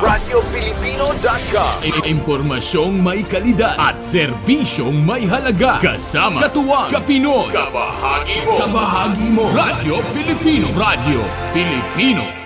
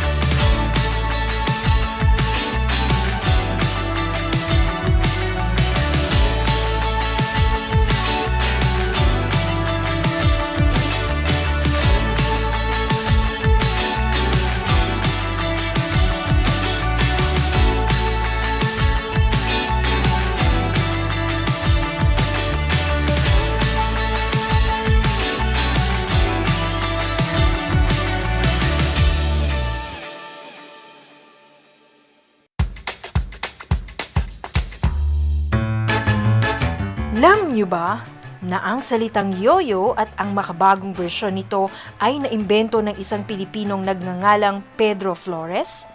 Taong 1920s nang dinala ni Flores ang laruang ito sa Estados Unidos. Sinimulan niya ang paggawa nito sa kanyang maliit na pabrika sa California at ipinakita sa mga tao ang iba't ibang tricks ng paggamit nito. Alam mo na, yan ang yoyo! 1 FM. This is your one. My only one. One lang yan. The only one. 1 FM. 96.1 Tarlac, 98.3 Lucena, 88.3 Legazpi, 96.1 Surigao, 95.9 Butuan, 92.1 Mindoro, 96.7 Tacloban, 99.3 Baler, 95.1 Puerto Princesa, Palawan. This is your one. Your only one. Your only one. 1 FM. 1 FM. Your only 1 FM. 1 FM.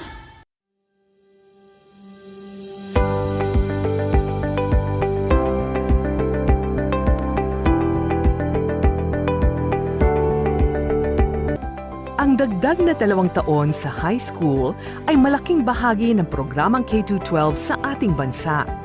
Pinag-aralan ng mabuti ng Kagawaran ng Edukasyon o DepEd ang nilalaman at paraan ng pagkatuto sa 2 taong ito na tinatawag ngayong senior high school.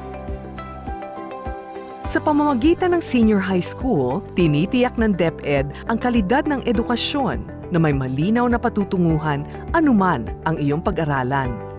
May 15 core, 7 applied at 9 na specialized subjects ang senior high school. Sa kabuuan, may 31 subjects ang senior high school. Katumbas ito ng 4 na semestre na may 2 quarter bawat semestre. Ang mga paksa sa bawat aralin ay mahalaga upang maihanda ang mga mag-aaral sa 4 na curriculum exit gaya ng kolehiyo, trabaho, middle-level skills development at negosyo. Kahit anong track ang piliin ng isang mag-aaral, maaari siyang magpatuloy sa alinman sa 4 na posibleng curriculum exit. Mayroong 4 na track ang senior high school. 1. Academic track. 2. Technical Vocational Livelihood track. 3. Arts and Design track. At 4. Sports track. Ang senior high school sports track. Para naman sa mga may hilig o talento sa sports at nais maghanap buhay sa larangan ng sports, ang senior high school sports track. Ang mga nakatapos nito ay maaaring maging amateur o profesional na atleta, coach, sports official o kahit magnenegosyo. Maaari rin silang kumuha ng mas mataas na kasanayan o middle-level skills o kaya'y magpatuloy sa kolehiyo. Walang mga strand sa ilalim ng sports track. Nakatuon ang track sa kasanayang pang-sports at sa pangangasiwa nito. Narito ang mga specialized subjects sa sports track. Safety and first aid. Nilalayo nito na malinang sa mga mag-aaral ang kasanayan sa buhay at kakayahang pangkaligtasan, pag-iwas sa pinsala at pamamahala sa iba't ibang laro at exercise settings. Saklaw rin nito ang wastong kalusugan at ligtas na pagtugon sa oras ng biglaang pangangailangan. Ang pagtatapos o pagkumpleto sa kurso ay maaaring maging daan sa ikapagtatamo ng sertipikasyon o pagkilala mula sa Philippine Red Cross. Human movement. Pinag-aaralan dito ang pinagmumulan, control at pagsasanay ng mga motor skills o paggalaw ng mga bahagi ng katawan ayon sa iba't ibang antas. Fundamentals of coaching. Nakasentro ito sa mga pangunahing kaalaman tungkol sa pagiging coach sa sports. Sports officiating and activity management. Tinatalakay rito ang mga konsepto at alituntunin ng mga sports o palaro, pati na rin ang pamamahala ng iba't ibang aktibidad na kaugnay ng sports at fitness. Ang mga kasanayang ito ay maaaring magawaran na katibayan mula sa National Sports Associations at iba pang organisasyon. Fitness, Sports and Recreation Leadership. Dito ay binibigyan ang mga mag-aaral na kasanayan sa pamamahala ng ligtas at epektibong programa sa sports, ehersisyo at libangan. Sa psychosocial aspects of sports and exercise ay nagkakaroon ng pag-unawa sa individual at panlipunang mga salik na nakakaapekto sa pakikilahok, pagganap, pagsunod at kagalingang psikolohikal sa laro at ehersisyo. Fitness testing and basic exercise program. Itinuturo naman dito ang mga paraan ng pagsukat at pagsusuri para makabuo ng programang angkop sa pisikal na kahandaan ng isang individual. Ang practicum sa paaralan at work immersion sa labas ng paaralan ay magbibigay ng mga karanasang hahasa sa mga natutunan sa track na ito. Ang mga pagsusulit o assessment sa sports track ay karaniwang performance-based o batay sa aktwal na pagpapakita ng kayang gawin na mag-aaral. Narito ang ilang mga trabahong nakalinya sa sports track. 1. Referee, umpire o judge. 2. Table officials, tulad ng scorer o timer. 3. Trainer. 4. Coach. 5. Team manager. 6. Athletic scout. 7. Sports broadcaster or writer. 8. Sports analyst. 9. Fitness instructor. 10. Recreational leader. 11. Sports organizer o manager. Bilang requirement sa senior high school, kailangang dumaan ng mga mag-aaral anuman ang kanilang track sa isa sa mga sumusunod: work immersion, apprenticeship, culminating activity, o capstone project. Nakasaad sa DEPED Order No. 39 Series of 2018, clarification and additional information to DEPED Order No. 30 Series of 2017 na ang work immersion ay isang required subject sa TVL track, habang optional naman ito sa academic, arts and design at sports tracks.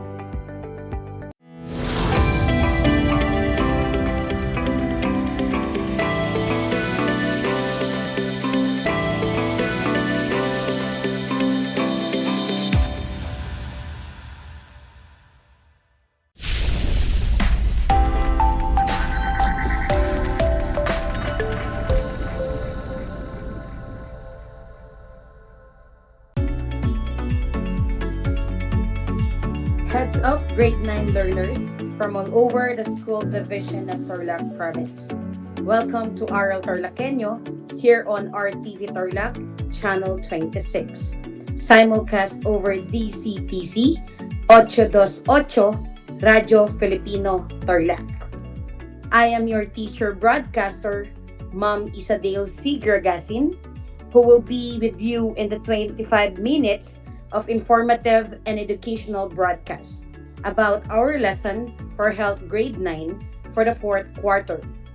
I would like also to welcome all the listeners, especially to all the students, our dear supportive parents, and valuable stakeholders that this radio and TV broadcast may reach. Time check, ladies and gentlemen, it is exactly 4:30 in the afternoon. And you are watching Aral TarlakHenyo here on RTV Tarlac, Channel 26, simulcast over DZTC 828 Radio Filipino Tarlac via remote live broadcast from Santa Crista, Tarlac City. At the end of the lesson, here are the most essential learning competencies. First, identifies protective factors related to intentional injuries. Second, demonstrates ways to prevent and control intentional injuries. Last episode, we discussed about peers. And under peers, we have bullying, stalking, and extortion. Bullying is unwanted, aggressive behavior. The behavior is repeated or can be repeated over time.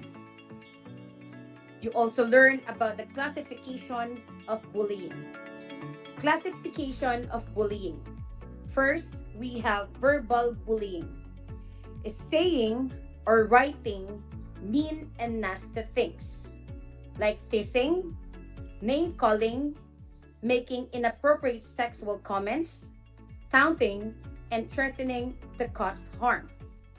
Social bullying is sometimes referred to as relational bullying, hurting someone's reputation or relationship, telling other children not to be friends with someone, spreading rumors about someone, embarrassing someone in public. Next is physical bullying.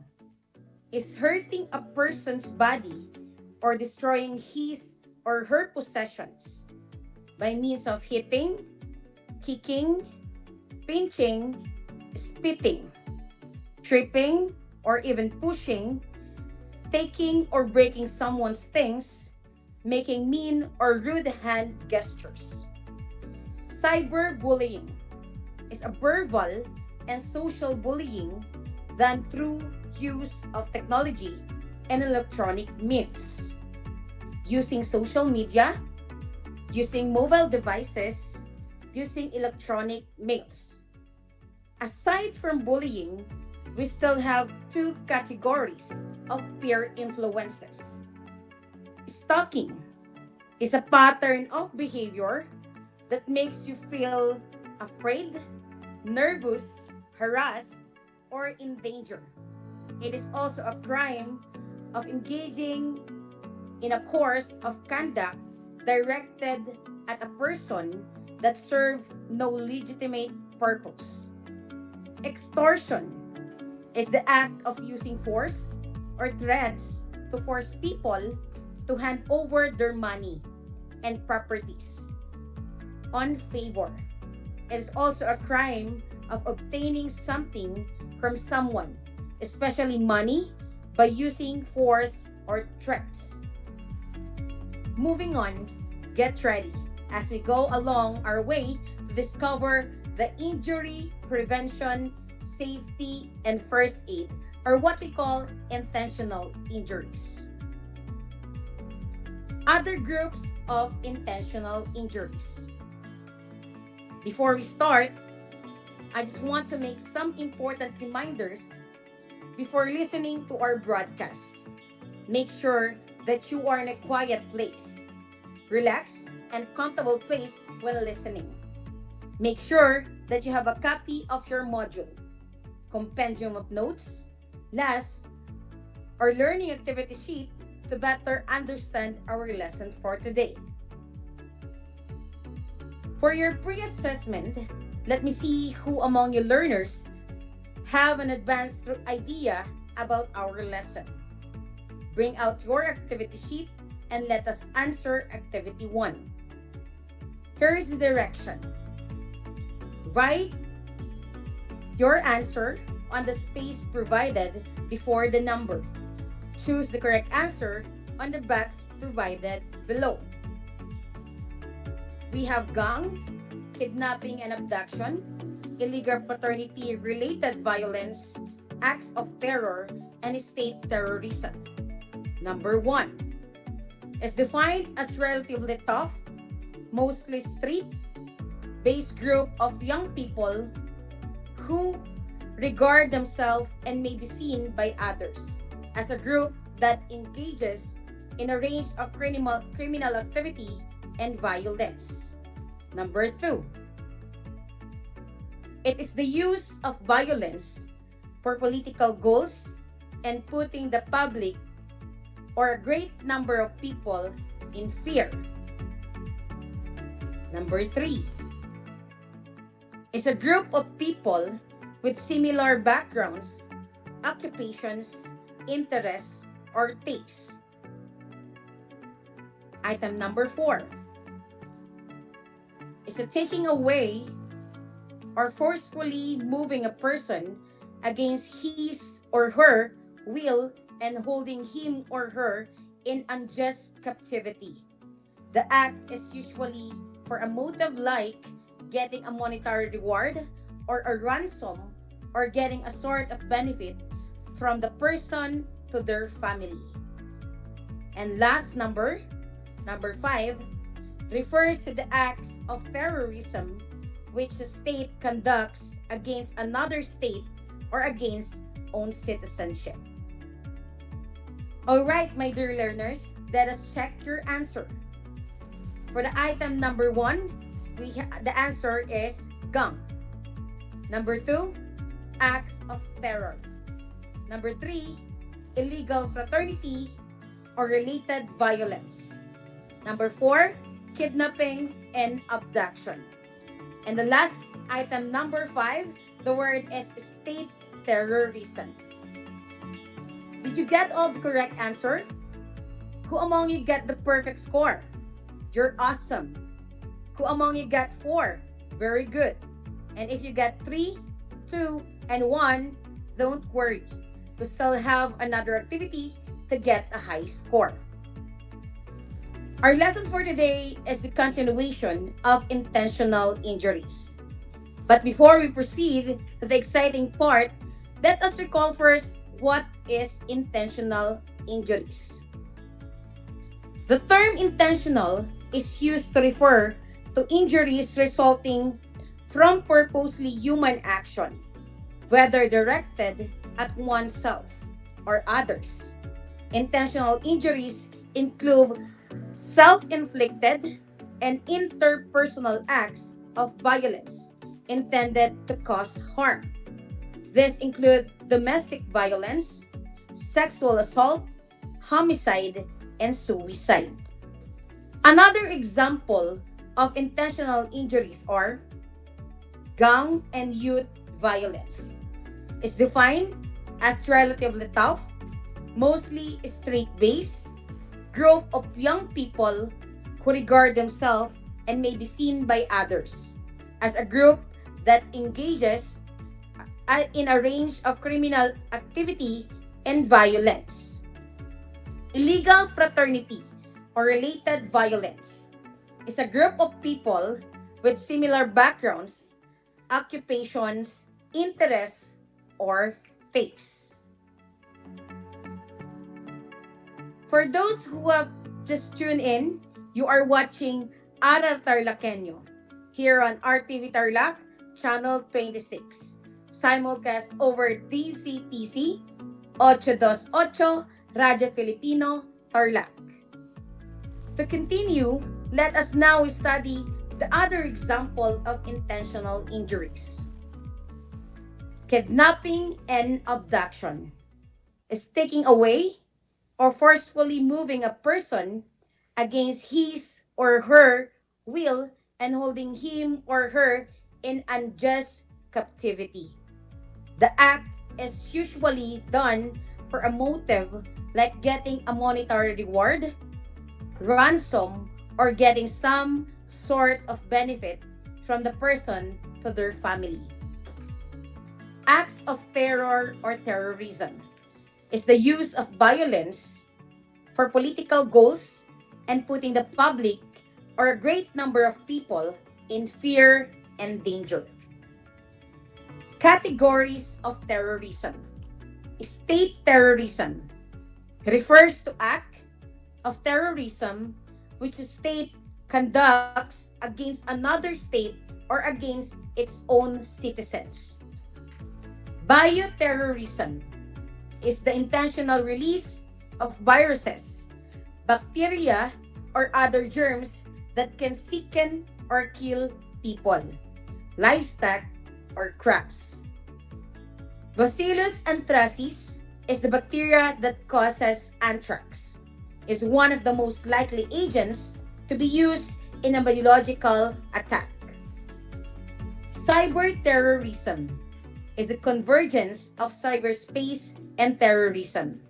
It refers to unlawful attacks and threats or attacks against computers, networks, and the information stored to intimidate or coerce a government or its people in furtherance or political or social objectives.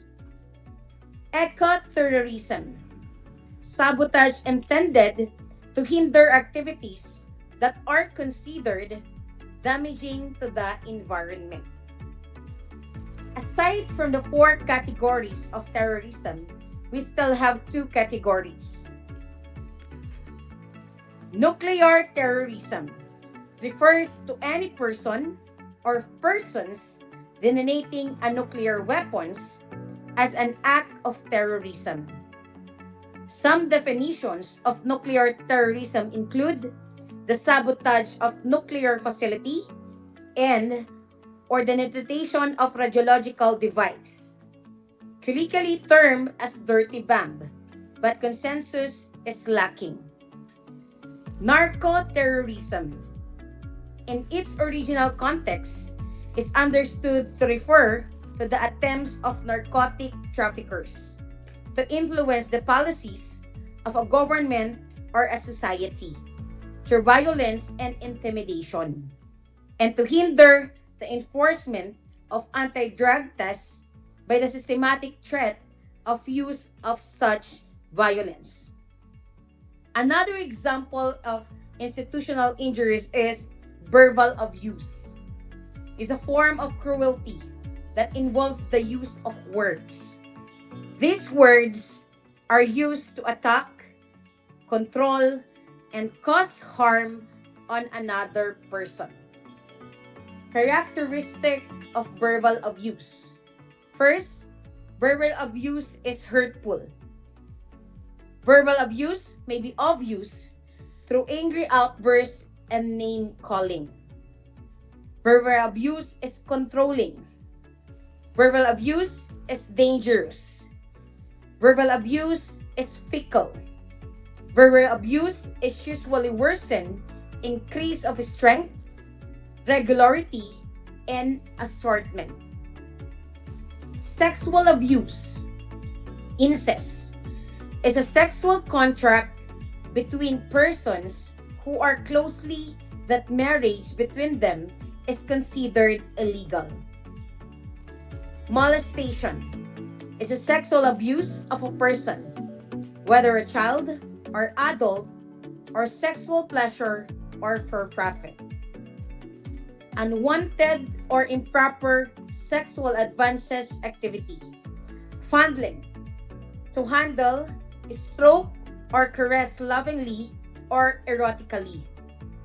Mutual masturbation, 2 people touching each other's sexual organs for pleasure. Sodomy, sexual intercourse that involves inserting of the penis on the person into the anus of another person. For those who have just tuned in, you are watching Aral TarlakHenyo here on RTV Tarlac, Channel 26. Simulcast over DZTC 828 Radio Filipino Tarlac. To continue with the next unwanted or improper sexual advances or activity is coitus. Sexual intercourse between a male and a female involving the insertion of the penis into the vagina. Child pornography. Explicit portrayal or children as a sexual subject matter for purpose of sexual arousal. Aside from the other improper sexual advances or activity, we still have another one that is child prostitution. Refers to children who get paid to have sex. I hope that I have given the enough information and knowledge about our lesson today. Are you still with me, guys? Very good. So to have a short wrap-up of the lesson, can you give me the salient points in the lesson that you remember? I can see that you are very active in posting your answers via live stream and group chat. Children have the right to be protected from being hurt and mistreated, physically or mentally. Government should ensure that children are properly cared for and protect them from violence, abuse, and neglection from their parents or anyone else who looks after them. In terms of discipline, the convention does not specify that forms of punishment parents should use. However, any form of discipline involving violence is unacceptable. These are ways to discipline children and are effective in helping children learn about family and social expectations for their behavior. Ones that are non-violent are appropriate to the child's level of development and take the best interest the children into consideration. All right, for your activity, bring out your learner activity sheet and let us see how much you've learned from our discussion today. You will answer activity 2. Here is the direction. I will read the question and choices, and all you must do is to write the letter of your answer on the space provided before the number. Are you ready, learners? For number 1, refers to acts of terrorism which state conducts against another state or against its own citizen. I'll repeat the question. Refers to acts of terrorism which states conducts against another state or against its own citizens. A. Bioterrorism. B. State terrorism. C. Nuclear terrorism. And D. Is cyber terrorism. Number 2. Is the intentional release of viruses, bacteria, of other germs that can sicken people, livestock, or crops. I'll repeat the question.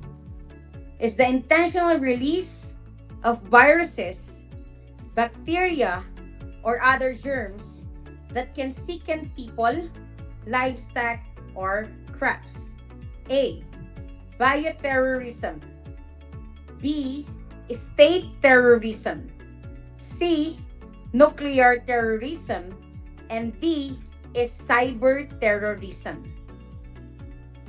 Number 3 is the use of internet to conduct violent acts that result in or threaten the loss of life or significantly bodily harm to achieve political or ideological gains through threats or intimidation. I repeat again the question. Is the use of the internet to conduct violent acts result in or threaten the loss of life or significantly bodily harm to achieve political or ideological gains to threat or intimidation?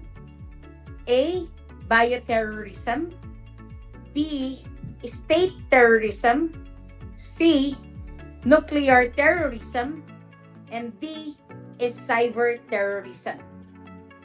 For number 4, refers to any person or persons detonating a nuclear weapon as an act of terrorism.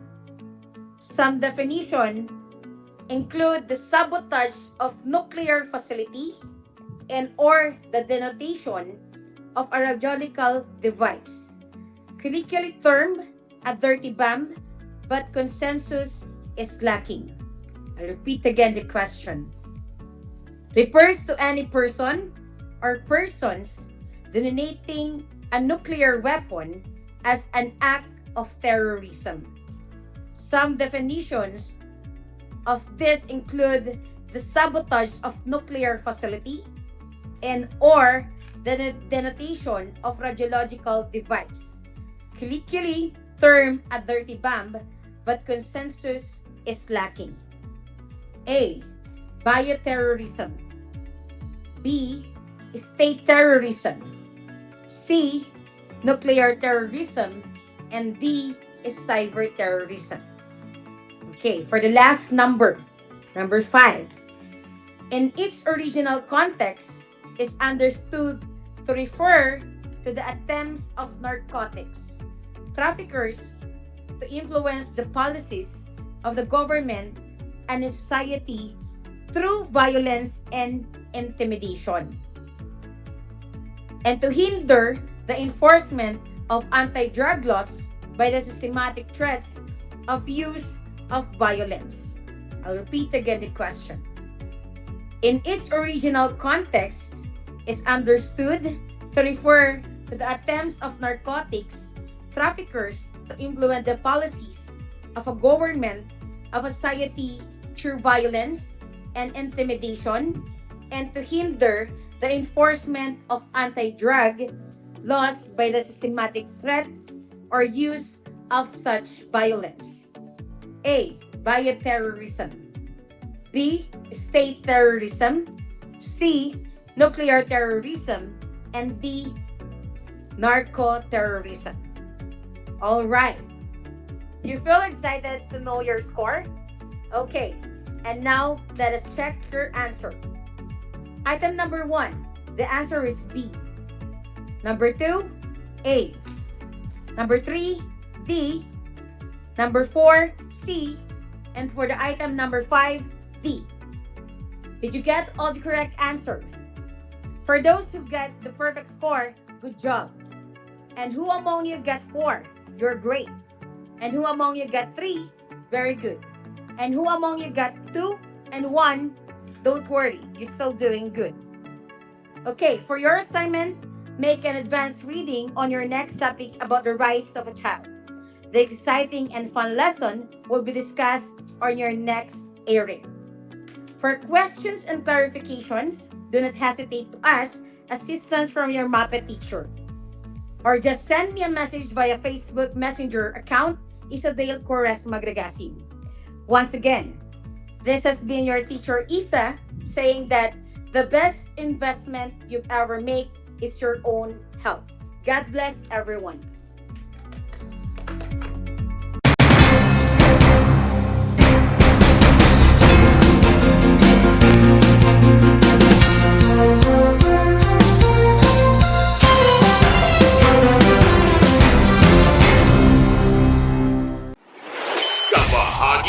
Radyo Pilipino. Impormasyong may kalidad, serbisyong may halaga. Saan mang bahagi ng Pilipinas. On air. Saan mang bahagi ng mundo. Online. Ano mang uri ng pamumuhay. Kasama, katuwang, kapinoy. Kabahagi mo. Radyo Pilipino. Radyo Pilipino.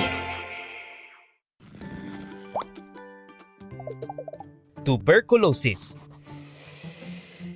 Gaano katagal ang gamutan ng TB? Ang tuberculosis treatment ay umaabot ng 6 hanggang 8 buwan na pag-inom ng gamot. Kapag naman ito ay naantala, maaaring umabot ng 2 taon ang gamutan. Tandaan, ang TB ay hindi namamana, hindi nakukuha sa pagpapagod, pagpupuyat o pagkatuyo ng pawis sa likod. Hindi na ipapasa sa paghawak ng gamit ng taong may TB. Hindi nakukuha sa kagat ng lamok. Kaya kung may suspetsa, agad kumonsulta. Libre ito. Maging bahagi ng TB-Free Pinas. Konsultayo sa ating mga primary care provider para sa Healthy Pilipinas. Paalala mula sa Department of Health.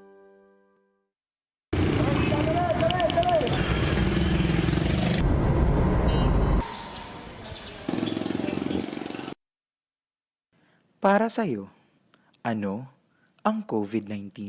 Virus. Malungkot. Pagkawala. Pandemya. Ito ay isang pahirap. COVID-19 para kanya kat peligro. Sa nga pandemic, makurit nga magka-pandemic kaya makaradlok ito nga sa halimbawa sugod ito ng virus nga nakasulod na aton, delikado ito parte ang mga tao. Pandemic, ngayon para kung daga dapat ito nga distruso habang ko sa kalibutan. Ikaw, paano ka makakatulong? Para makuha natin ito nga mga pandemic, kinakailangan po protocol, social distancing, nganhin, may face mask. Make sure na itamang prepare nga food, naka-guidelines siyahan cleanliness, tapos pinipapalo naman itong social distancing. So kada kung driver ako, nagtong kami mga barrier para ng motor para proteksyon gihapon, dirila para kung pati nga tatakong pamilya. Mga tulong nga may iwasan iti COVID-19, iti pamamagitan iti pagsunod ko, iti health protocol kan hanak arumwa DJ Balayme. Sa gagayam ni Peter Amigable, salamat.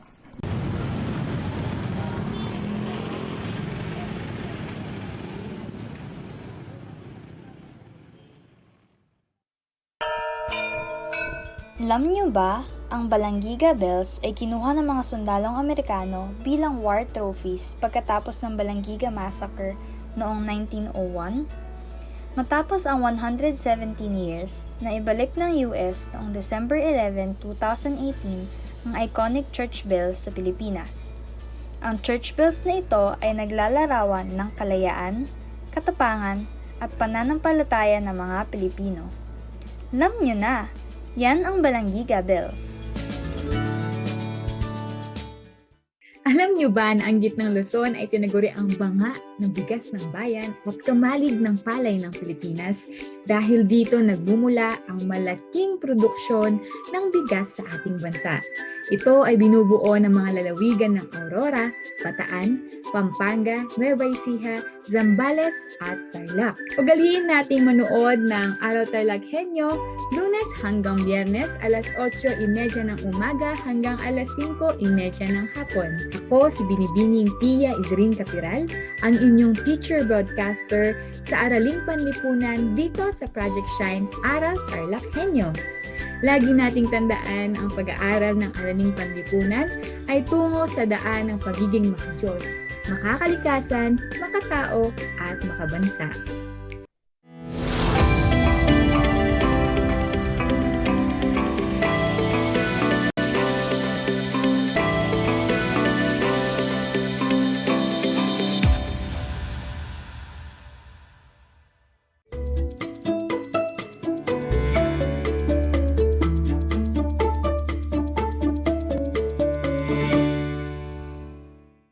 taga-subaybay ng ating Project Shine, Aral TarlakHenyo dito sa RTV Channel 26 at sa bayan na papakinggan sa DZTC Radyo Filipino 828 AM Radio at napapanood via Converge TV Channel 100, FB Live sa FB page ng RTV Tarlac Channel 26 at FB page ng DEPED Tarlac Province. Ako po ang inyong segment host, Mr. Kevin Chasser M. Cura, ang AP Leader ng Aranguren Integrated School High School Department at ang Vice President ng DASL for Cluster 4 at isa ring kasalo enthusiast. Ngayong hapon, napakapalad po natin dahil masamahan tayo ng isa sa pinakamahusay na guro ng Araling Panlipunan. Walang iba kundi ang Master Teacher 1 ng Victoria High School at isa ring kasalo enthusiast na si Sir Justiniano R. Tuquer. Good afternoon, sir. Hello, good afternoon, Sir Chester, Sir Jay, and sa lahat po na nakikinig ng Kasalo Radio. Magandang hapon po sa ating lahat. Alright, so kasama din po natin ang napakasipag at isa ring napakahusay na Head Teacher 6 ng Araling Panlipunan ng Tarlac National High School na isa ring kasalo enthusiast, walang iba kundi si Sir Jomar J. Bansifra. Magandang hapon po, Sir Jomar. Isang mapagpalang hapon po sa ating lahat, lalong-lalo na sa mga taga-pakinig natin ngayong hapon na ito sa mga mag-aaral sa probinsya ng Tarlac. Magandang hapon po. Alright, so muli, welcome po sa ating Project Shine, Aral TarlakHenyo sa Division Virtual Project Kasalo sa Radyo. So bago po tayo magsimula sa ating paksa ngayon, ay batiin muna natin ang ating mga tagapakinig at nanonood sa FB Live ng RTV Tarlac Channel 26 at nakikinig sa DZTC Radyo Filipino 828 AM Radio. Magsimula tayo sa iyo, Sir Justin.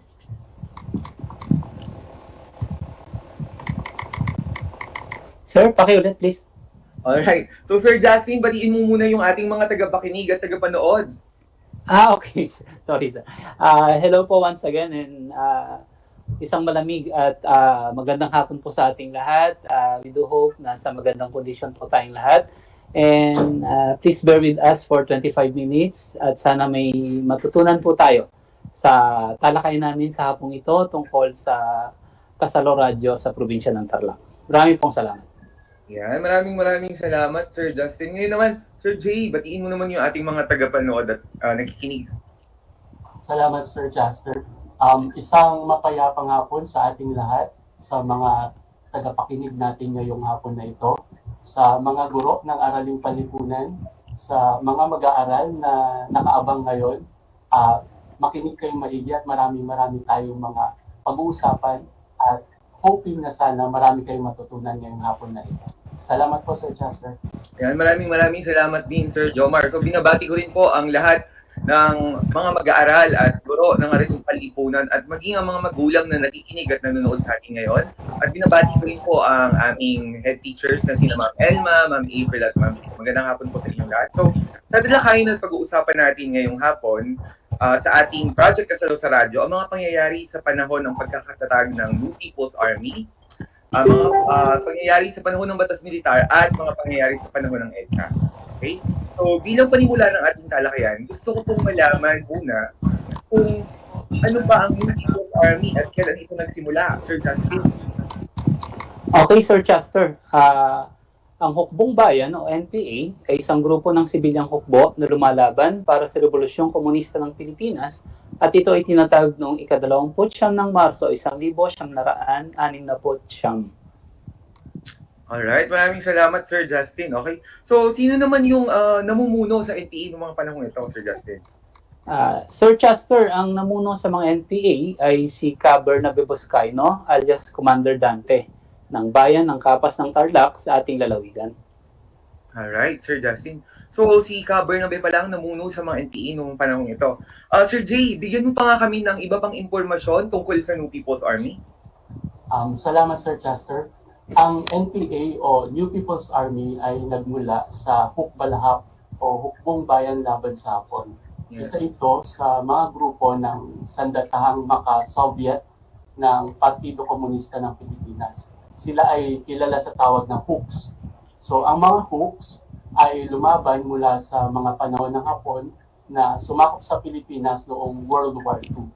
And then sa pamumuno ni Luis Taruc at ng Secretary General ng Partido Komunista na si Jose Lava, ang Hukbalahap ay patuloy na lumaban sa mga kaalyado ng Estados Unidos noong mga sinaunang gobyerno bago sumuko ang nakararami kay dating Pangulong Ramon Magsaysay noong 1954. And then matapos maghiwalay yung China at yung USSR, Union of Soviet Socialist Republic, ang mga partido komunista sa iba't ibang bahagi ng daigdig ay naghiwa-hiwalay sila sa dalawang grupo. So yung grupo ng mga maka-USSR at yung grupo ng mga maka-Maoist o yung mula kay Mao Zedong. So ang Partido Komunista ng Pilipinas ay humiwalay sa nakatatandang Partido Komunista ng Pilipinas noong December 26, 1968. And then matapos niya ang 3 buwan noong March 29, 1969, naglatag ng reforma sa lumang milisya ng partido o iyong hukbong mapagpalaya ng bayan, ang CPP, at ang pinalitan ang pangalan nito sa bagong hukbong bayan sa anibersaryo ng pagkakatatag ng isang gerilyang hukbo laban sa mga Hapon noong 1945. So ang grupo ay naitatag noon ni Jose Maria Sison at si Benito Chamson ay nakipagkita sa dating pinuno noon ng HUK na si Bernabe Dante Poscay na nanabanggit niya ni Sir Justin. Alright, so Sir J, ganun pala ang kasaysayan ng People's Army dito sa ating bansa at sa ating lalawigan, at ang kanilang naging leader ay taga dito rin sa ating lalawigan sa Kapas, na walang ibang si Commander Dante or si Commander Bernabe Dante Poscay, no? Right, so ngayon naman, dumako tayo sa ating susunod na paksa, yung panahon ng batas militar. Okay, so ano nga ba yung batas militar? Ipaliwanag mo nga sa amin, Sir Justin. Okay, Sir Chester. Ang batas militar naman ay isang sistema ng patakaran na nagkakaroon ng bisa kapag ang militar ay ang may kontrol sa karaniwang pamamahala ng katarungan. Alright, Sir Justin. So, bakit ba nagkaroon ng batas militar at kailan ito itineklara? At ano ba yung mga pangyayari noong mga panahon ito?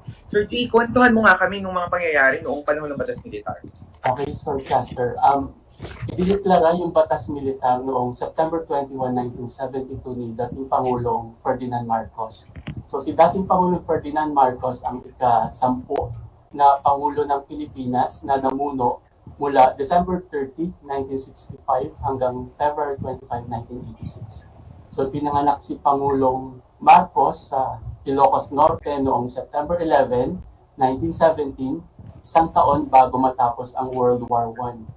Siya rin ay nakapagtapos sa University of the Philippines sa kursong abogasya at namatay si Pangulong Marcos noong September 28, 1989 sa Honolulu, Hawaii. Ang kanyang asawa ay isang dating beauty queen, si Inang Imelda Marcos. Alright, Sir J, maraming salamat sa pagbibigay ng impormasyon tungkol kay dating Pangulong Ferdinand Marcos. So ngayon naman, ngayon na alam na natin kung kailan sino at ang nagdeklara ng batas militar. Alamin naman natin kung ano-ano yung mga pangyayaring naganap sa panahon ng batas militar. Sir Justin? Okay, Sir Chester, ito yung mga pangyayaring naganap sa panahon ng batas militar. Una, maraming humanga ng mga Pilipino sa katalinuhan ni Ferdinand Marcos. Dahil dito, nahihalal siya bilang ika-10 Pangulo ng Pilipinas noong 1965. Sa ilalim ng kanyang pamumuno, unti-unting nakaranas ang bansa sa pag-unlad sa ekonomiya, edukasyon, at pag-angat sa kalidad ng buhay ng mga mamamayan. Ikalawa, ilan sa mga programa ni Pangulong Marcos ay ang Green Revolution,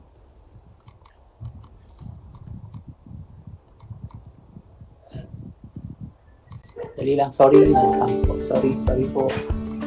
Yes, Green sir. Revolution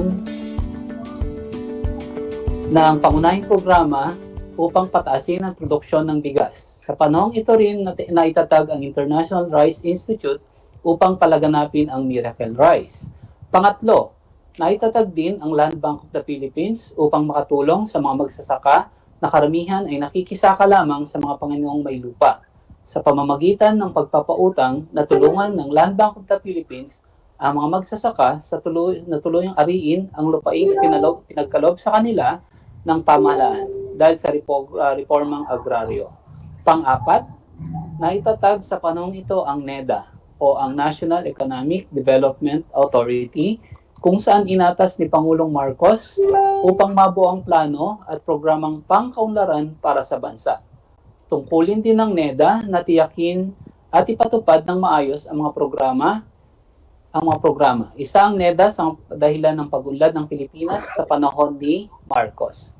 At ang panghuli, nariyan din ang PAPCOM ng pangunahing layunin ay patatagin at palaganapin ang mga programa sa pagplano ng pamilya ng pamahalaan. Alright, Sir Justin, maraming salamat. Napakarami pala ng mga naitatag at nangyari noong unang termino ng ni dating Pangulong Ferdinand Marcos. So ano pa yung mga ibang proyekto ni dating Pangulong Marcos, Sir Jay? Isa sa mga dating iba't ibang proyektong pang-infrastruktura gaya ng PICC, kagaya ng Coconut Palace na sikat ngayon. Dati, ang nuclear power plant, ang PH Health Center, ang Folk Arts Center kung saan ginanap ang Miss Universe, at marami pang iba, Sir Chester. Alright, so ang dami rin palang mga infrastrukturang na ipatoyo noong unang termino ni Pangulong Marcos. So ngayon naman, ano naman yung mga nangyari noong pangalawang termino ng dating Pangulong Ferdinand Marcos, Sir Jay? Noong ikalawang termino ng pamumuno ng dating Pangulong Marcos, nagsimula ng bumaba yung kanyang popularidad dahil naging masalimuot na yung kalagayan ng lipunan dulot ng maraming problemang politikal, problemang sosyal, problemang ekonomiko. At sa panahon na ito, tumindi rin yung demonstrasyon na pinamumunuan ng mga leader ng mga manggagawa laban sa katiwalian at saka sa pagmamalabis ng ilang mga otoridad sa kanilang kapangyarihan. Sa panahon din ito, naganap yung pagbomba sa Plaza Miranda habang nagdaraos ng pangangampanya ang Partido Liberal para sa halalan. Dito rin idiniklara ni dating Pangulong Marcos ang pagsuspindi sa writ of habeas corpus noong August 21, 1970 sa bisa ng Proclamation number 889. And then nagkaroon din ng kaliwat kanang rally laban sa suspension ng writ of habeas corpus noong 1971. So yun yung mga nangyari, sir. Alright, maraming salamat, Sir Jay. Kung nabanggit mo na ang tungkol sa pagsuspinde ng writ of habeas corpus. So ano ba yung writ of habeas corpus? Ipaliwanag mo nga sa amin. Sir Chester, ang writ of habeas corpus ay utos ito ng hukuman sa kinaukulan na dalhin sa korte ang isang tao upang ipaliwanag kung bakit ipinipilit ang isang tao. Isa sa mga karapatan kasi ng isang tao ang makahingi ng tinatawag na kasulatan ng utos ng hukuman o kaya ng kinaukulan o kaya yung tinatawag na natin writ of habeas corpus bilang pananggalang laban sa illegal o kaya hindi makatarungang pagpapakulong sa bilangguan.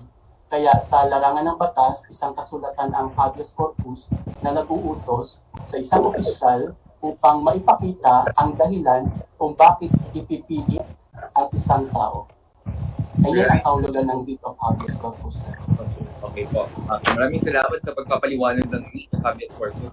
So yun pala yung habeas corpus, kaya pala napaka-importante nito sa atin. So maraming salamat po, Sir Jay. Ngayon naman, gusto kong malaman, ano ba yung mga dahilan kung bakit itineklara ang batas militar sa bansa? Mr. Justin. Okay, Sir Chester. Ang mga pangyayari na nagbunsad sa pagdedeklara ng martial law ay ang mga sumusunod. Ito ay ayon sa Official Gazette of the Philippines. Una ay ang pagbomba ng Arca Building sa Taft Avenue. Pangalawa, pagbomba ng Boardroom of Filipinos Orient Airways. Pangatlo, pagbomba ng Court of Industrial Relations. Pang-apat, pagbomba ng Philippine Long Distance Telephone Exchange Office. Pang-lima, pagbomba ng DSWD. Pang-anim, pagbomba sa Quezon City at marami pang iba.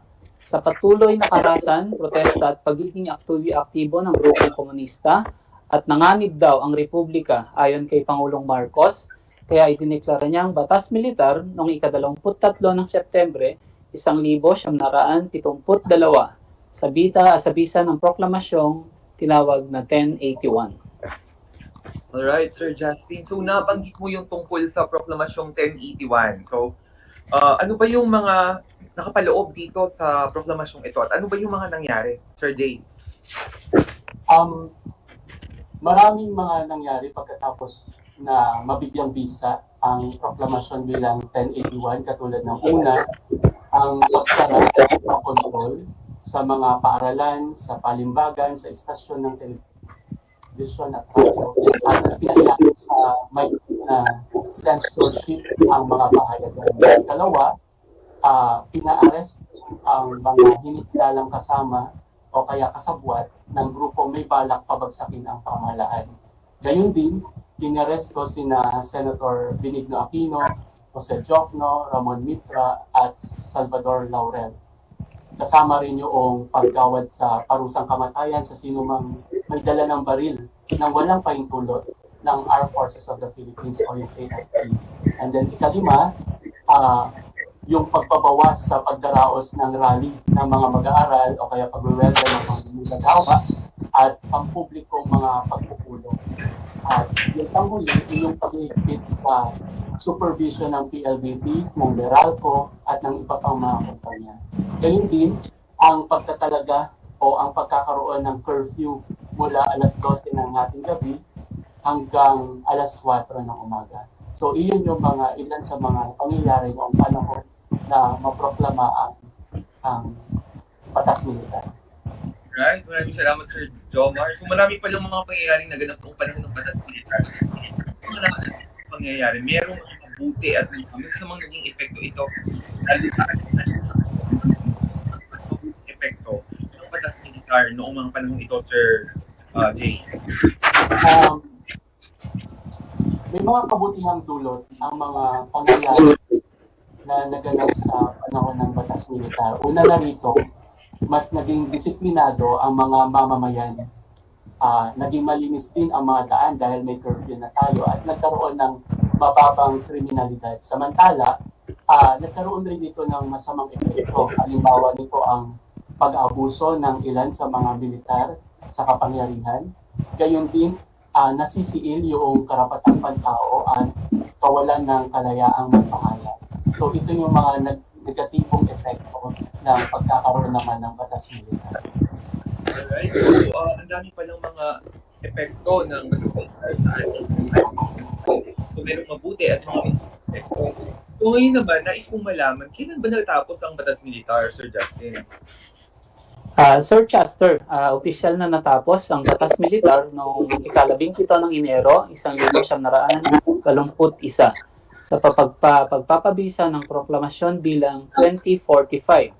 Sa kabila nito, sinuguro ni Pangulong Marcos na ang kapangyarihan sa pagsasagawa ng batas ay mananatili sa kanya. Sa kasalukuyan, nagsisilbing pananggalang ng ating konstitusyon mula sa anumang posibilidad na mag-uulit ng batas militar. Ang Korte Suprema ay may kapangyarihang suriin lahat ng mga opisyal ng batas upang tukuyin kung ang mga ito ay naglalaman ng pang-abuso ng kakayahang magpasya para sa bayan. Hindi rin maaring basta na lamang ipawalang bisa ang Kongreso. At higit sa lahat, ang batas militar ay limitado sa itatagal nito at sa mga epekto nito sa kahit na ito ay iutos ng isang Pangulo. Alright, so ganun pala nagpo-post ang batas militar, Sir Justin. So maraming salamat po. Mukhang natalakay naman na natin ang lahat ng mga impormasyong kailangan natin sabihin tungkol sa batas militar. Ngayon naman, dumako tayo sa ating susunod na paksa, ang mga pangyayari sa panahon ng EDSA. So ano ba yung mga pangyayari noong panahon ng EDSA? Actually, itong EDSA napapanood ko rin ito sa TV, maging sa sa Facebook. So kwentuhan mo nga kami, Sir Jay, kung ano ba yung nangyari noong panahon ng EDSA. Okay, Sir Chester. Ang People Power Revolution na tinatawag rin EDSA Revolution ng 1986 ay isang mapayapang demonstrasyon na nagtagal ng 4 na araw dito sa Pilipinas mula February 22 hanggang 25, 1986. Nag-ugat ang revolusyon na ito sa serye ng mga kilos protesta ng mga tao laban sa diktadoryang pamumuno ng ating dating Pangulong Ferdinand Marcos. Lalo na noong napas lang si Ninoy Aquino noong 1983. Maraming mga tao ang nakilahok dito, mga sibilyan, mga militar, at mga alagad ng simbahan katulad ni Jaime Cardinal Sin. Nagdulot ito ng pagbagsak ng pamahalang diktatorial ni Pangulong Ferdinand Marcos at ang paghalili ni Ginang Corazon Aquino sa posisyong nilisa ni Pangulong Marcos. And then, naganap ang mga demonstrasyon sa EDSA o yung ibig sabihin ng EDSA ay Epifanio de los Santos Avenue. No? Isa itong mahalagang daan sa Kalakhang, Maynila. Dahil na rin sa mga balita ng malawakang pandaraya sa eleksyon, nagbalak ang ilang mga sundalo sa pamumuno ng noon ay kalihim ng Pambansang Depensa si Juan Ponce Enrile na pabagsakin ang pamahalang Marcos. Sa kasamang palad, nalaman ni Marcos ang balak na ito at agad niya ang ipinag-utos ng ang pagtakip sa mga pinuno nito. Dahil naharap siya si Juan Ponce Enrile sa napipintong pagtakip sa kanya, humingi siya ng tulong kay AFP Vice Chief of Staff na si Lieutenant General Fidel Ramos. And then pumayag naman si Fidel Ramos na magbitiw sa kanyang pwesto at sinuportahan ang mga rebeldeng sundalo. And then kinausap ni Enrile ang Arsobispo Katoliko ng Maynila na si Jaime Cardinal Sin para sumuporta. At noon nga na 6:30 ng gabi, nagkaroon ng press conference si Enrile at si Ramos sa Camp Aguinaldo. And then, pinahayag nila kanilang pagbibitiw sa pwesto sa gabinete ni Marcos at ang kanilang pagtiwalag sa suporta ng gobyerno. And then, nagpatawag din ng sariling press conference si dating Pangulong Marcos at sinabi niya, kina Ramos at Enrile na sumuko na lang sila at tigilan na yung kamangmangang ito. And then, bandang ika-siyam ng gabi, sa pamamagitan ng Radio Veritas na pinapatakbo ng Romano Katoliko, nanawagan si Cardinal Sin sa mga taong bayan na pumunta sa EDSA para suportahan ang mga rebeldeng sundalo sa Campo Crame at sa Campo Aguinaldo sa pamamagitan ng iba't ibang bagay na makakatulong sa kanila tulad ng pagbibigay ng pagkain at ng iba pa nilang mga pangangailangan. So, sa kabila ng kapahamakan na maaaring tumating sa kanila laban sa pwersa ng gobyerno, nagpunta pa rin ang mga sibilyan na ito, maging ang mga pari at mga madre sa EDSA. Kaya malaki ang bahagi na ginampanan ang Radio Veritas sa revolusyong ito. At ayon sa dating Pangulo ng University of the Philippines na si Francisco Nemenzo, magiging imposible na hikayatin ang mga tao na makilahok sa revolusyon ilang oras lamang kung wala ang Radio Veritas. Ayun, Sir Chester. Right, so parang nandun ako sa eksena, dun sa kwento ni Sir J. Napaka-informative yung kwento na tungkol sa panahon ng EDSA. Meron ba kayo nais idagdag doon sa sinabi ni Sir Jomar, Sir Justin? Yes, Sir Chester. May informasyon pang dapat nilang malaman tungkol sa people power. So, sa kasagsagan ng Rebolusyong People Power, tinatayang 1 hanggang 3 milyong katao ang namuno sa bahaging Ortigas, Cubao ng EDSA. Pinakita ng litrato ang lugar ng panulukan ng EDSA at Avenida Boni sa pagitan ng Campo Crame at Campo Aguinaldo noong Pebrero 1986. Noong kasagsagan ng revolusyon, tinatayang nasa 1 hanggang 3 milyong tao ang namuna mula EDSA hanggang Avenida Ortigas. Namang madaling araw ng linggo ng 23 ng Pebrero 1986, pumunta ang mga sundalo ng gobyerno para wasakin ang transmitter ng Radio Veritas. At dahil doon, marami ang mga tao sa probinsya ang hindi nakasagap ng impormasyon. Dahil dito, napilitan ng istasyon na gamitin ang pangalawa o ang backup nitong transmitter na mayroong mas maliit na sakop ng broadcast. Naisipan ng gobyerno na gawin ang aksyong ito dahil mahalaga ang Radio Veritas sa pakikipagtalastasan sa mga taong sumusuporta sa mga rebeldeng sundalo. Nagbigay ng impormasyon ang himpilang ito tungkol sa pinakahuling galaw.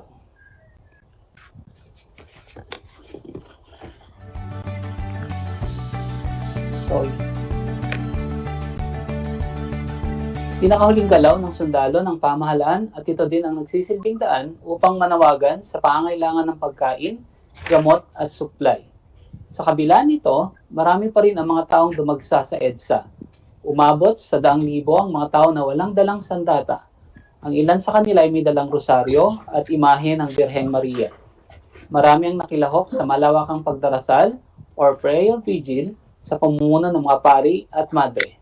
Marami naman ang gumawa ng mga harang o barikada gamit ang mga sako ng buhangin at mga sasakyan sa mga kanto sa kahabaan ng EDSA katulad ng Santolan at Binida Ortigas. Marami ding grupo ang kumanta ng Bayan Ko. Na simula pa noong 1980, ito ang naging makabayang awit ng oposisyon. Marami ding taong gumamit ng sagisag na pangkamay or hand sign na laban. Na ang hinlalaki at hintuturo ay bubuo ng letrang L. Alright, so ganun pala yung mga pangyayari noon, Sir Justin. So nakakatuwa dahil napakabunga at makabuluhan ng ating talakayan ngayon. So maraming salamat po sa ating mga panelists na walang iba kundi si Sir Justin ng Victoria at si Sir Jomar ng Tarlac National High School.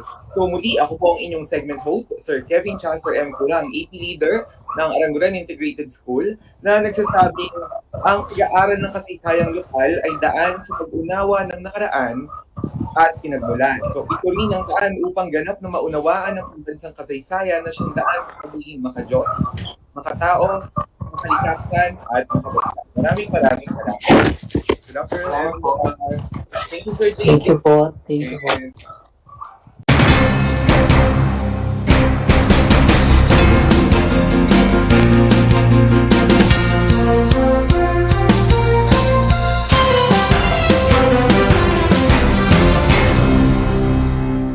Alam niyo ba na ang gitnang Luzon ay tinaguri ang banga ng bigas ng bayan at kamalig ng palay ng Pilipinas dahil dito nagmumula ang malaking produksyon ng bigas sa ating bansa. Ito ay binubuo ng mga lalawigan ng Aurora, Bataan, Pampanga, Nueva Ecija, Zambales at Tarlac. Ugaliin nating manood ng Aral TarlakHenyo Lunes hanggang Biyernes alas 8:30 ng umaga hanggang alas 5:30 ng hapon. Ako si Binibining Pia Izrin Capiral, ang inyong teacher broadcaster